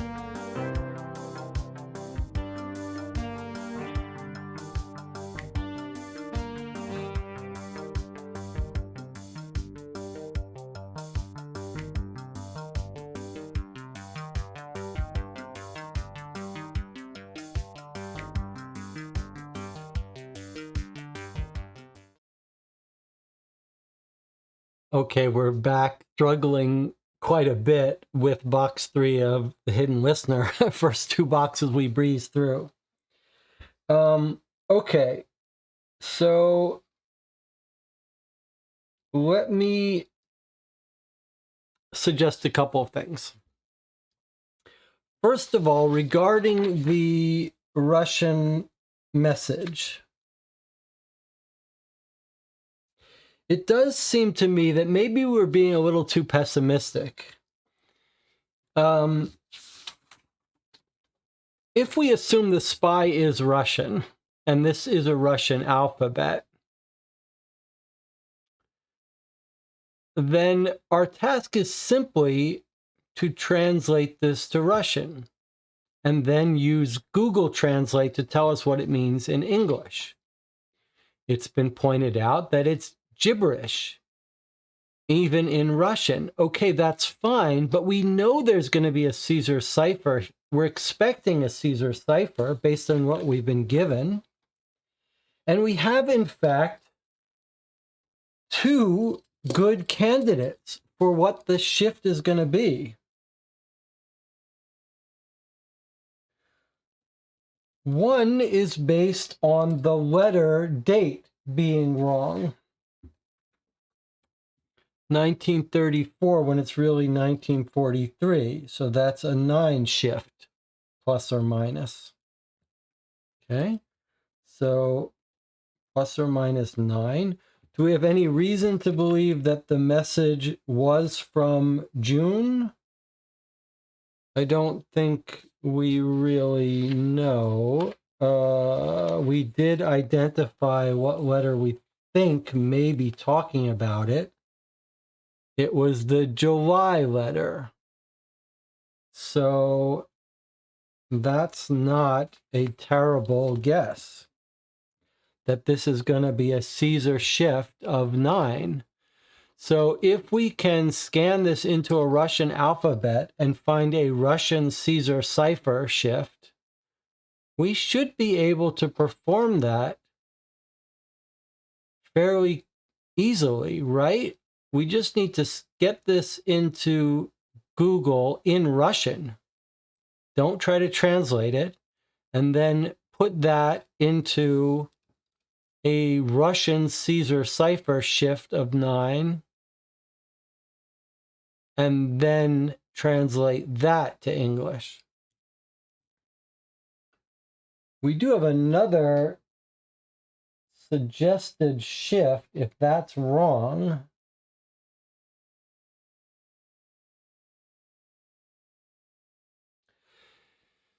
However, Jonathan is now pointing out what I was going to throw cold water on all this. Jonathan has anticipated it, which is that this isn't a message from a Russian spy. It's this isn't a message from Lizzie, so Lizzie doesn't know the shift. Okay, so I think Jonathan has a point, so maybe we leave this for later. Although if we tried every Caesar shift, we might be able to get it. So if you took that message and scanned it into Russian and then did a Caesar cipher, a one that tested them all, we might be able to figure them out. All right, so but let's put that aside. Then the next thing that is logical for us to do is the one thing we can do. I do want to look at the other PK cipher, but what I'm going to suggest is that anyone who wants to leave, we've been doing this 5 hours. We're going to end the stream pretty soon. But if I have to do this at some point, I might as well do this here live on the stream. And those of you watching can just feel free to leave. We'll come back. Can we discuss before we go anywhere whether we're going to play this tomorrow? I was just going to go and see if I can't, in the most efficient way, translate this. Where is my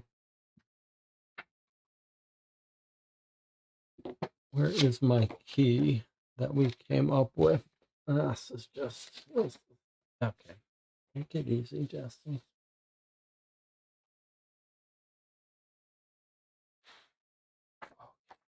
Gone.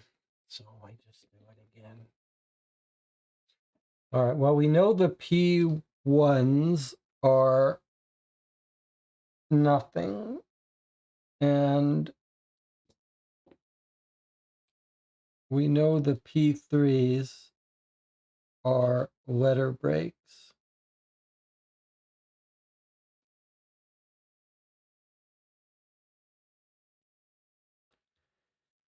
And that leaves K1 and K3. And I think we said that K3s were dashes.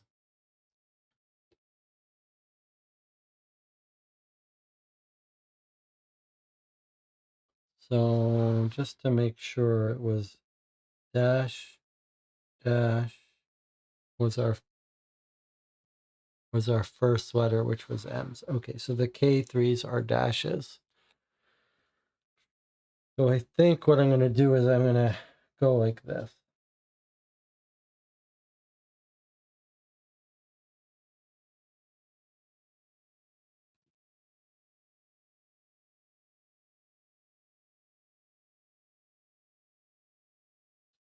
I'll do it this way. It's a little easier.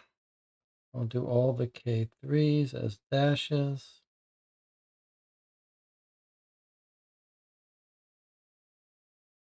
So feel free to step off. We'll figure out whether we're going to stream tomorrow, sometime overnight. That's a K3. That's a K3.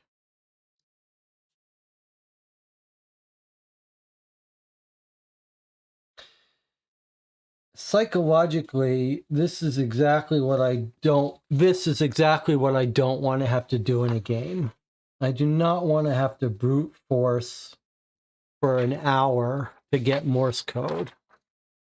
Now, if you were not as much of a stickler, maybe I'll do these as lines. It's a little easier. Then maybe the thing to do would be at this point, since you know the system, you should just go and look up the hint that's got the translation. That seems like it would be more logical, because one page of this is reasonable, but this is ridiculous.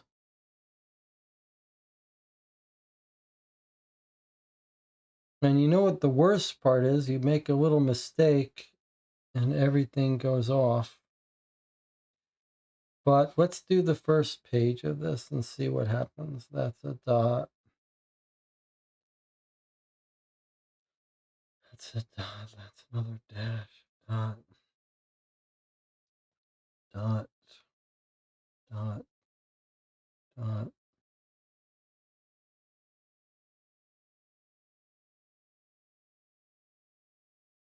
Break. Dot. Dot. Dot. Dash. Dash. Dot. Okay, the SSOs are sentence breaks. And now I have to go find the P3s, which are letter breaks.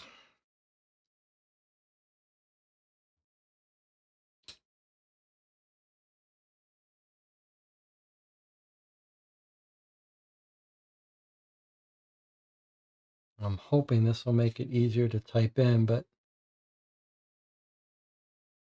I can't say I'm 100% confident. I should have used a different color for that. That's what I wanted to do. Okay, so the P3s are break like that.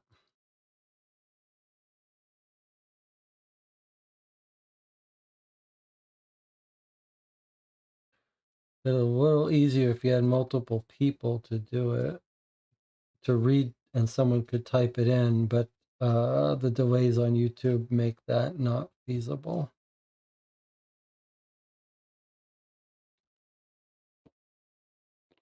Oh, I'm going to try to do it myself. And it says, let's try tomorrow. If it seems as tedious, we can take longer break afterwards or something. Okay, I'm going to try to do this here. Dash, dash, space, dot, dot, dash, space, dot, dot, dot, space. Let me see if I can bring this up for you side by side with the cube here. So MUS.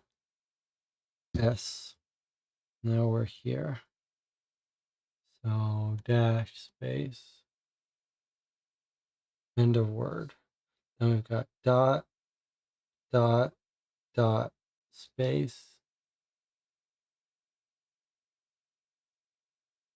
dot, space, dot, space. Already we've got problem, a bug.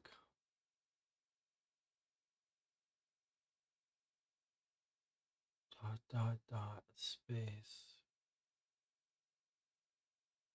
dash, dash, space. That's our must. Then we've got line break. Okay, then we've got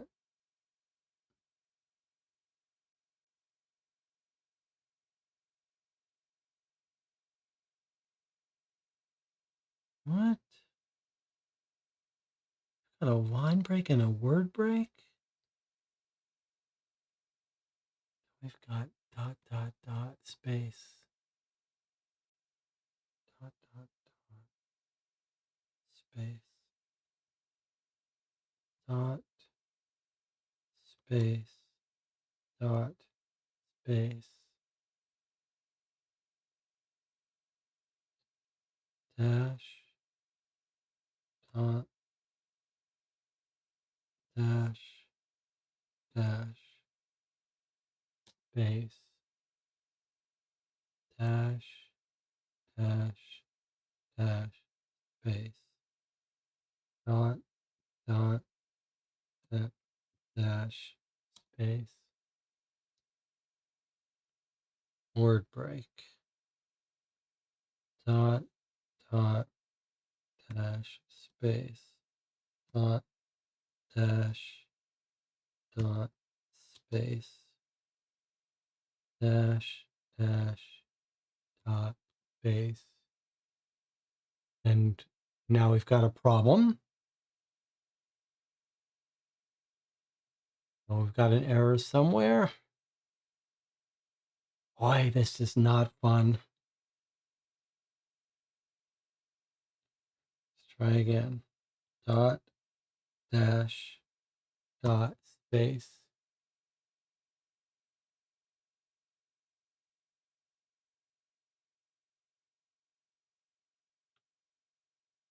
dash, dash, dot, space, dash, dash, dot, space, dot, space, dash, dot, space, dash, space, dot, dash, dot, dot, space, dash, dot, dash, dash, space,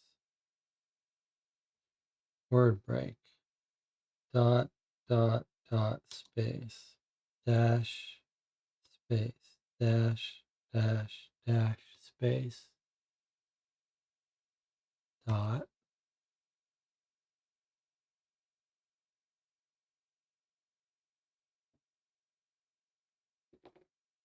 dash, dash, dash,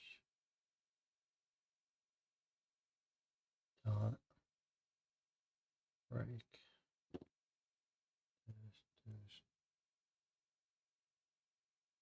dot. Must see urgent. See you urgently. Okay, I must have forgotten a U. Must see you urgently. Stop. Okay, now we've got our next sentence here. I'm trying to. Feel free to disappear now while I do this. We have to pretend. Think about when Alan Turing was working on the Enigma, trying to crack it. Days, months, years. They spent years figuring out how to do it. Were you getting frustrated after one evening? Maybe we need to learn to be a little more patient.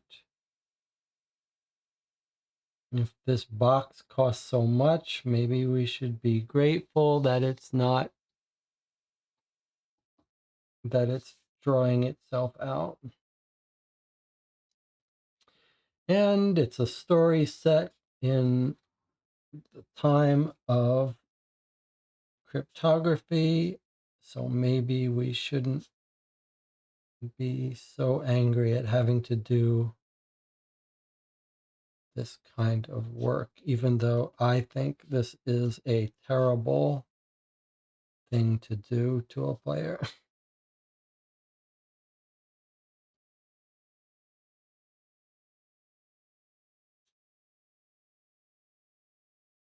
This is actually was my concern with Cozy Killer.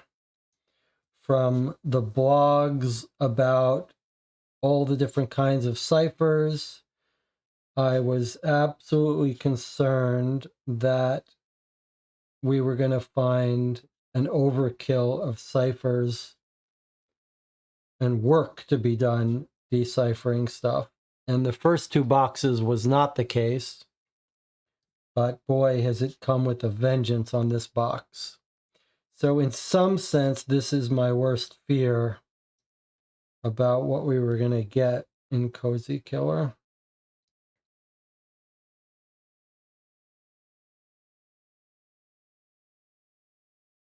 Maybe it would have been easier for me to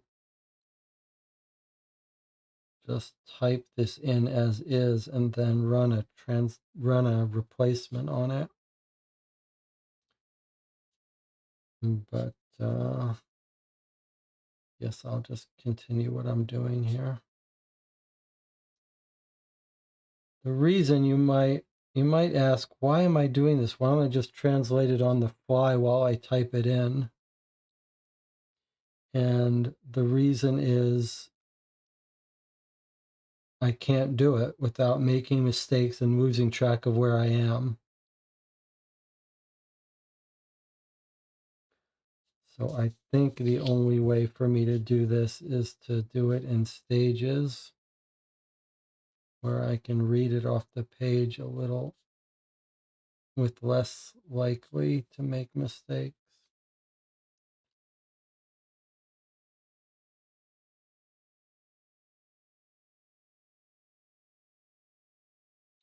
So I'm turning all of our dashes into dashes. All right. And now I'm going to remember to use a different thing. Now I'm going to catch all the dots. This is just insanity, but I don't know any other way to do it and not make mistakes that can't be found.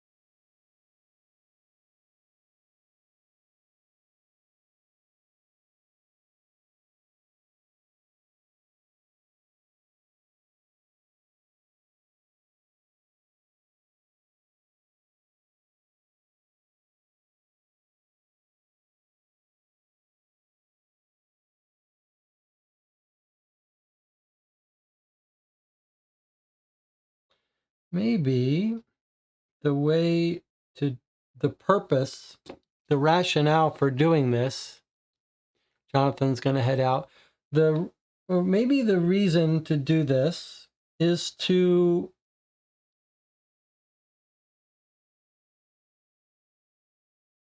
show Joanna Smedley that this isn't fun.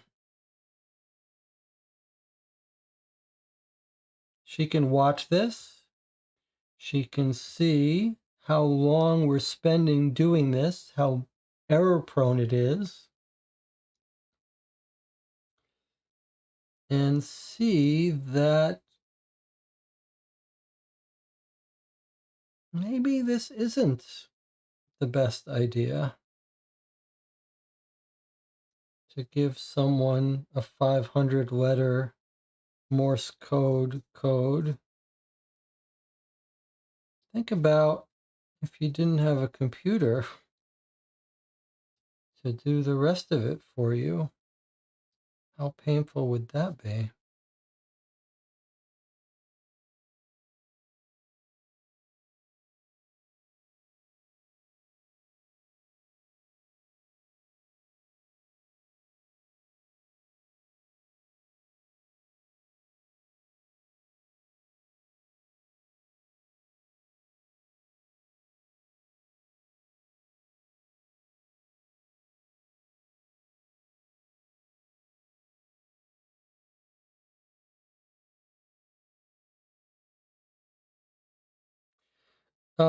The other thing I was thinking that's a little problematic about this game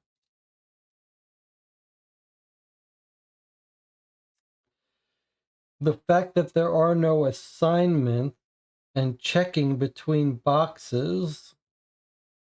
I don't mind that in general, but it does cause us a bit of a problem in that there's no way to know what we've missed. So the P3s are word breaks. Let me just do them that way. This is ridiculous.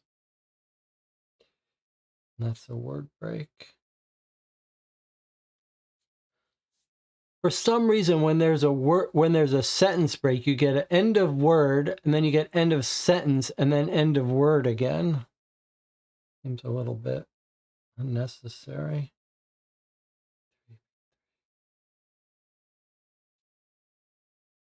These are my spaces.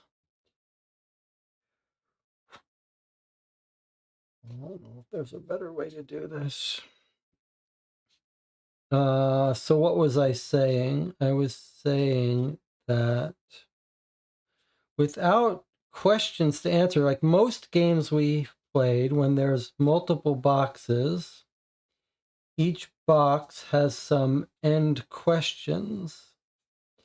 And one of the advantages of that is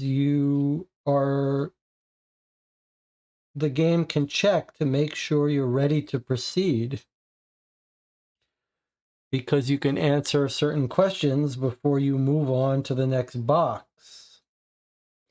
Here, we've got cases where we think, okay, this item is not ready for us to use it yet, but we could be wrong. And there's no way to know because the game does not stop you or have any way to know if you should move along to the next box. I think that seems a little bit problematic.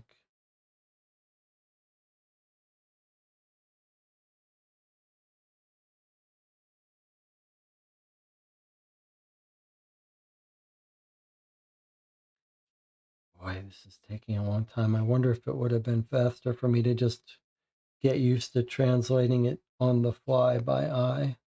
If you had multiple people, you could do it. You would just read it off to someone. But with just me, it's so easy for me to lose my place. E3, E3, E3.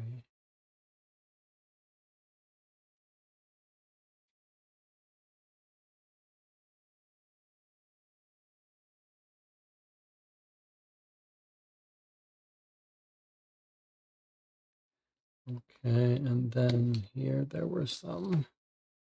I didn't do the K ones.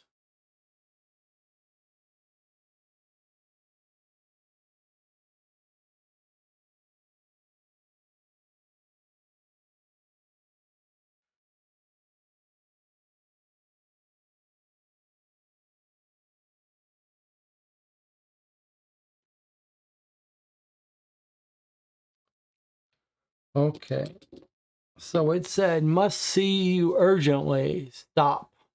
Now we're continuing here. All right, let me just write this down so I can delete this, be a little easier. Must see you urgently, stop. Okay, next line here, let me delete all this. Where did we leave off here?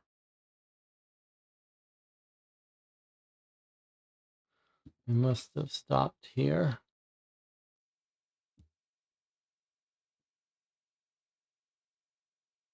I think. Let me see if this is a P. Stop. So dot, dash, dash, dot. P. There's our P. Okay. So that's where we ended, and now we're starting here. So dash, dot, space, dot, dot, space, dash, dot, dot, space. No. Let's try again. Dash, dot, space, dot, dot, space, dash, dot, dot, space.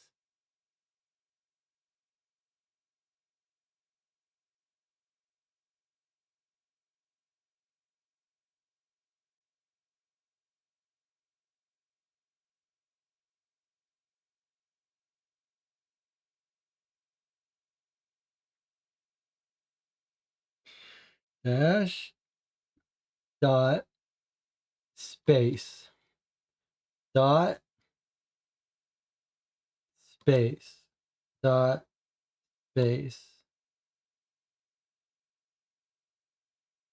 dash, dot, dot, space. Need, fuck me, dot, dot, dot, dot, space, dot, space, dot, dash, dot, dot, space, dot, dash, dash, dot, space, dot, dash, dash, space, dot, dot, space, dash, space, dot, dot, dot, dot, space. Need help with, dot, dash, space, end of sentence, end of word, I guess. Okay. Dash, dot, dash, dot, space, dash, dash, dash, space, dash, dot, dot, space, dash, dot, dot, space, end of word. Need help with a coded dash, dash, dash, dot. It's hard to keep track of where everything is. Dash, dot, dot. Okay. Again, would be easier if there was another person. Dash, dot, space, dash, dash, dash, space, dash, space, dot, space, dot, dot, dot, space, dash, space, dash, dash, dash, space, dot, dash, dash, dot, space, end of word. Need help with a coded note. Stop.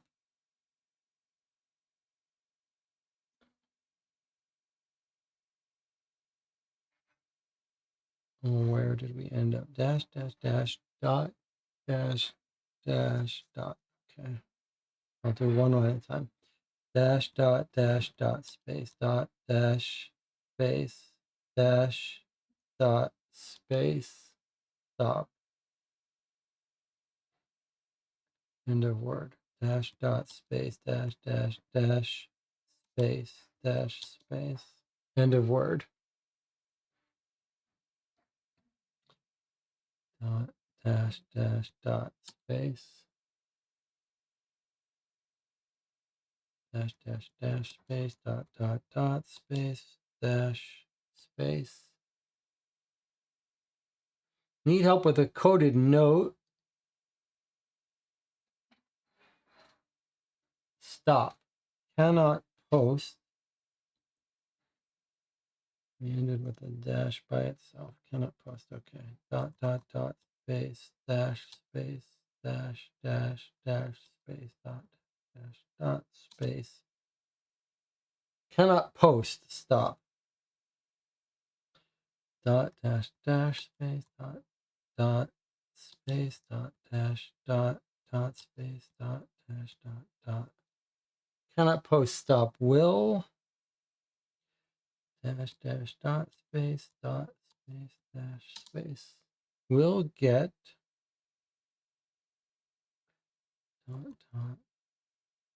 dot space dot dash dot space dash dot space. Will get held. Really, this whole painful thing is going to be her saying, I need help, but I can't talk to you about it on the mail.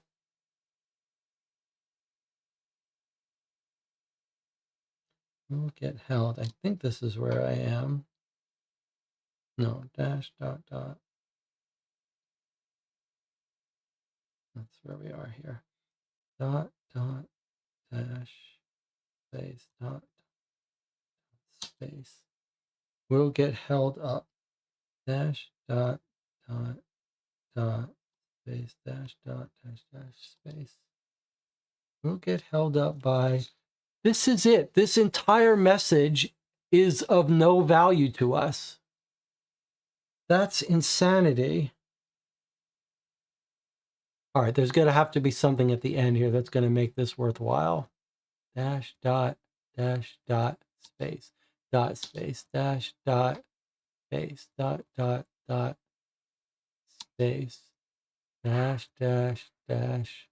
space dot space dot end of word. Will get held up by sensors.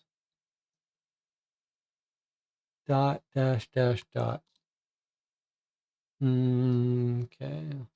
That last part, maybe I jumped up ahead. Will get held up by sensors, 3 dots.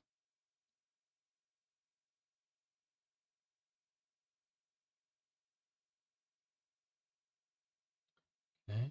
Dot space dash space dash space whoops dash space.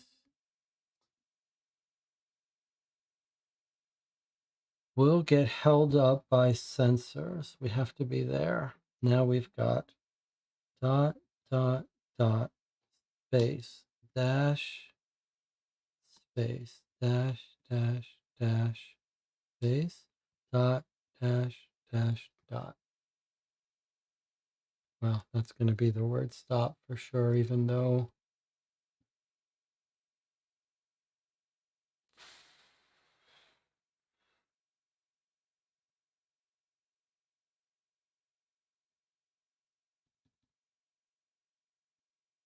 okay, guys.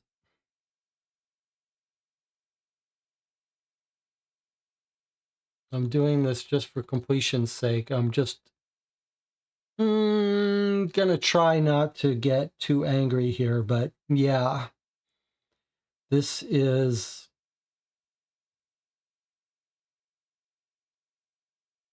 come on, guys.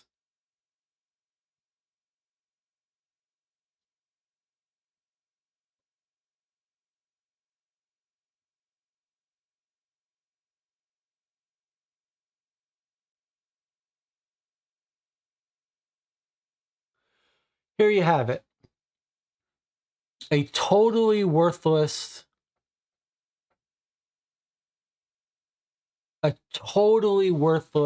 note.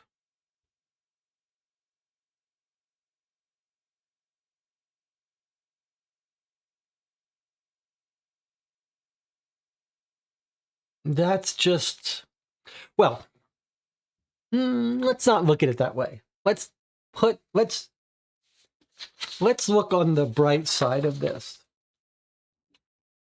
Part of our job here is to talk about game design, to critique, to praise when things are done well, and to critique when things are done poorly. And it was worth it to go through this to have a fuller understanding of how the terrible decision that went into designing this puzzle.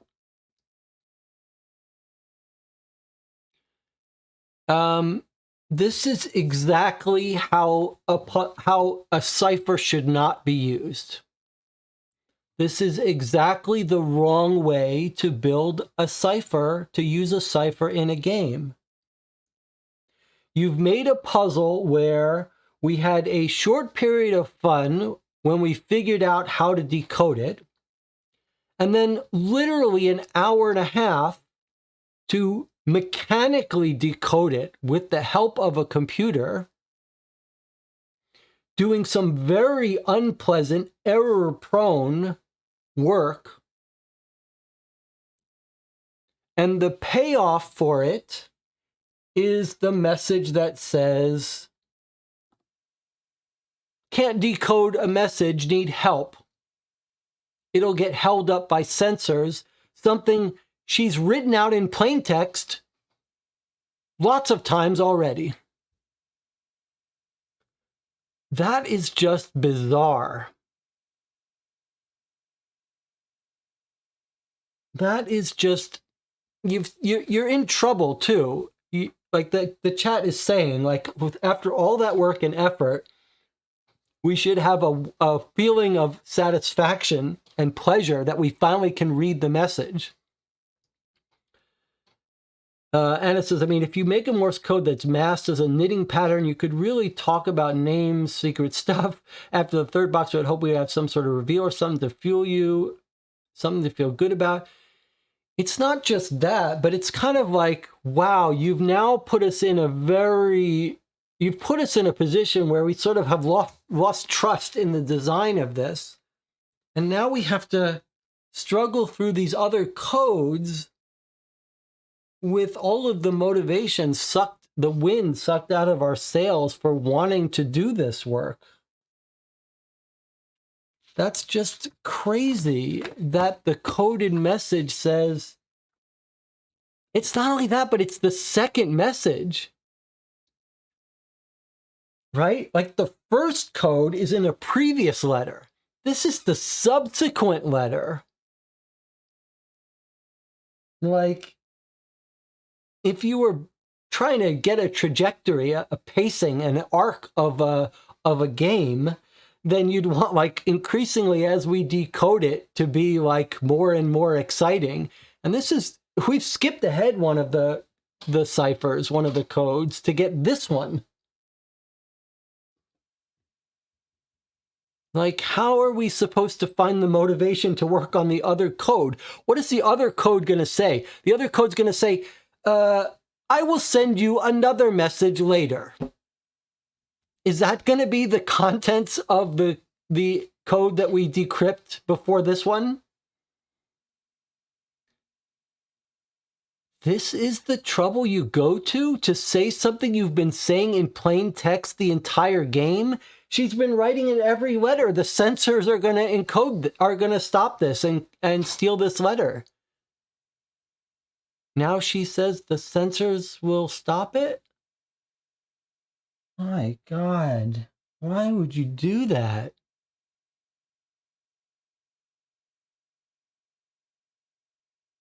That's insanity.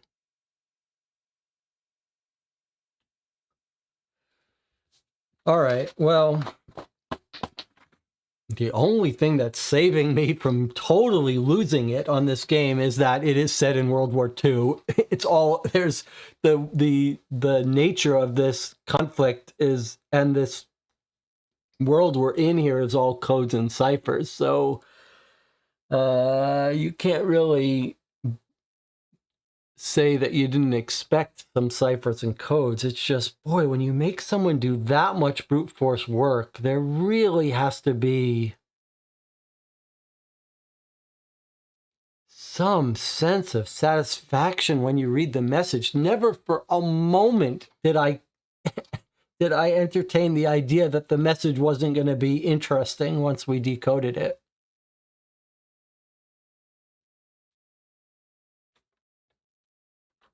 All right. Well, that's okay.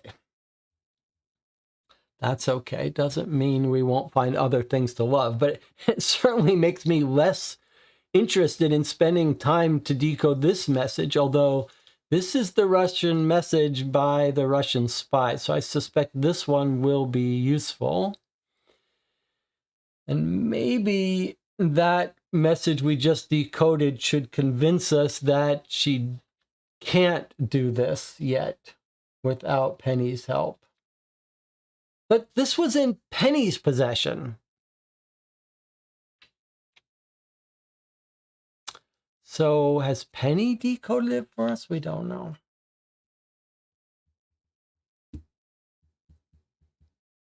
I still think this one's not ready for us yet, but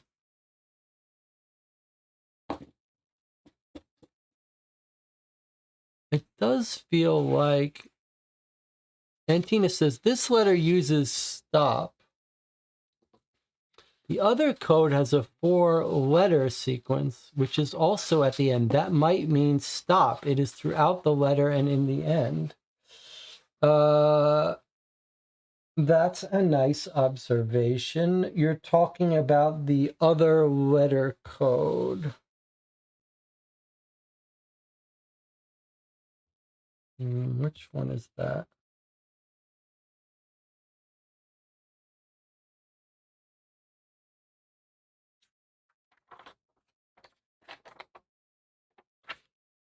Talking about. Are you talking, Antina, about this was the note Lizzie showed Penny and it was the Morse code about it, so it must be important. Don't understand what you're talking about. Okay. You mean this note must be important. I agree. Okay. So the common letter code, is this what you're saying Antina uses a 4-letter stop? P3, P1, K5, Inc. 3?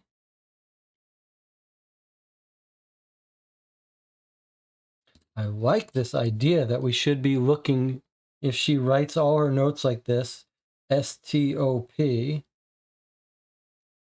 Is that what you're saying has the word stop in it? Do we see this pattern again?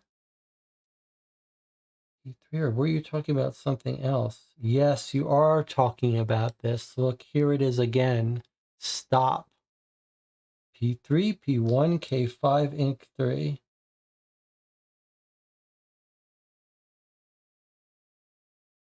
Let's see if we can find it again.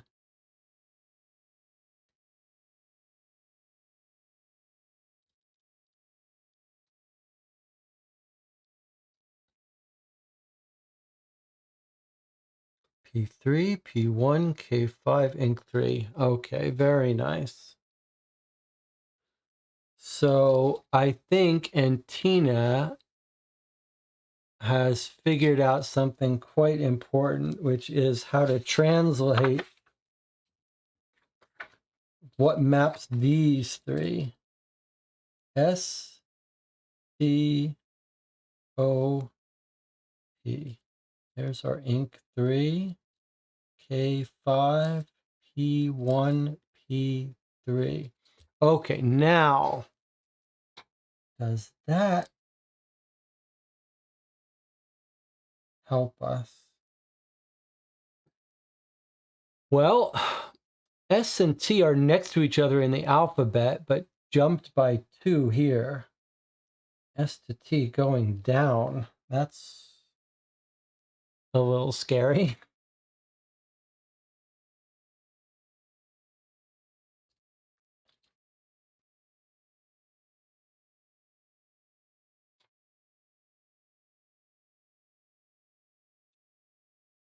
What's the logic here? I love this idea. I love this insight by Antina.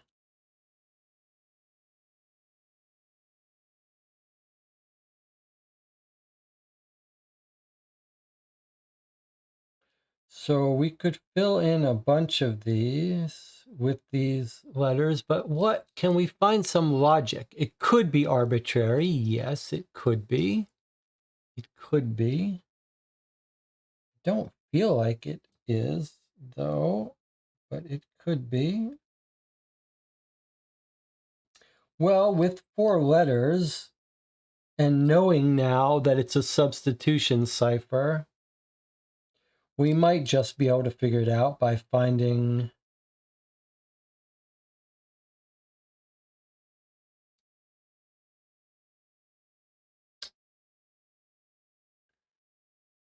one of these is going to be a word. Oh, wait. Do we also know that this is probably a word break? K1? There may be a word break. There may not. Let's see if it's after the next stop as well. Where's our other places where it happens? K3, K1. Sorry.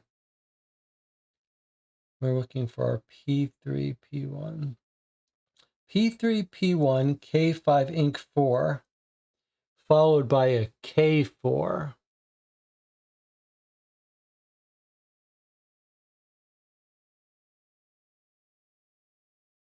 And preceded by a P2.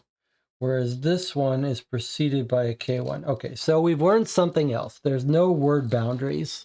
It's just going to be a run-on sentence that we break on our own. No word break.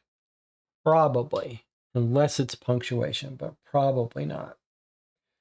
Okay, so no punctuation for between words, but between sentences. Wouldn't mind if I scan this writing one. I didn't make a scan of this one, did I? Well, take a look at this for a second.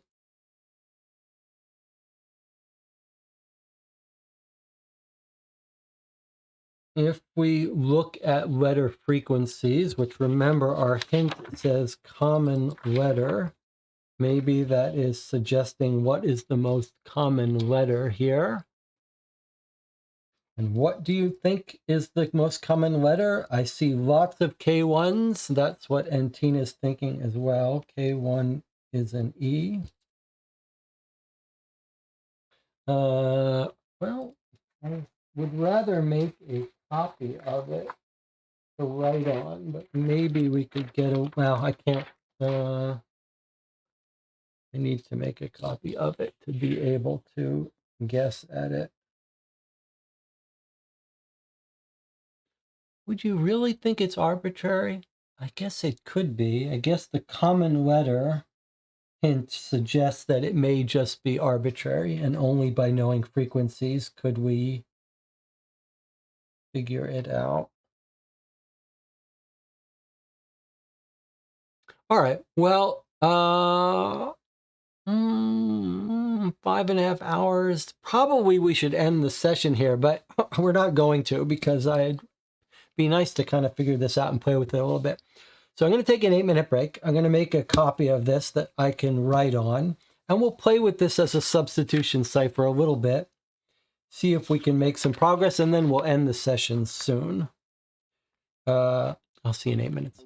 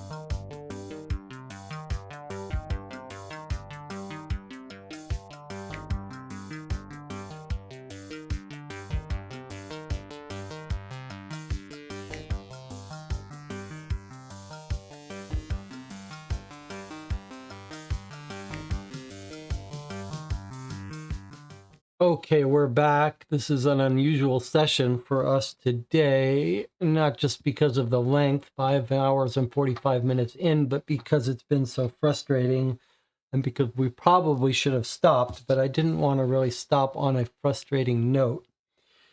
All right, and Tina had a great idea. She said, if these messages all end in this 4-letter word stop, then the last 4 letters here are probably stop, and then we should see stops every time there's a sentence break. And indeed, we do see this 4-letter pattern several times. Stop, stop, stop, stop, meaning end of sentences. We've already figured out that there aren't word breaks. So we're dealing with a substitution cipher, and the hint about common letter would seem to suggest to us that we should attack this the same way you would attack many arbitrary substitution ciphers. Find the most common letter here, map that to the most common letter in English, give or take a couple common letters, maybe look for doubles, and then slowly put it together by constraints. Now, before we start doing that, I want to point out a couple of things. So where's our key? Okay, so S is P3, P1 went to T. So I did want to point out one thing, like our, one thing is not completely clear is what the tag statements mean. In other words, we know P3 is S, but what about P3 tag? Do we think that's an S plus something else? Or is that a totally separate letter? All right, well, I haven't coded those, but we'll figure them out later. I've got an overlay here, so hopefully we can test things out.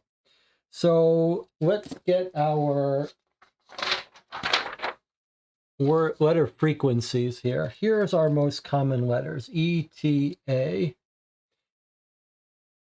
And most frequently first and last and doubles. Okay, so we've already got our T's. We got lots of them.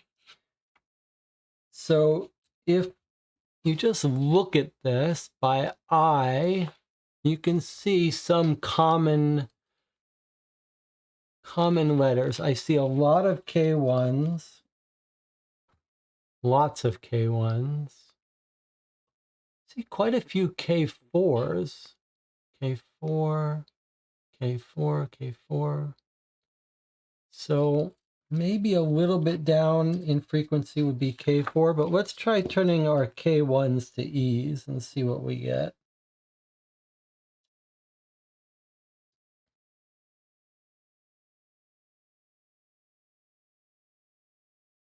We might have to erase these if we're wrong.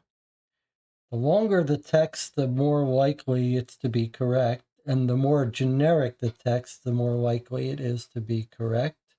There's a double E. That seems good. We might be able to guess what P2 is based on that. E, E, E, E.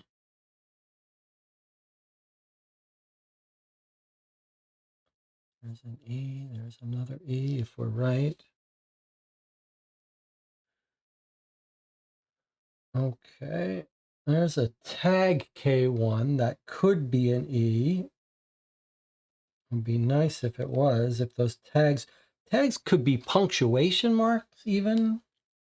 If I had to guess, I would guess that was going to be, that the tags are going to keep their letter identities, but can't be sure. There's another E or K1, but we may experiment with that later. Okay.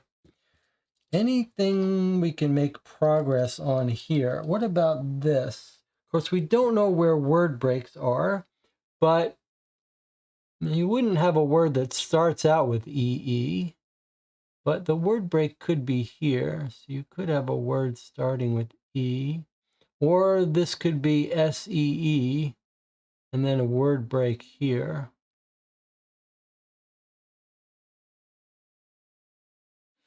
What do we think this message is about?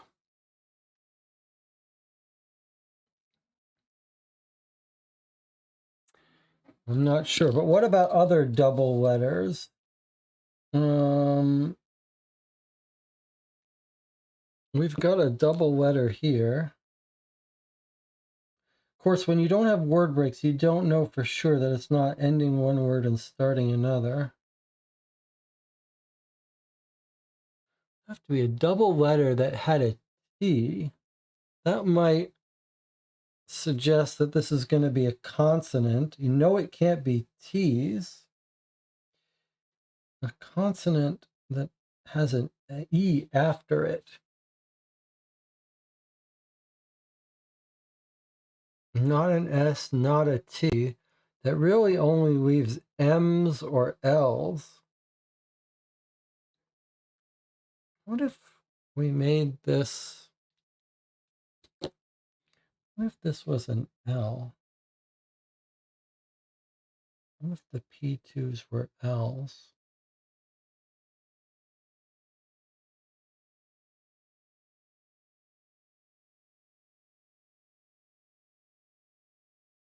So far, that is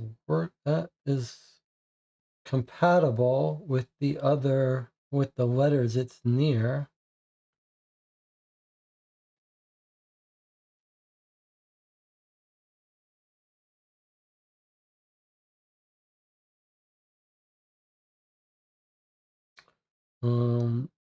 But not guaranteed. It could just be a consonant.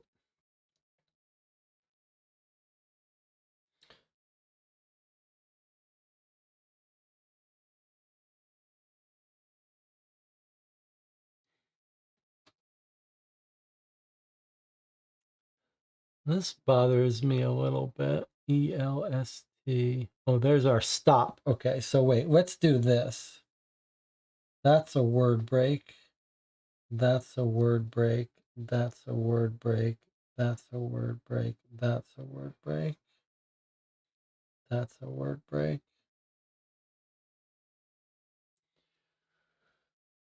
So it would be a word ending in EL. What about this word? SEE.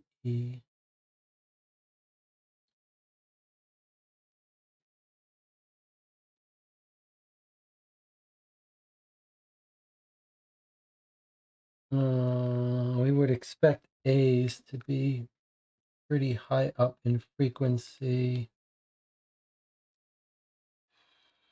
We're saying K1s are E's.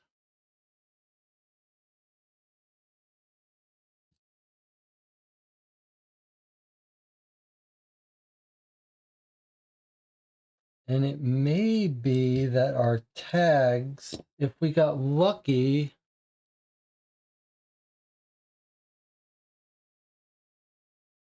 well, maybe I'm wrong about the tags being, I must be wrong about the tags being the same letters, because we know we've got 15 symbols with the K1 through 5, P1 through 5, and Inc 1 through 5.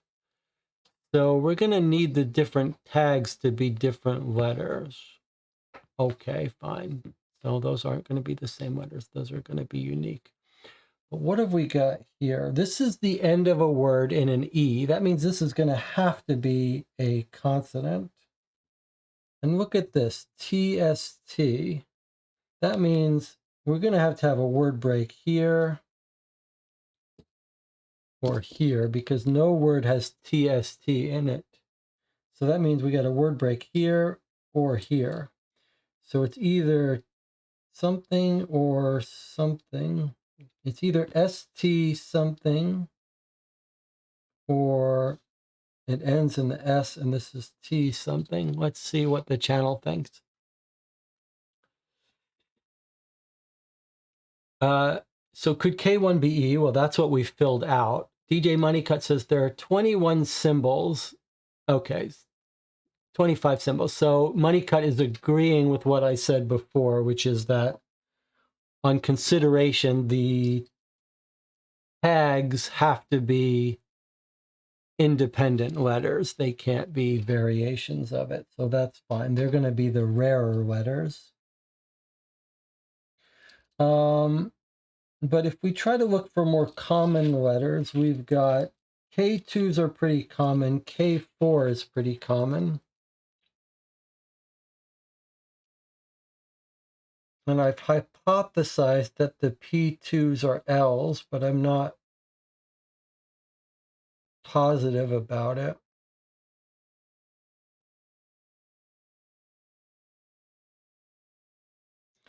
LLE.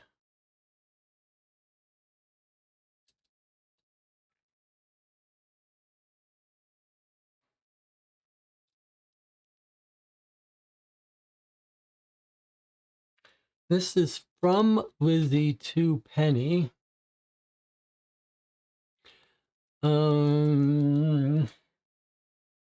Does that help us?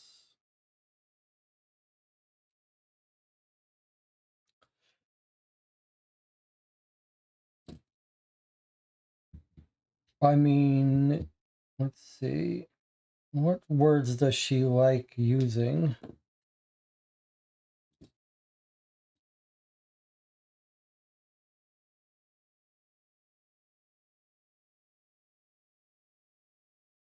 What word would start with E?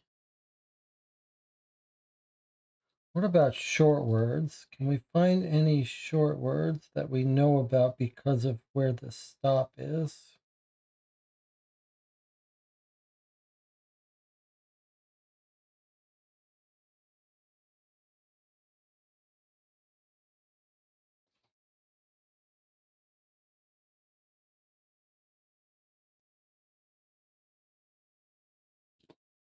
What about more doubles? Where are our doubles?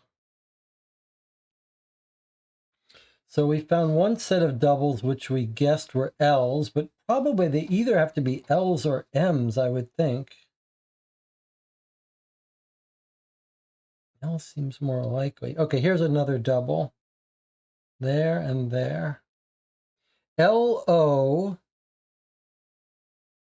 double, double.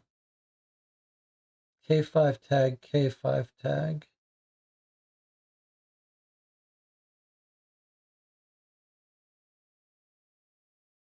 But that might not be an L.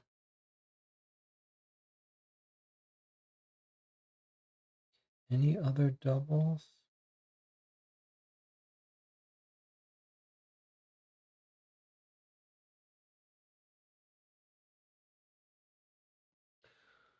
So what have we got here? But it could always be a word break. That's the tricky part.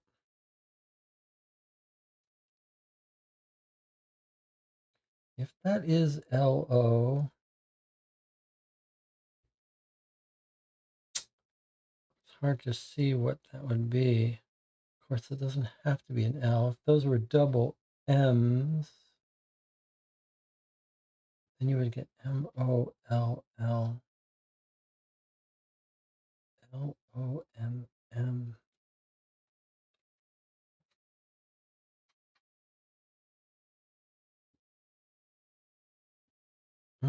That doesn't feel right. I wonder if the L's are wrong.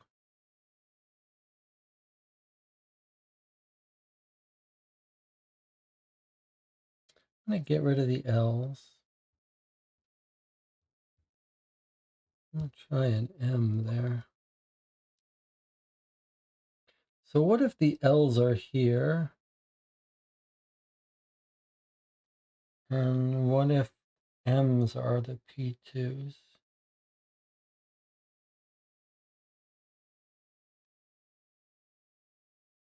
Then we've got a word seam. That's promising.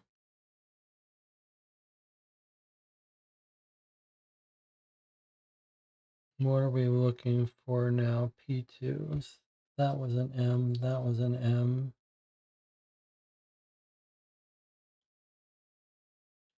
That was an M. M-O-T.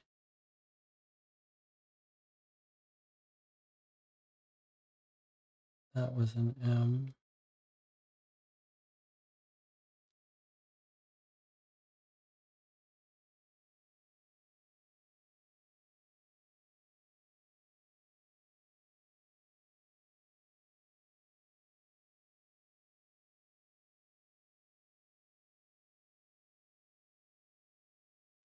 It's not an L. M.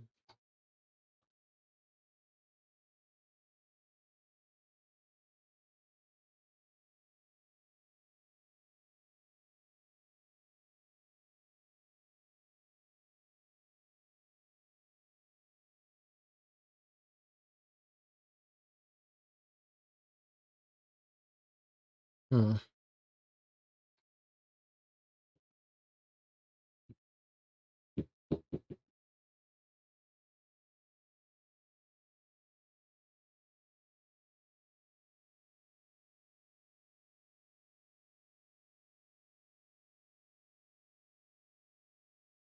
Maybe we should go back to our common letter things. We said K4 and K2.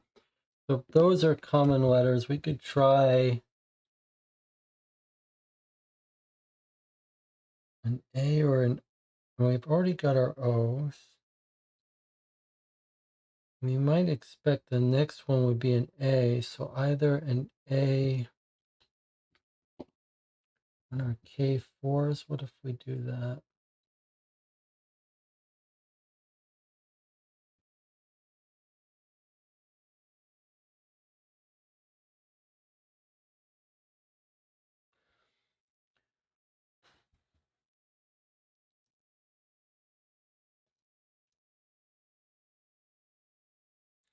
Normally, we can do these substitution ciphers a little faster. Maybe it's just the late evening time that's doing it. There's a word break with an A.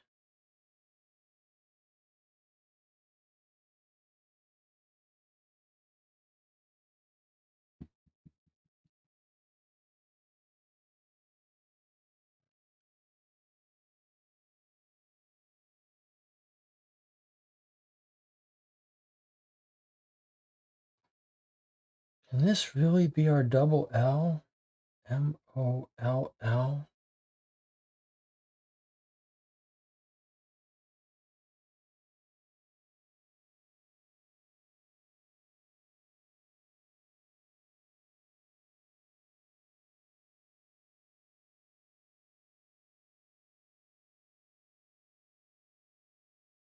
I said there were lots of K2s.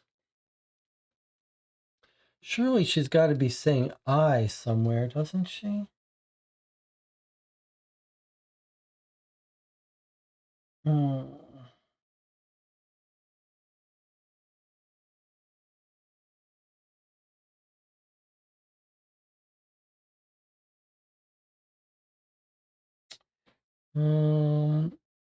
What about the likelihood that she's writing the word Latimer somewhere?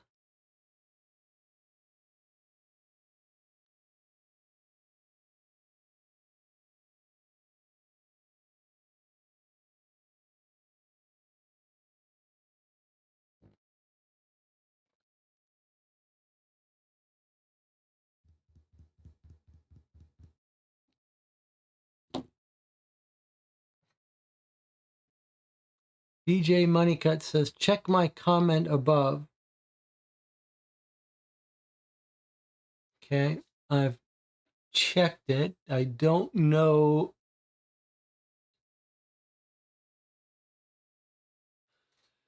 I don't know if there's something else you want me to do about it.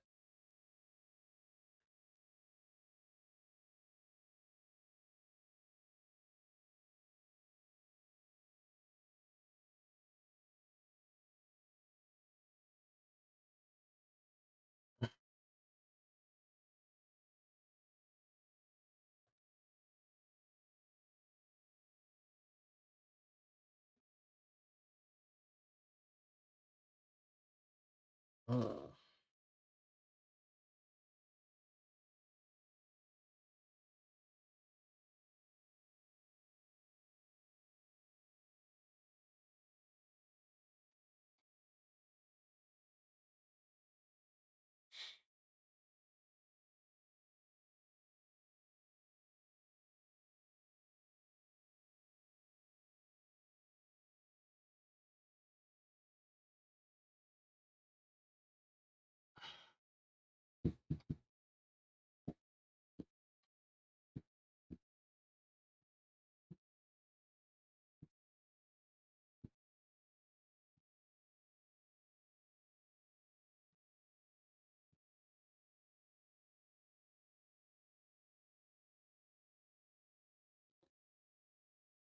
If you're thinking about what's our best place to attack, I mean, here's a word that starts with a T.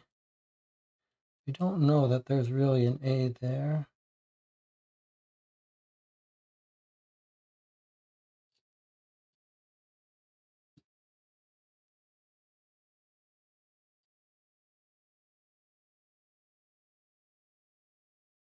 Hmm.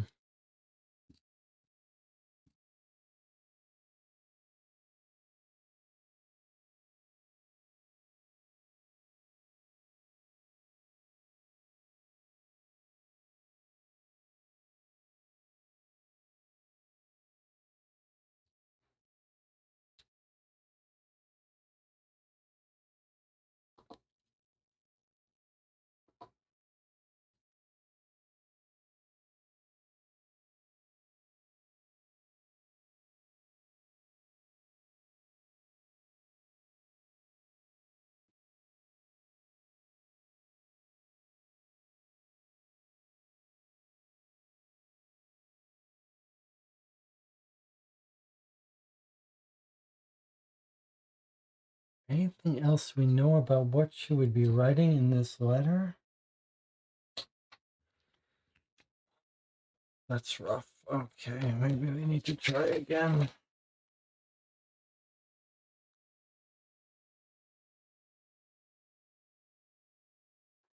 I mean, we've done this enough to know we will get it eventually. I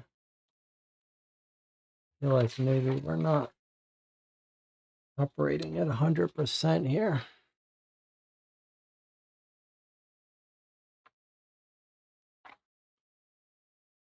All right, I feel like the stop is very sound, but the rest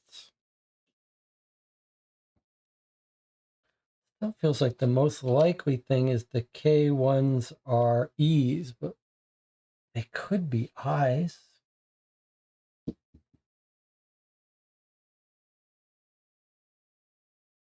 What if our doubles, what if these were still E's? That feels like it's still, there's so many of them, it seems most likely.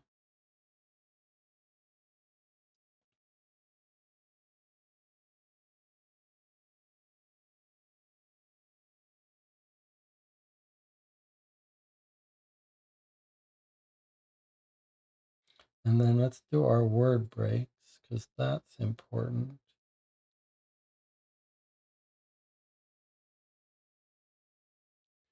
In fact, I should put those word breaks on the actual piece of paper.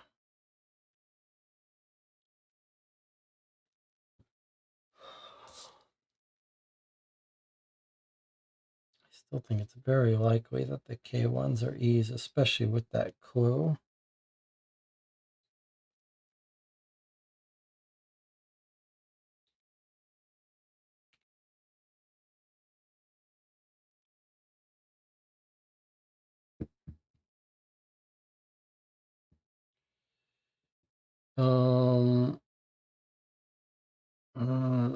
I like the idea that this is an M if this is, or seen, could be an N.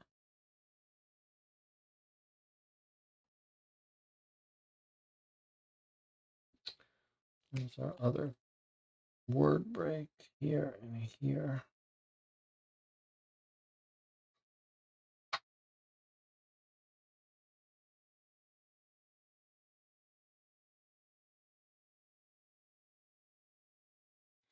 And then this is surely got to be a word break here or here.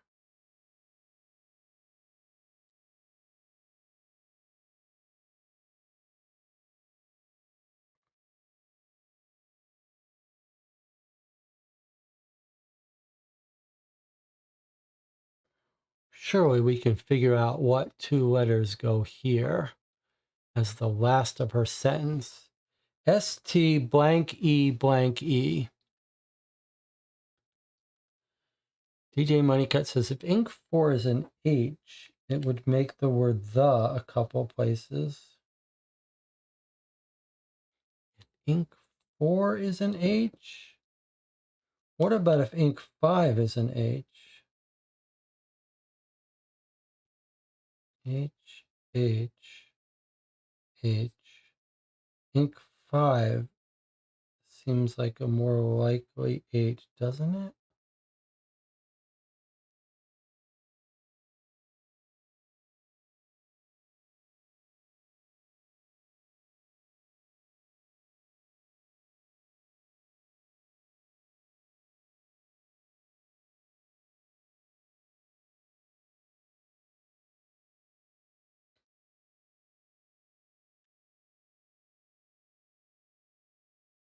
And then if ink 5 is an H, then K3 should be an R to make this last word there.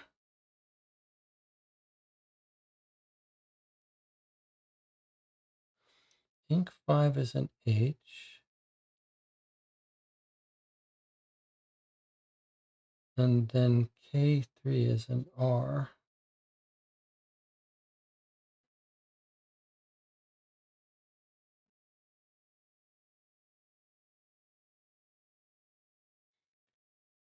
Five is an H. K3 is an R. R.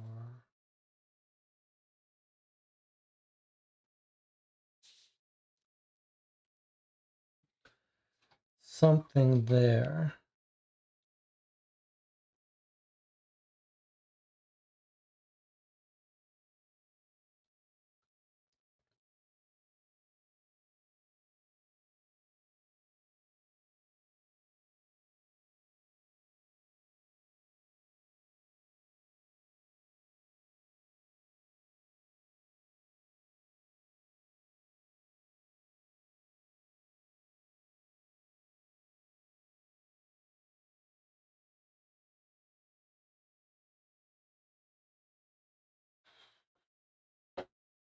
K4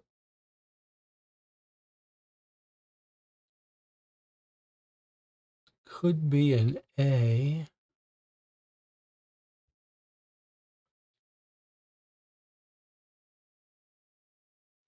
ATS, that would be a ATS or ITS would be very common here. TH, I or A or A. I think K4 is going to be an I or an A. Or an A.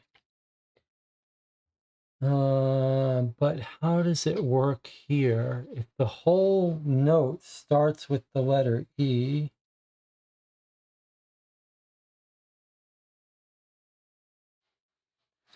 how do we get an I and an I, or an A and an A? IES would be more common, right?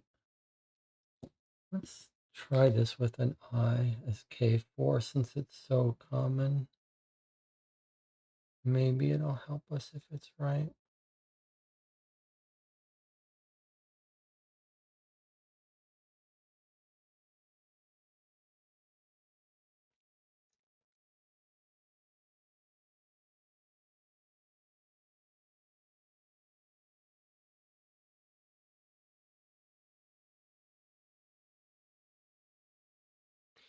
So if this is right, THI, I wonder if this is going to be an N and a K.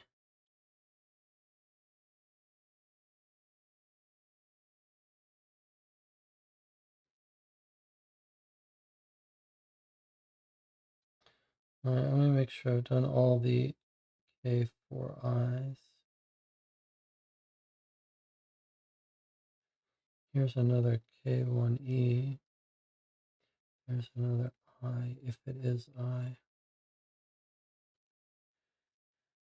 K4 we said was I, if that's right. But then what is up here? What is the first sentence? The whiz. Almost. What? Feels like we should be able to get that first word.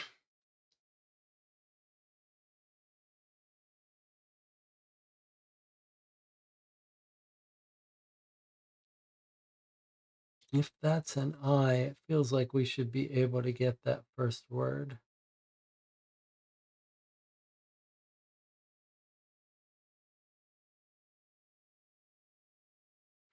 Well, let me try my think strategy. It would either be this, but we can't have an S. So I think this has got to be an N if the I is right. So let me try this.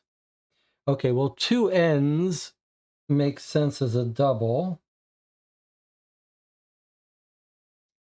N, N.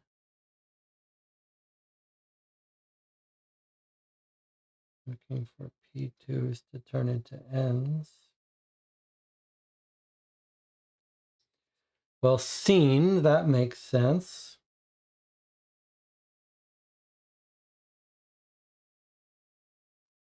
Not, that makes sense. A word ending in N makes sense. E and T, that doesn't make as much sense, but it's possible.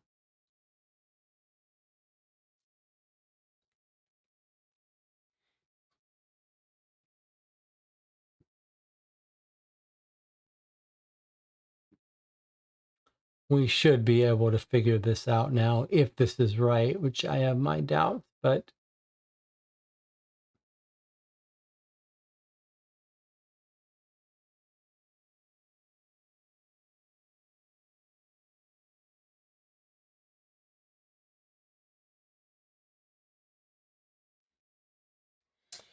if this is seen, then that's probably a word break.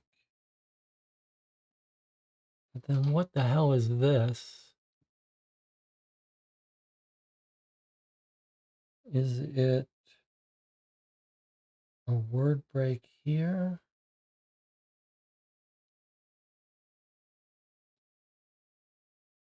In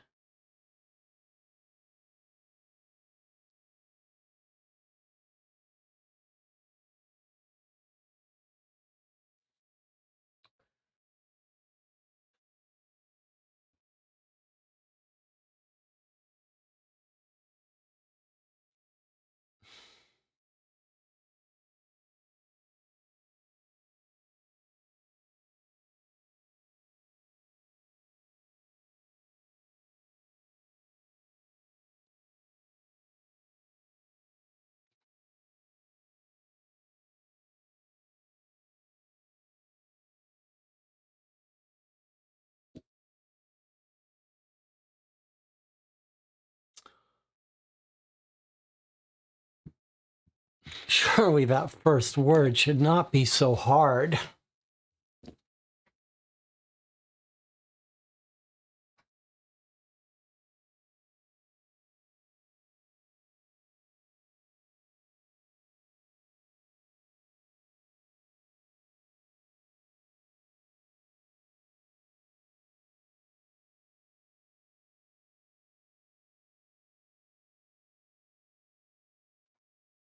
Oh, how do you end a word THE?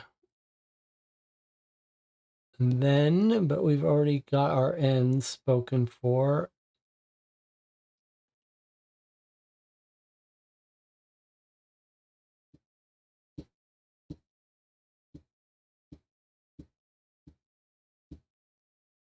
Maybe something's wrong.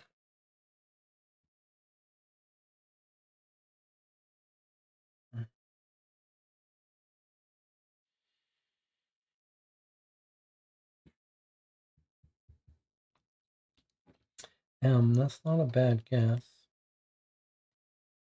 If our ink for is M, what is that bias?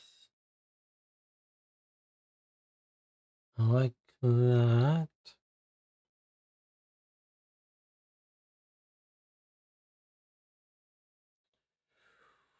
Is that really it for our ink force?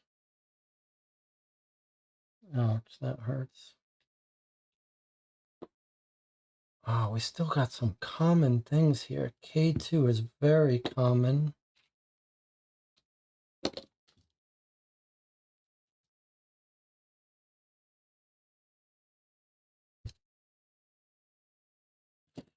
Oh, here's a K for I that I didn't tag before, if we believe that.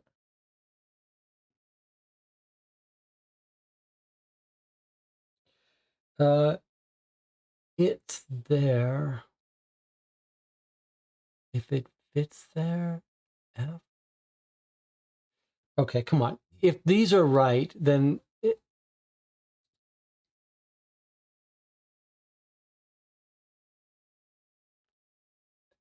this can't be.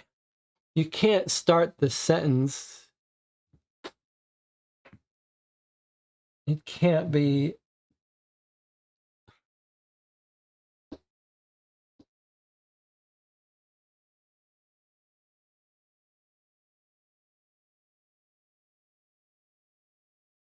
I don't think this can be right.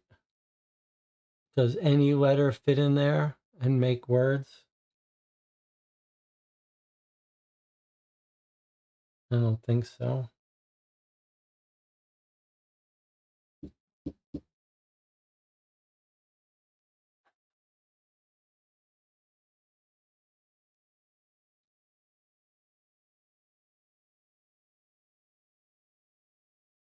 There's no way to make these words, right?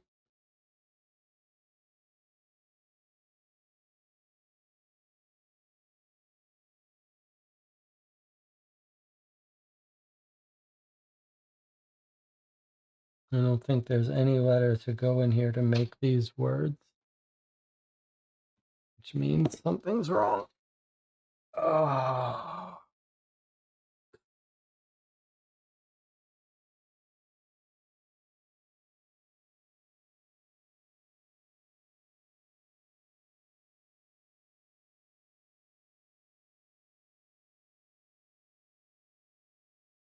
What about our double letter K5 tags here? What's left? We haven't used L as our double letter.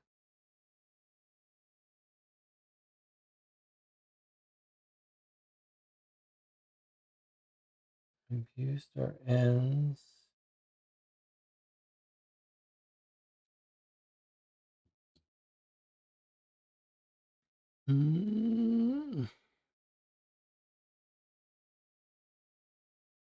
Okay, we got to stop.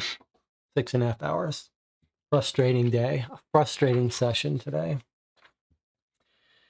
This should not be so hard for us to figure out. All right, well, we're going to end it here. We'll talk on Discord or on Board Game Geek Guild to figure out when our next session will be. It'll either be tonight or tomorrow night. They can't all be winners. I'll see you guys next time.